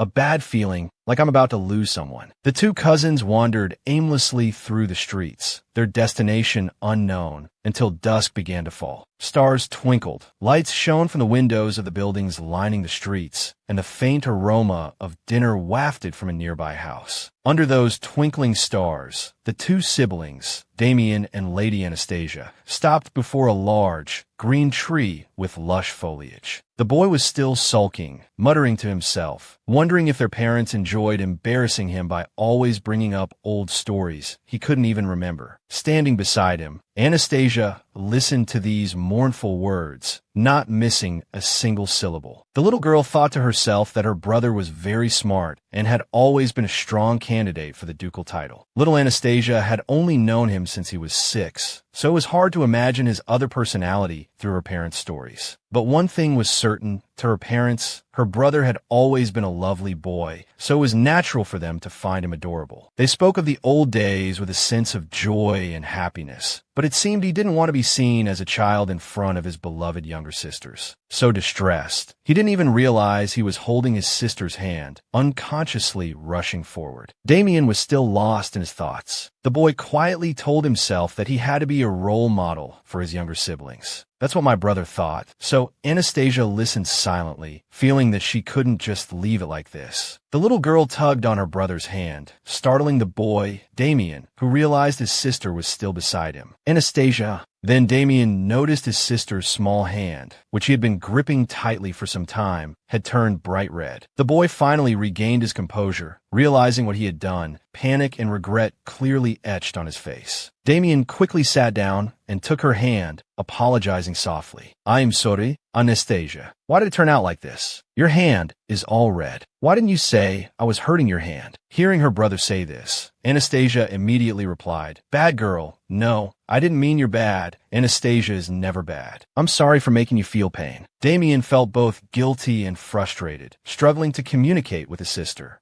The boy hurriedly hugged the girl, reminding her, if you feel pain next time, you must tell me immediately, okay? Big brother was wrong today. Big brother, I'm fine, it doesn't hurt, Anastasia tried to say clearly to comfort her brother. Listening to his sister's comforting words and looking at the adorable figure in front of him, Damian felt a little touched. Anastasia, are you comforting me right now? A shrill song from the night startled the two siblings. Lady Lorenzia. Damian quickly reached out and picked up his little sister, while Anastasia was still in a panic, wondering if something had happened to their sister. Let's go back. Anastasia, you'll get sick. It's cold outside. Damian, holding little Anastasia in his arms, quickly stood up. At this time, both the Duchess and the Duke were extremely worried. Where did the children go? I'm worried something bad might happen. The knights are searching for them. They'll find them soon. Don't worry too much, the Duke comforted his wife. Mother, father. Damian's voice and approaching footsteps made the Duke and Duchess turn their heads in surprise. Mother, father, what happened to Lorenzia? The boy, Damian, ran over, panting, and asked anxiously. The Duchess immediately embraced both children. Where did you two go, Damian and Anastasia? Ferdinand's face was filled with worry and unease. Lying in his mother's arms, Damian couldn't help but feel a little regretful for leaving without notice, making them so worried. The servants are looking for Lorenzia. What happened? Damian hurriedly put Anastasia down on the road and asked worriedly. Duchess Ferdinand replied, It seems she's nowhere to be seen around here. But then the Duchess added, It seems Lorenzia is playing hide-and-seek, so the maids and knights started looking for her. Mother, Anastasia immediately noticed something was amiss. She seems to be deliberately lying, not wanting us to worry. Did something bad really happen to sister? Amidst the hustle and bustle of the festival, the crowd made her even more anxious. Anastasia thought to herself, suddenly reaching behind her back to cast a spell. At this moment, Choco was immediately summoned, and it barked Why haven't you summoned me for so long, Master? What should I do? You haven't called me for a week. Choco wants to be petted too. Are you planning to wait another 20 years? Seeing it start chattering, Anastasia immediately commanded, Choco, my sister is missing. If you find where she is, I'll let you stay by my side for 3 whole days. Hearing this precious reward, the dog, Choco, was stunned, its eyes wide, and then it immediately rushed into the sky, blending into the night of the neighborhood. I'll be back soon with the necessary information. Anastasia breathed a sigh of relief, knowing it was only a matter of time before her sister was found using this method. Behind Anastasia, her brother, Damian, softly told their mother that he would also go look for Lorenzia. Anastasia heard this and turned her attention to her brother. It seemed she shouldn't neglect his situation, but having no experience in this kind of situation, the little girl didn't know what to do. After Damian finished talking to their mother, he walked over to his sister and said with a smile, Anastasia, I think Lorenzia is playing hide and seek. Do you want to come look for her with me? Anastasia nodded in agreement, realizing that her brother might already know what was happening. Just then, Choco's loud bark echoed, but only Anastasia could hear it. The Demon King is here, it shrieked, simultaneously pointing towards the giant pumpkin tower in the center of the festival. Anastasia also immediately turned her gaze towards the direction of the voice, startled upon seeing the conspicuous pumpkin tower. The little girl immediately grabbed her brother's hand, stammering, Pumpkin Tower, go to the Pumpkin Tower. This left Damian perplexed. The Pumpkin Tower? I'll take you there later, but let's find Lorenzia first. However, before Damian could finish, Anastasia clutched his hand tightly and pulled him directly towards the Pumpkin Tower. The little girl stood before the giant pumpkin tower, wondering how to enter such a tall structure with no apparent opening. Should I use magic? It could collapse at any moment. Damian was flustered. Anastasia, why are you doing this? From within the pumpkin tower, Anastasia heard a faint voice. Inside, it was pitch black with only small openings difficult to crawl through. Anastasia. Little Lorenzia lay within the narrow, dark space, drowsy with exhaustion. Yet, hearing Damian's voice, she too murmured his name. Startled from her daze by her brother's voice, the girl sat up and rubbed her eyes. His voice, her brother. Suddenly awake, she looked around in surprise at the darkness surrounding her. The encompassing darkness caused Lorenzia to panic, the fear evident in her eyes. Overcome with terror, Lorenzia cried out, her screams quickly recognized by Damian outside. Lorenzia! That's Lorenzia's scream. The boy hurriedly ran towards the pumpkin tower, calling out, Lorenzia, are you in there? Are you there? Soon, Lorenzia's reply came from within the tower. Big brother. Hearing this, Anastasia breathed a sigh of relief. Now he knew she was inside. I'll get you out right away. Don't move. It's dangerous. Just stay where you are, okay? The boy shouted to his sister while starting to figure out how to move the pumpkins. Through the only gap connecting to the tower's interior, Damian reached into the darkness before him, calling for Lorenzia. Lorenzia, I'm here. Can you take my hand? I'll get you out. Little Lorenzia, now inside, looked up at her brother through the small opening, tears streaming down her face. Lorenzia, can you reach out and take my hand? Yes. Good job. Be careful, or the pumpkin tower will collapse. Damian very carefully pulled his sister out, but because the tower was simply pumpkins stacked together, it was easily shaken and prone to collapse. Seeing the tower begin to wobble, Anastasia's eyes froze, silently screaming in her mind, "This is too dangerous." The little girl quietly reached behind her back, secretly using magic. While Damian attempted to rescue Lorenzia, Anastasia's task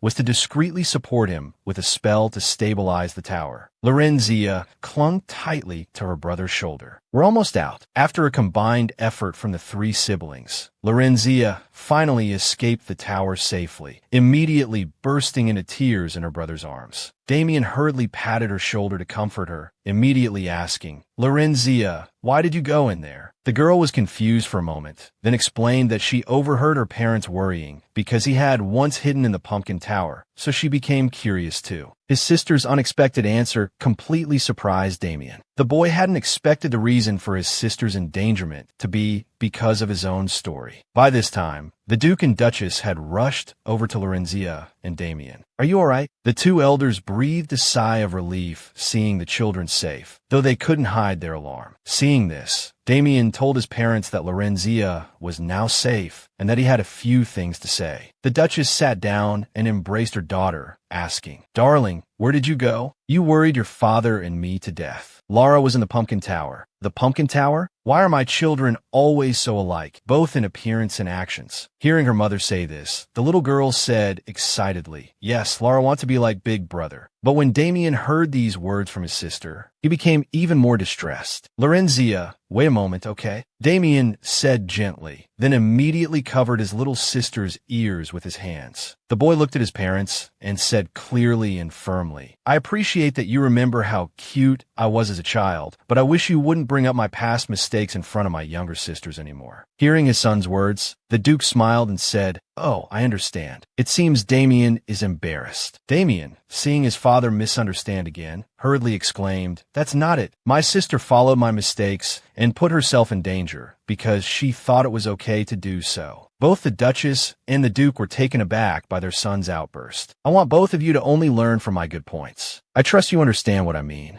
Dear parents, Father always says that even if a mistake only happens once, it's still a mistake. So we can't let such an unfortunate event happen again, because next time, you might face even greater danger." The son's words completely stunned the Duke. After expressing his feelings, Damian smiled at his sister. "Sorry, Lara. Did I hurt your ears?" Anastasia, seeing the smile on the boy's lips, breathed a sigh of relief. "Your brother seems much more relaxed now, doesn't he? But it seems the storm has shifted to my father. Perhaps adults need comforting too, right?" Night had fallen, and everyone had to board the carriage to return to the mansion to rest. In the carriage, Lorenzia excitedly recounted her story, saying that because her brother had entered the pumpkin tower when he was little, she thought there was something super interesting inside. The Duchess found her daughter's reasoning both amusing and concerning. Under the watchful gaze of her eldest son, the mother said understandingly, "But that's not good, dear." Damian also carefully reminded his sister that from now on, she must tell everyone where she intends to go and not disappear suddenly like that again. Lorenzia listened attentively to her brother's advice, nodding. "Okay." Sitting beside them, the Duchess looked at the two children and said calmly, "It would be great if our eldest son could do the same and also inform us before suddenly disappearing." Her words made Damian feel a little uneasy, freezing in place, but then mother and son exchanged a smile. "Yes, Mother, I will tell you beforehand wherever I go from now on." Later, the children's parents also had a private conversation with Damian. Although his younger sisters were precious to him, the boy did feel embarrassed and disliked hearing about his past mistakes, as it might influence his sisters.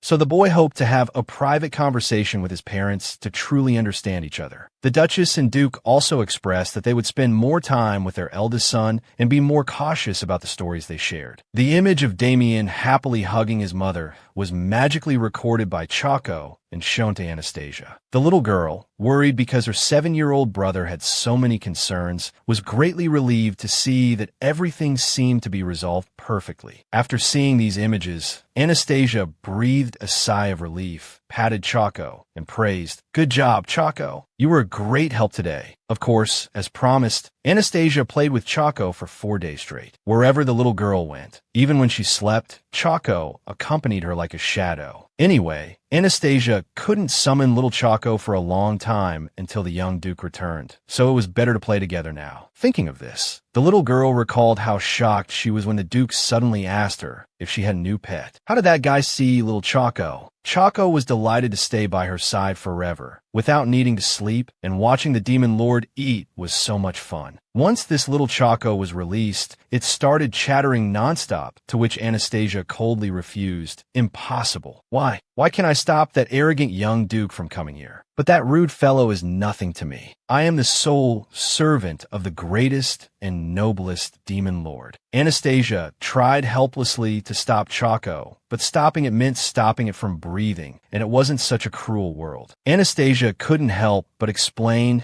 that she somehow felt the need for from Michael. The little dog asked in surprise if this was part of the Demon Lord's grand plan. Anastasia replied, "Exactly." But in reality, she had no plan at all. She simply felt she needed Michael. Even so, the girl could prevent the world's destruction with her own power, yet she was also afraid of death. "It's been a while since I felt afraid of dying," Anastasia thought. In her past life, it seemed as if everything was meaningless, but now it was different. As emotions surged, she felt fear, regret, and a genuine cherishing of what she had. See, Anastasia was lost in her thoughts again. The little dog asked, "So that stubborn child is one of the candidates to become the Demon Lord's subordinate, right?" "Yes. It wouldn't be surprising if someone considered him a candidate for the henchman position. That means he'll become Choker's colleague, right? So Cho is this person's first henchman, and God will make a super cool move. If that mischievous child's name is among the candidates, we must first prepare to carefully educate him so he can be useful to the Demon Lord." Choco, the little dog, confidently patted its chest and stamped its paws in assurance. Looking at the little creature, Anastasia couldn't help but smile. The girl gently reached out and stroked the head of her longtime, intimate friend. Listening to Choco's words, Anastasia silently apologized to the young Duke, certain that the little girl wouldn't let this happen again. During that time, everything was peaceful. Beautiful sunlight and a gentle breeze streamed in through the window, accompanied by Lorenzia's laughter echoing in the garden. Anastasia and Choco gazed quietly at the scene beneath the shade of the trees outside the window. If only life could continue to be this peaceful and happy. Meanwhile, in the Grand Duchy of Leventis, Michael's grandfather, the Grand Duke, received a letter that made his expression grave and worried. If this news is true, things will become very bad, the Grand Duke thought as he read the letter. Just then, there was a knock at the door, and the little Duke's voice, "Grandfather, it's me, Michael. May I come in?" Hearing the voice, the Grand Duke immediately hid the letter under a book of documents and said softly, "Come in."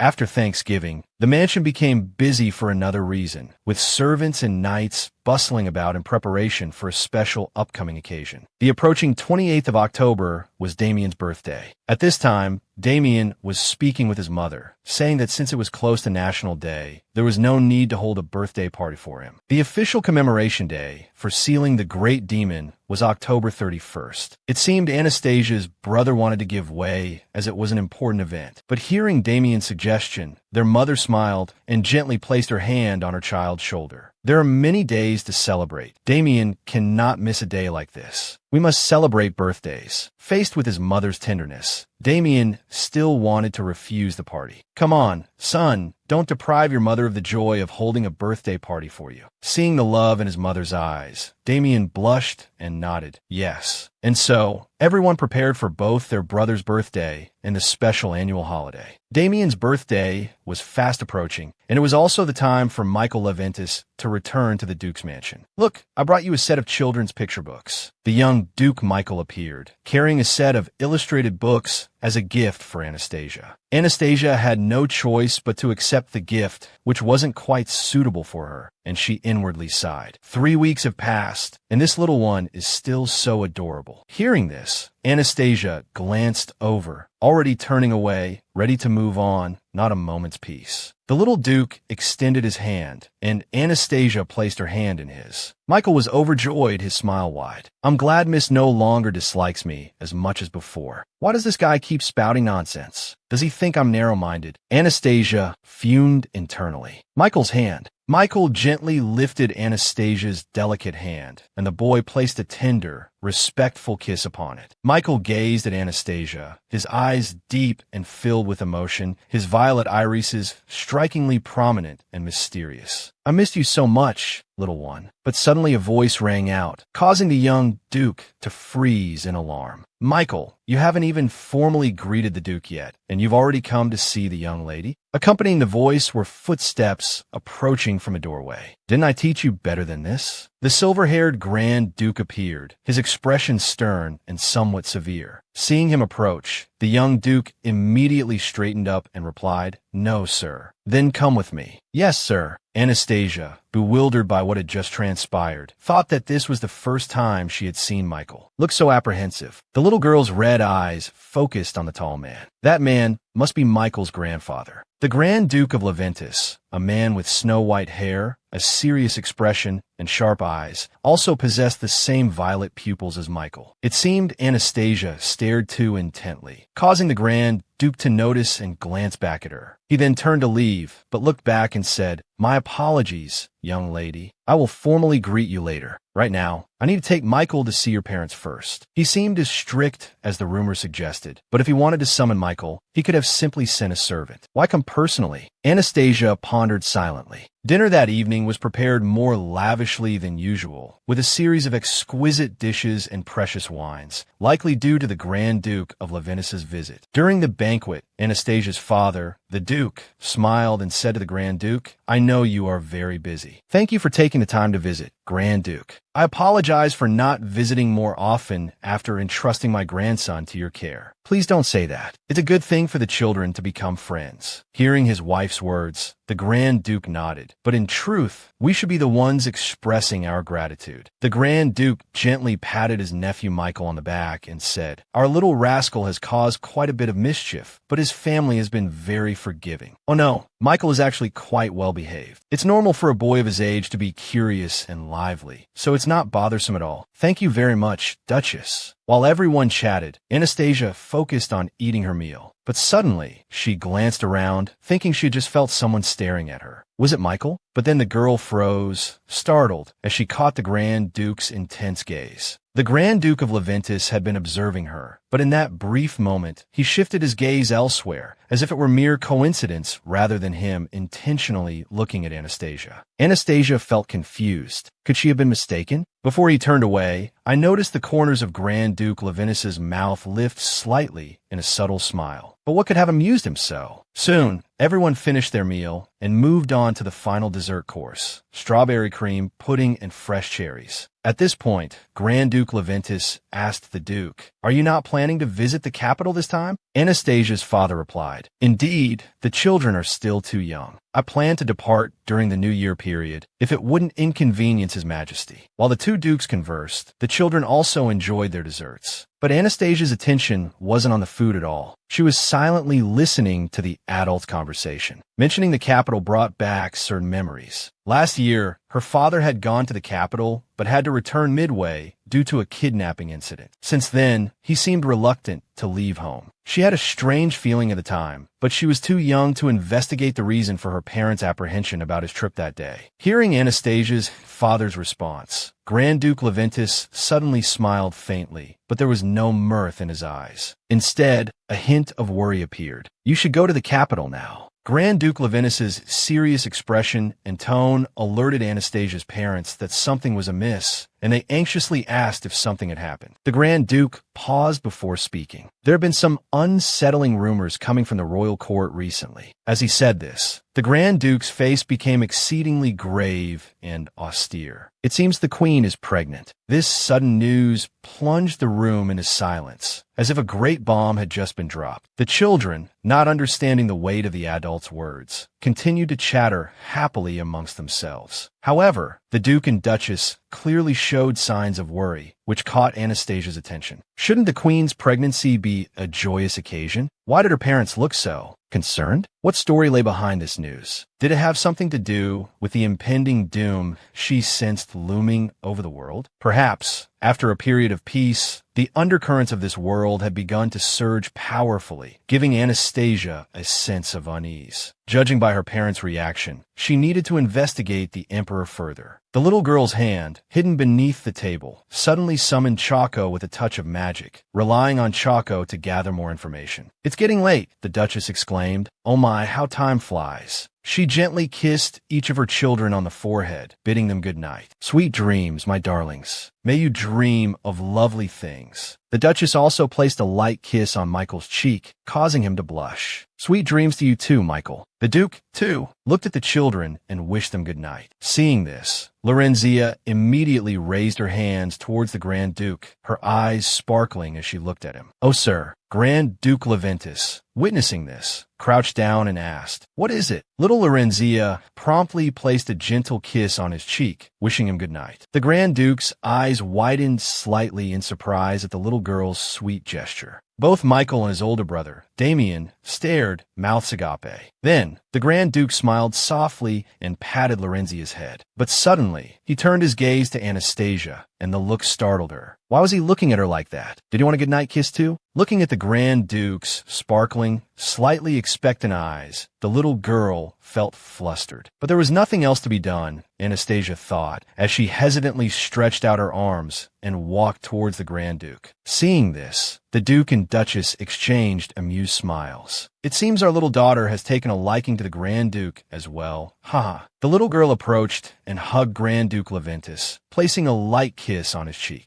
The Grand Duke, usually so austere in appearance and demeanor, now had a faint, pleased smile in his eyes as he looked at the adorable little girl before him. He gently stroked Anastasia's head and said, "This must be why our little rascal is so fond of the young lady." Hearing this, Anastasia thought to herself, if that were the case, shouldn't he be even fonder of her older sister? She didn't quite understand. It seemed he wasn't as cold as the rumors or his appearance suggested. Damian and Lorenzia's bedrooms were on the east side of the mansion's second floor, while Anastasia's was on the west side, where young Duke Michael's room was also located. Her brother and sister cheerfully bid them farewell. "See you tomorrow, Sasha. Sleep well, Michael." The young Duke and Anastasia waved back. "You too, Damian." Then, young Duke Michael took Anastasia's hand and led her down the hallway. "This is my first time sleeping over with you," he said, smiling. Anastasia thought, "No, you'll be sleeping in a different room. How could we be sleeping together?" After a while, the two children finally reached the door to Anastasia's room. "Here we are, little one." Suddenly, Michael crouched down in front of the little girl. "May I come and greet you tomorrow morning?" the boy asked. Anastasia nodded in response. "Really? Then I'll definitely come. I promise I won't wake you if you're still asleep." It was just a good morning greeting, yet he acted with such enthusiasm. At this moment, the young Duke's face suddenly flushed with shyness. Looking at Anastasia, the boy said with an embarrassed expression, "Can you give me that too?" Anastasia suddenly had a bad feeling, so she asked curiously that, "The good night kiss you gave my grandfather, I want one too. I'm like Lorenzia and Damian." Anastasia thought for a moment, then started muttering to herself again in her mind. "Well, they're my siblings, so of course I have to kiss them, right?" Little Damian looked at Anastasia with pitiful, large eyes and said, "Do I only get it because I'm your family? I really want it. I've never received something like that before." Faced with such a look, Anastasia was very cautious. "Wait, that look is really weird." "Well, I can't refuse such a plea from a 6-year-old. Anastasia sighed, surrendering. The little girl stammered to the young Duke Leventus, "Do you want me to get closer?" Michael stepped in front of Anastasia, who immediately placed her hands on the boy's neck. Then, putting her arms around him, she placed a light kiss on Michael's cheek. This time, Anastasia pronounced very clearly, "Sleep well." The young Duke's face was filled with joy and happiness, his eyes smiling gently. "Sleep well, little one. See you tomorrow." After that, Anastasia also returned to her own room and slept quietly in her little cradle. The loyal maid gently covered her with a blanket, wishing her sweet dreams. "Milady." Then the maid immediately returned to her post, leaving Anastasia fast asleep. But as soon as the maid left, Anastasia's closed eyes rolled back open, staring at the ceiling. "Of course I'm not a good child. How could I fall asleep so easily?" The little girl's magic and telepathy began to spread throughout the castle, gathering information. "I wonder where my parents and the Grand Duke are now. Ah, they're in the living room. As I expected, after the children are asleep, they will have a private conversation." Anastasia remained lying in her cradle, but with the help of her magic, she could see and hear her parents' conversation in the other room. "Sorry, Mom and Dad. I'm just eavesdropping a little." At this moment,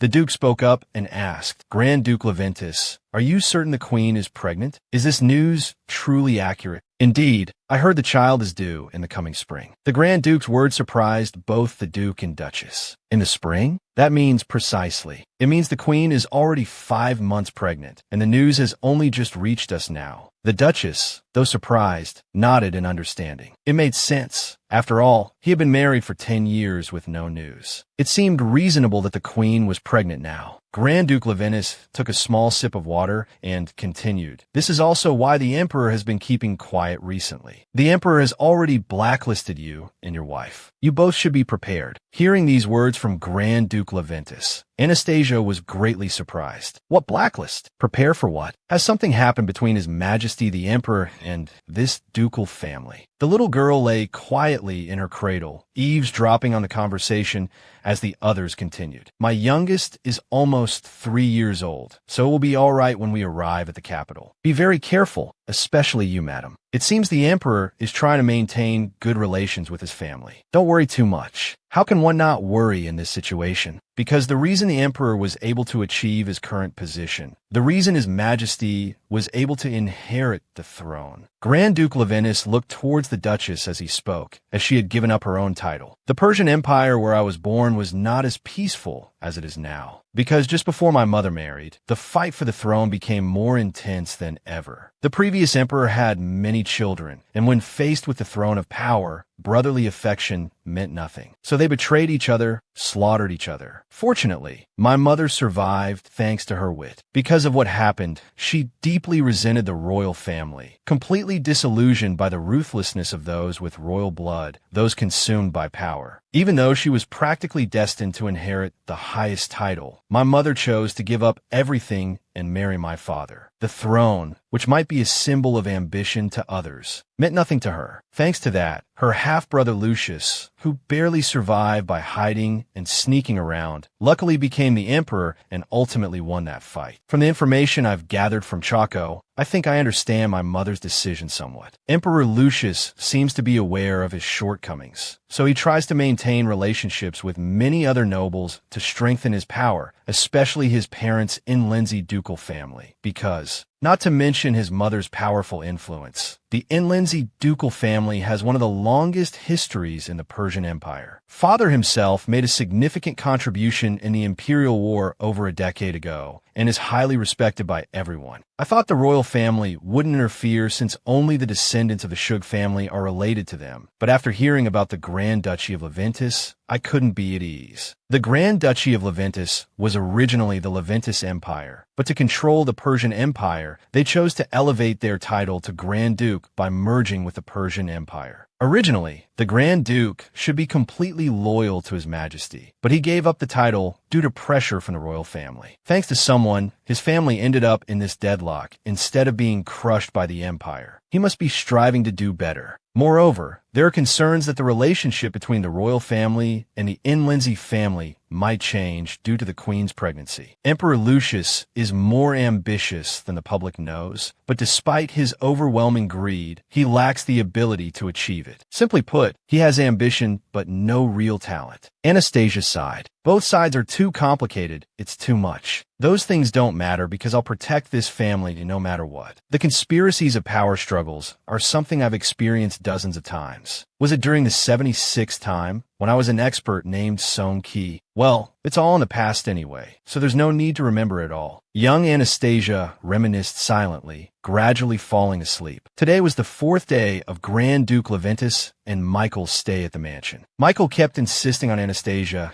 giving him good morning kisses and good night kisses. Not only that, but he kept making promises and leaving before I could even respond. Anastasia looked helplessly at the young Duke, waving. I'm going to train in the morning, and you can play with me after that. After the young Duke left, Anastasia finally breathed a sigh of relief. Those 6-year-olds really like me, my goodness. Even if she didn't like it, today the little lady needed to be dressed very prettily, because today was Damian's birthday. The two maids said to Anastasia. Hearing those words, the little girl pouted her lips, puffing out her cheeks slightly. When did I say I didn't like it? I never said that. But somehow, her expression made the maids misunderstand that she didn't like her brother's birthday. Oh my, of course, good girls should wear pretty clothes. Look, this is a new dress for the party today. Isn't it lovely? We know the young master likes blue, so we chose a blue dress for her. Seeing the two maids acting as if they were mourning at a child's funeral left Anastasia completely bewildered. What's going on? They're treating me like a sullen child now. Was I ever sullen or gloomy? This is so unfair. I like Damian, but it seems they misunderstood something. Oh, whatever, this is all because of Michael, that dummy. At that moment, Michael, who was training in the grounds, felt his ears itch as if someone was silently cursing him. Compared to Anastasia and her younger sister's birthday parties, Damian's birthday was rather quiet. Perhaps the parties were organized according to each child's personality. Most of the gifts were made of iron and stationery, which suited older brother Damian's taste and personality. Young Anastasia looked around, silently assessing. Mark received a limited edition set of theological books as a birthday gift. Thank you. Damian happily accepted the gifts, most of which were books suited to his brotherly personality and interests. No matter how much he enjoyed reading, at this moment, it still felt like a burden to him. The Duke also noticed his son. Looking at the boy, he asked, "Damian, would you like to go outside for a walk?" Damian said, puzzled, "Outside." Following their father's suggestion, the boy and his younger siblings walked out of the mansion. Anastasia was slightly surprised when she saw something. A warm smile spread across the baby's lips, and the little one quietly admired it.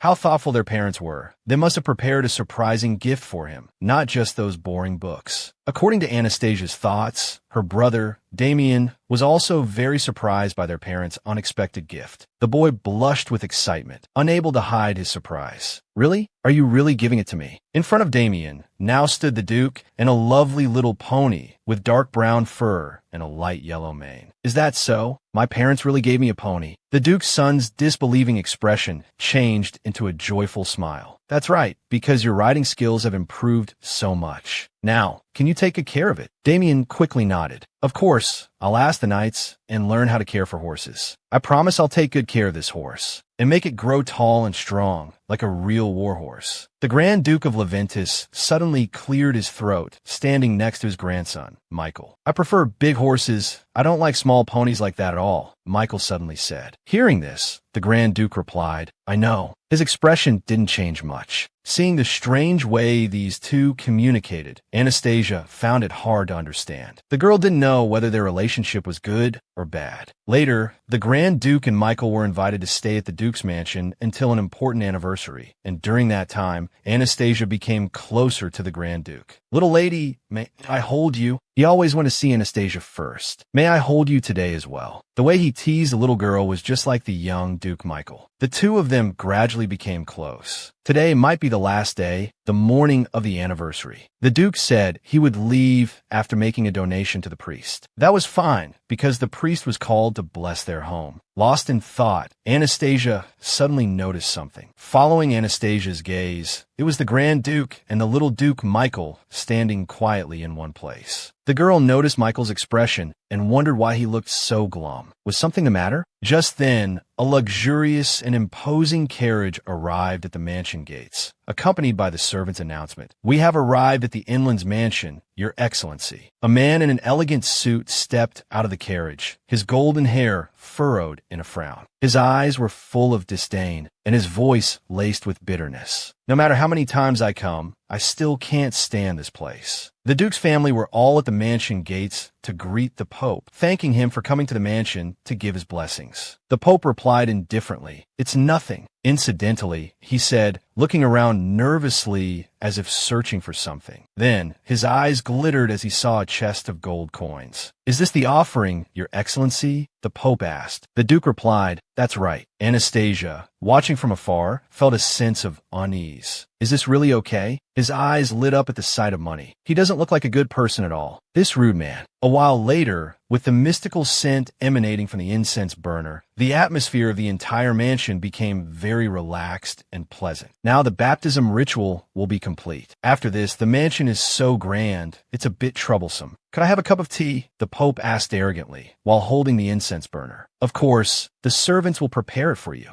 Seeing her father's restrained yet annoyed appearance, Anastasia grew even more frustrated. It was an important festival, and her parents seemed to be trying to keep the peace, but she couldn't stand this pope at all. From the very beginning, he had deliberately ignored the Grand Duke of Leventis and Michael. He ordered the servants to place the incense burner there, completely disregarding the Grand Duke and his grandson. Sometimes he would glance at them with disdain, but the only thing he seemed to notice was the box of gold coin offerings in the guard's hands. As the Grand Duke prepared his offering, faced with the man's indifferent and obnoxious voice, the Grand Duke of Leventis remained calm, nodding. "Of course it's here." Seeing the gold coins, the Pope smiled greedily. "Oh, how fortunate." The Grand Duke still remembers. To worship the gods. Worshipping the gods is the foundation of life for the people of this continent. So, is it really that strange that you specifically mentioned this, Your Holiness? He pondered the Grand Duke's words slowly and indifferently for a moment, finally saying, "May the gods forever favor the Leventis family." At first, Anastasia just thought he was rude, but now everything was starting to become excessive. The way he spoke to the Grand Duke was like he was showing off to the Leventis family. Why? Why were they just standing there while being treated so coldly? Anastasia noticed the calm demeanor of both of them, but the discomfort hidden beneath. Even young Michael was quieter and more contemplative than usual. At this moment, the blessing ceremony began, and the Pope's sly eyes suddenly turned dangerous. He coldly extended his hand, placing it on young Michael's head, saying, "The Holy Temple cannot ignore the Grand Duke's sincerity." In that instant, a mysterious power with a soft golden light emanated from his hand. Anastasia was completely stunned as she saw this scene. Was he crazy? Young Michael's magic hadn't been fully tamed yet, and this influx of power would only bring him terrible pain. Just as Anastasia thought, Michael's face was filled with agony. A moment later, the Pope withdrew his hand, saying, "Oh, young Duke, you still cannot accept divine power. But don't worry, one day the gods will embrace you." The Grand Duke of Leventis gently patted his grandson's back, but remained silent and contemplative. This scene left Anastasia bewildered. No matter how much influence the Holy Temple had on the Persian Empire, it was unbelievable that an ordinary pope would dare to treat the Grand Duke so arrogantly. Although she knew he was a thorn in the emperor's side. This might be related to the hidden conflicts within the current political situation, but the Duke and young Michael weren't just members of the Grand Duchy, they were also close to her like family. She truly felt the sincere affection between the two of them. How could she stand idly by and watch that money-grubbing jerk torment them before her eyes? Anastasia felt extreme disgust as she saw his arrogant attitude. At this moment, he turned to the Duke's family and asked, "So, what about the donation to the Holy Temple?" The Duke, feeling uneasy, replied awkwardly, I'll consider it. I must find out what gives this guy the courage to act so boldly. After all, he's just like a dog reliant on its master. I will make sure he can't go back from here." If it were in her past life, that Pope would have already died by Anastasia's hands. But now it was impossible, so the little girl could only punish him with magic. With Anastasia's thoughts and incantations, magic caused the teacup in the Pope's hand to fall. The warm, amber tea slipped from his grasp, splashing onto his clothes, leaving him stunned. He scrambled to his feet, yelling, "It's hot, so hot." The Duchess immediately ordered the servants to bring cold water. Meanwhile, Anastasia was immensely satisfied. "No need for water, it's already done. I must return to the Holy Temple now to serve the gods." But before the Pope could react, a maid swiftly dumped a bucket of cold water over him, drenching him completely. He looked as though he'd wet himself. Everyone stared at the scene in silence, not uttering a word. An awkward silence filled the room. The Duchess quickly covered her daughter's eyes with her hand. The Pope's face began to redden, a rather unsightly spectacle, as he was practically wetting himself in public, soaking the entire floor. Fighting back his embarrassment, he stammered out each word, requesting to leave at once. Anastasia lay obediently in her mother's arms, continuing to wield her magic, utterly unfazed. "Don't be in such a hurry to leave." What followed were the Pope's continuous shrieks, echoing throughout the mansion. "Are you all right, sir? I'm fine, perfectly fine. So, if you need any help in the future, feel free to call upon me. The gods will never forsake your sincerity." The Pope spoke as he stumbled towards the carriage, his appearance by now utterly disheveled. Hearing him say this, Anastasia crossed her arms and frowned. Goodness, he still wants to come here and ask for money. This guy is truly insane. Perhaps I was too lenient. I didn't intend to go this far, but he's incorrigible. As Anastasia's thoughts drifted, a mysterious gust of wind suddenly blew, eliciting a yelp from the Pope, followed by expressions of utter astonishment on everyone's faces. Even the Grand Duke, who rarely showed emotion, now looked visibly bewildered. From everyone's perspective, a mysterious object was swept into the sky by the wind. What followed was the sight of the Pope frantically chasing after his own hair. His bald head gleaming, he cried, "My hair! My hair! Now it's going to fly to the house of God." The golden hair drifted away in the wind. The Pope completely broke down as his baldness was exposed. He weakly knelt down, wailing, "My wig." Anastasia smiled silently. "Stealing from the holy temple will make you bald, you wretched man." Finally, after a series of unforgettable events, the obnoxious Pope safely boarded his carriage and departed the mansion, likely not wanting to stay a moment longer. After the carriage gradually disappeared behind the trees, the servants finally burst into laughter. I didn't expect the Pope to be bald. Not just the maids, everyone was trying to suppress their laughter, their bodies shaking. A believer and follower of God. Why would they hide that head? I heard he shaved the top of his head on purpose, leaving only the sides. Listening to the gossip, little Anastasia pictured the scene and almost died laughing. As everyone began to return to the mansion, young Michael approached Anastasia and softly asked, "May I hold your hand, little one?" The little girl was a bit surprised, but she nodded, seeing Anastasia's agreement. The boy smiled brightly, which made Anastasia relieved. Thankfully, he seemed all right. I was worried because it was the first time I saw his face so devoid of life. Anastasia thought for a moment, then reached out and grasped the young Duke's fingers. Young Duke Michael smiled happily at this. "You wanted to hold my hand first today." Walking hand in hand, young Michael recounted, "Actually, what the Pope said earlier. He said that divine power is for purification, but I've received it a few times from other priests before, and I don't like it at all, because it's very painful." These words completely astonished Anastasia. Is it really for purification?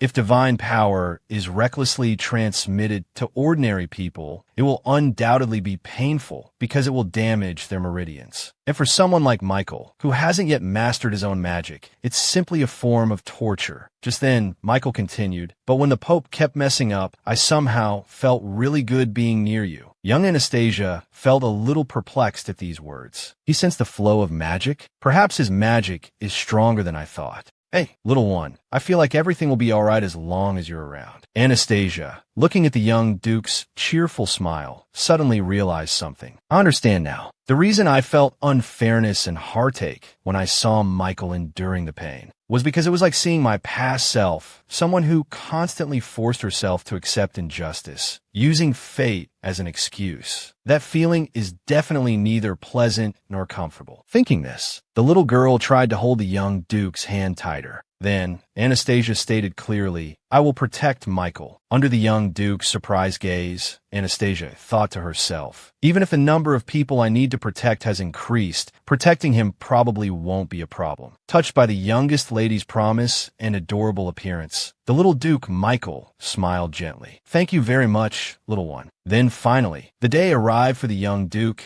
and his grandfather to return to the Grand Duchy. "It's almost the end of the year, so you'll probably be busy before heading to the capital, right?" Anastasia's father replied, "Not very busy, just choosing playmates." "Yes, we're all the same, but I'm not sure if anyone will agree to be Michael's playmate." The Grand Duke's family is still worried about finding playmates for him. Anastasia thought silently. Playmates refer to friends of similar age that noble families would bring in for their children. In this world, it's considered a charitable activity. The children have the opportunity to educate each other, interact, and receive a salary, kind of like a work-study program for children. And there are already tons of applications wanting to be playmates for her older brother and sister. It must be a good opportunity, but more people than I thought are scared of Duke Michael. Anastasia started to drift into her own thoughts when suddenly a voice interrupted her. "Little Anastasia, "Can I hug you before I leave?" the Grand Duke asked, kneeling down on one knee to face Anastasia. The girl quickly nodded in agreement, allowing the Grand Duke to embrace her tightly. Then, holding the little girl, the Grand Duke said, "The youngest is still too young, and probably doesn't like that boy either. But wouldn't it be nice if the two could show more affection?" Looking at the Grand Duke's thoughtful eyes, Anastasia thought that although the Grand Duke didn't show it much on the surface, he was very worried about his nephew, Michael. So the little girl nodded at the Grand Duke's words. "See you next time." Michael also turned and waved goodbye, saying, "Farewell, little lady." Then their carriage slowly departed, heading towards the Grand Duchy of Leventis. "Father, this meeting was pretty good after all. Everyone seemed to have fun, right?" Time flew by. As everyone was preparing for the New Year's party, Anastasia's parents were busy handling many tasks. They chose 2 playmates for her and her brother and didn't forget to give year-end bonuses to the servants. After finishing all the preparations, in the final month, the journey to the capital began. On the first week of December, sitting in the carriage, her sister, Lorenzia, asked, "Mother, why isn't Father coming with us?" "Your father is the Duke. He has a lot to do before leaving, so he has to finish everything first. And because you're still young, you might get carsick on the road, so please be careful." Lorenzia was in low spirits, not happy at all. Their carriage set off, passing through the canopy of the forest, gradually entering the late hours of the night. Lorenzia and Damian had both fallen into a deep sleep. While everyone was sound asleep, Anastasia quietly cast her protective magic. Even with the Duke's knights escorting them, it was still wise to cast a protective shield as night fell. Thanks to the little girl's magical protective shield, all the wild beasts dared not approach their carriage. Fortunately, their 3-week journey didn't encounter any major problems. Even the knights were surprised. Not a single monster appeared, their swords practically rusting. Today was the last day of their journey, and they had already arrived at the capital. "Children, I think we're about to see the capital," the Duchess said, looking out the window. "Really?" Lorenzia was extremely excited. "Lara wants to see the capital." "Be careful, Lorenzia.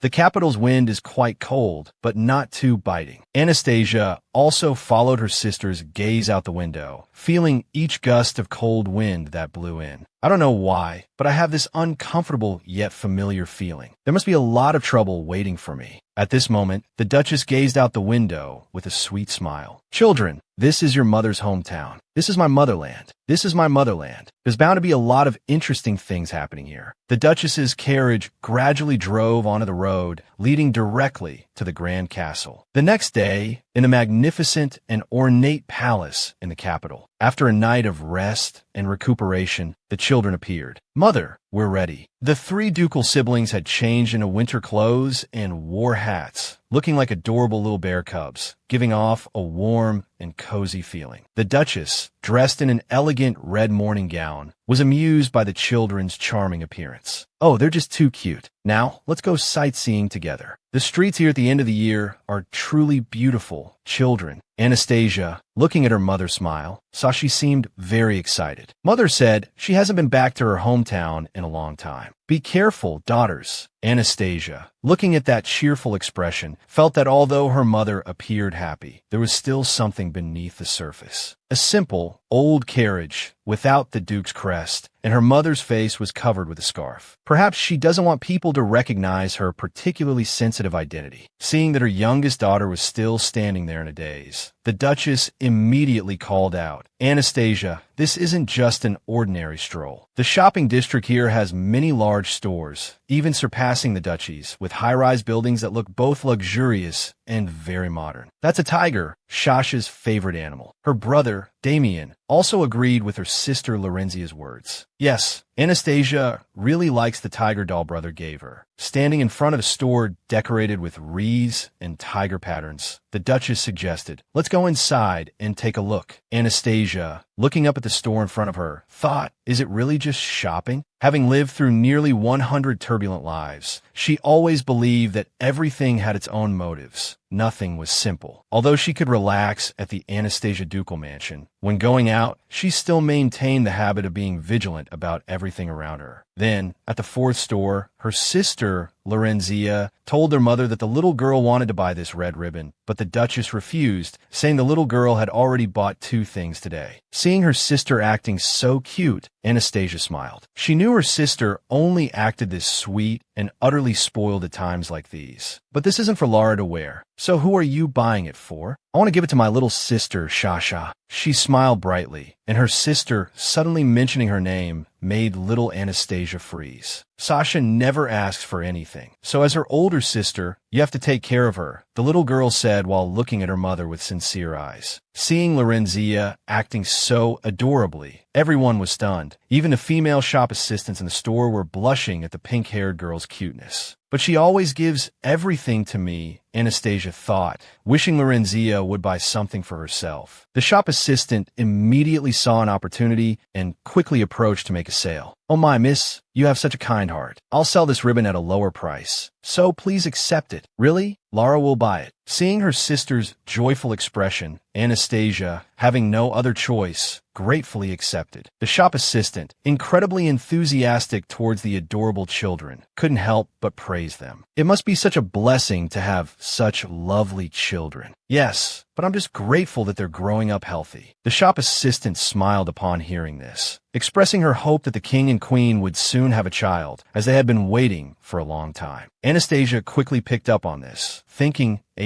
isn't the queen already pregnant? News from the royal palace might travel slowly, but the queen is expected to give birth next spring. Shouldn't this be public knowledge by now? Grand Duke Leventus isn't the type to spread baseless rumors. After browsing this store, they immediately left with an armful of items. Behind her veil, the Duchess wore a deeply worried expression. This expression on her mother's face was unintentionally seen by Damian. The boy anxiously asked his mother what was worrying her. Lost in thought, the Duchess was startled by her son's question. She collected herself and said with a smile, "Oh, it's nothing. Perhaps it's just the feeling of returning to the capital after so long." Anastasia guessed that her mother might also be thinking about the queen's pregnancy, as it directly related to the family's future interests and potential troubles. They then visited other clothing stores, and Damian wanted to buy Anastasia another hat. After visiting all the shops, there were still no rumors about the queen's pregnancy, even though it should be big news,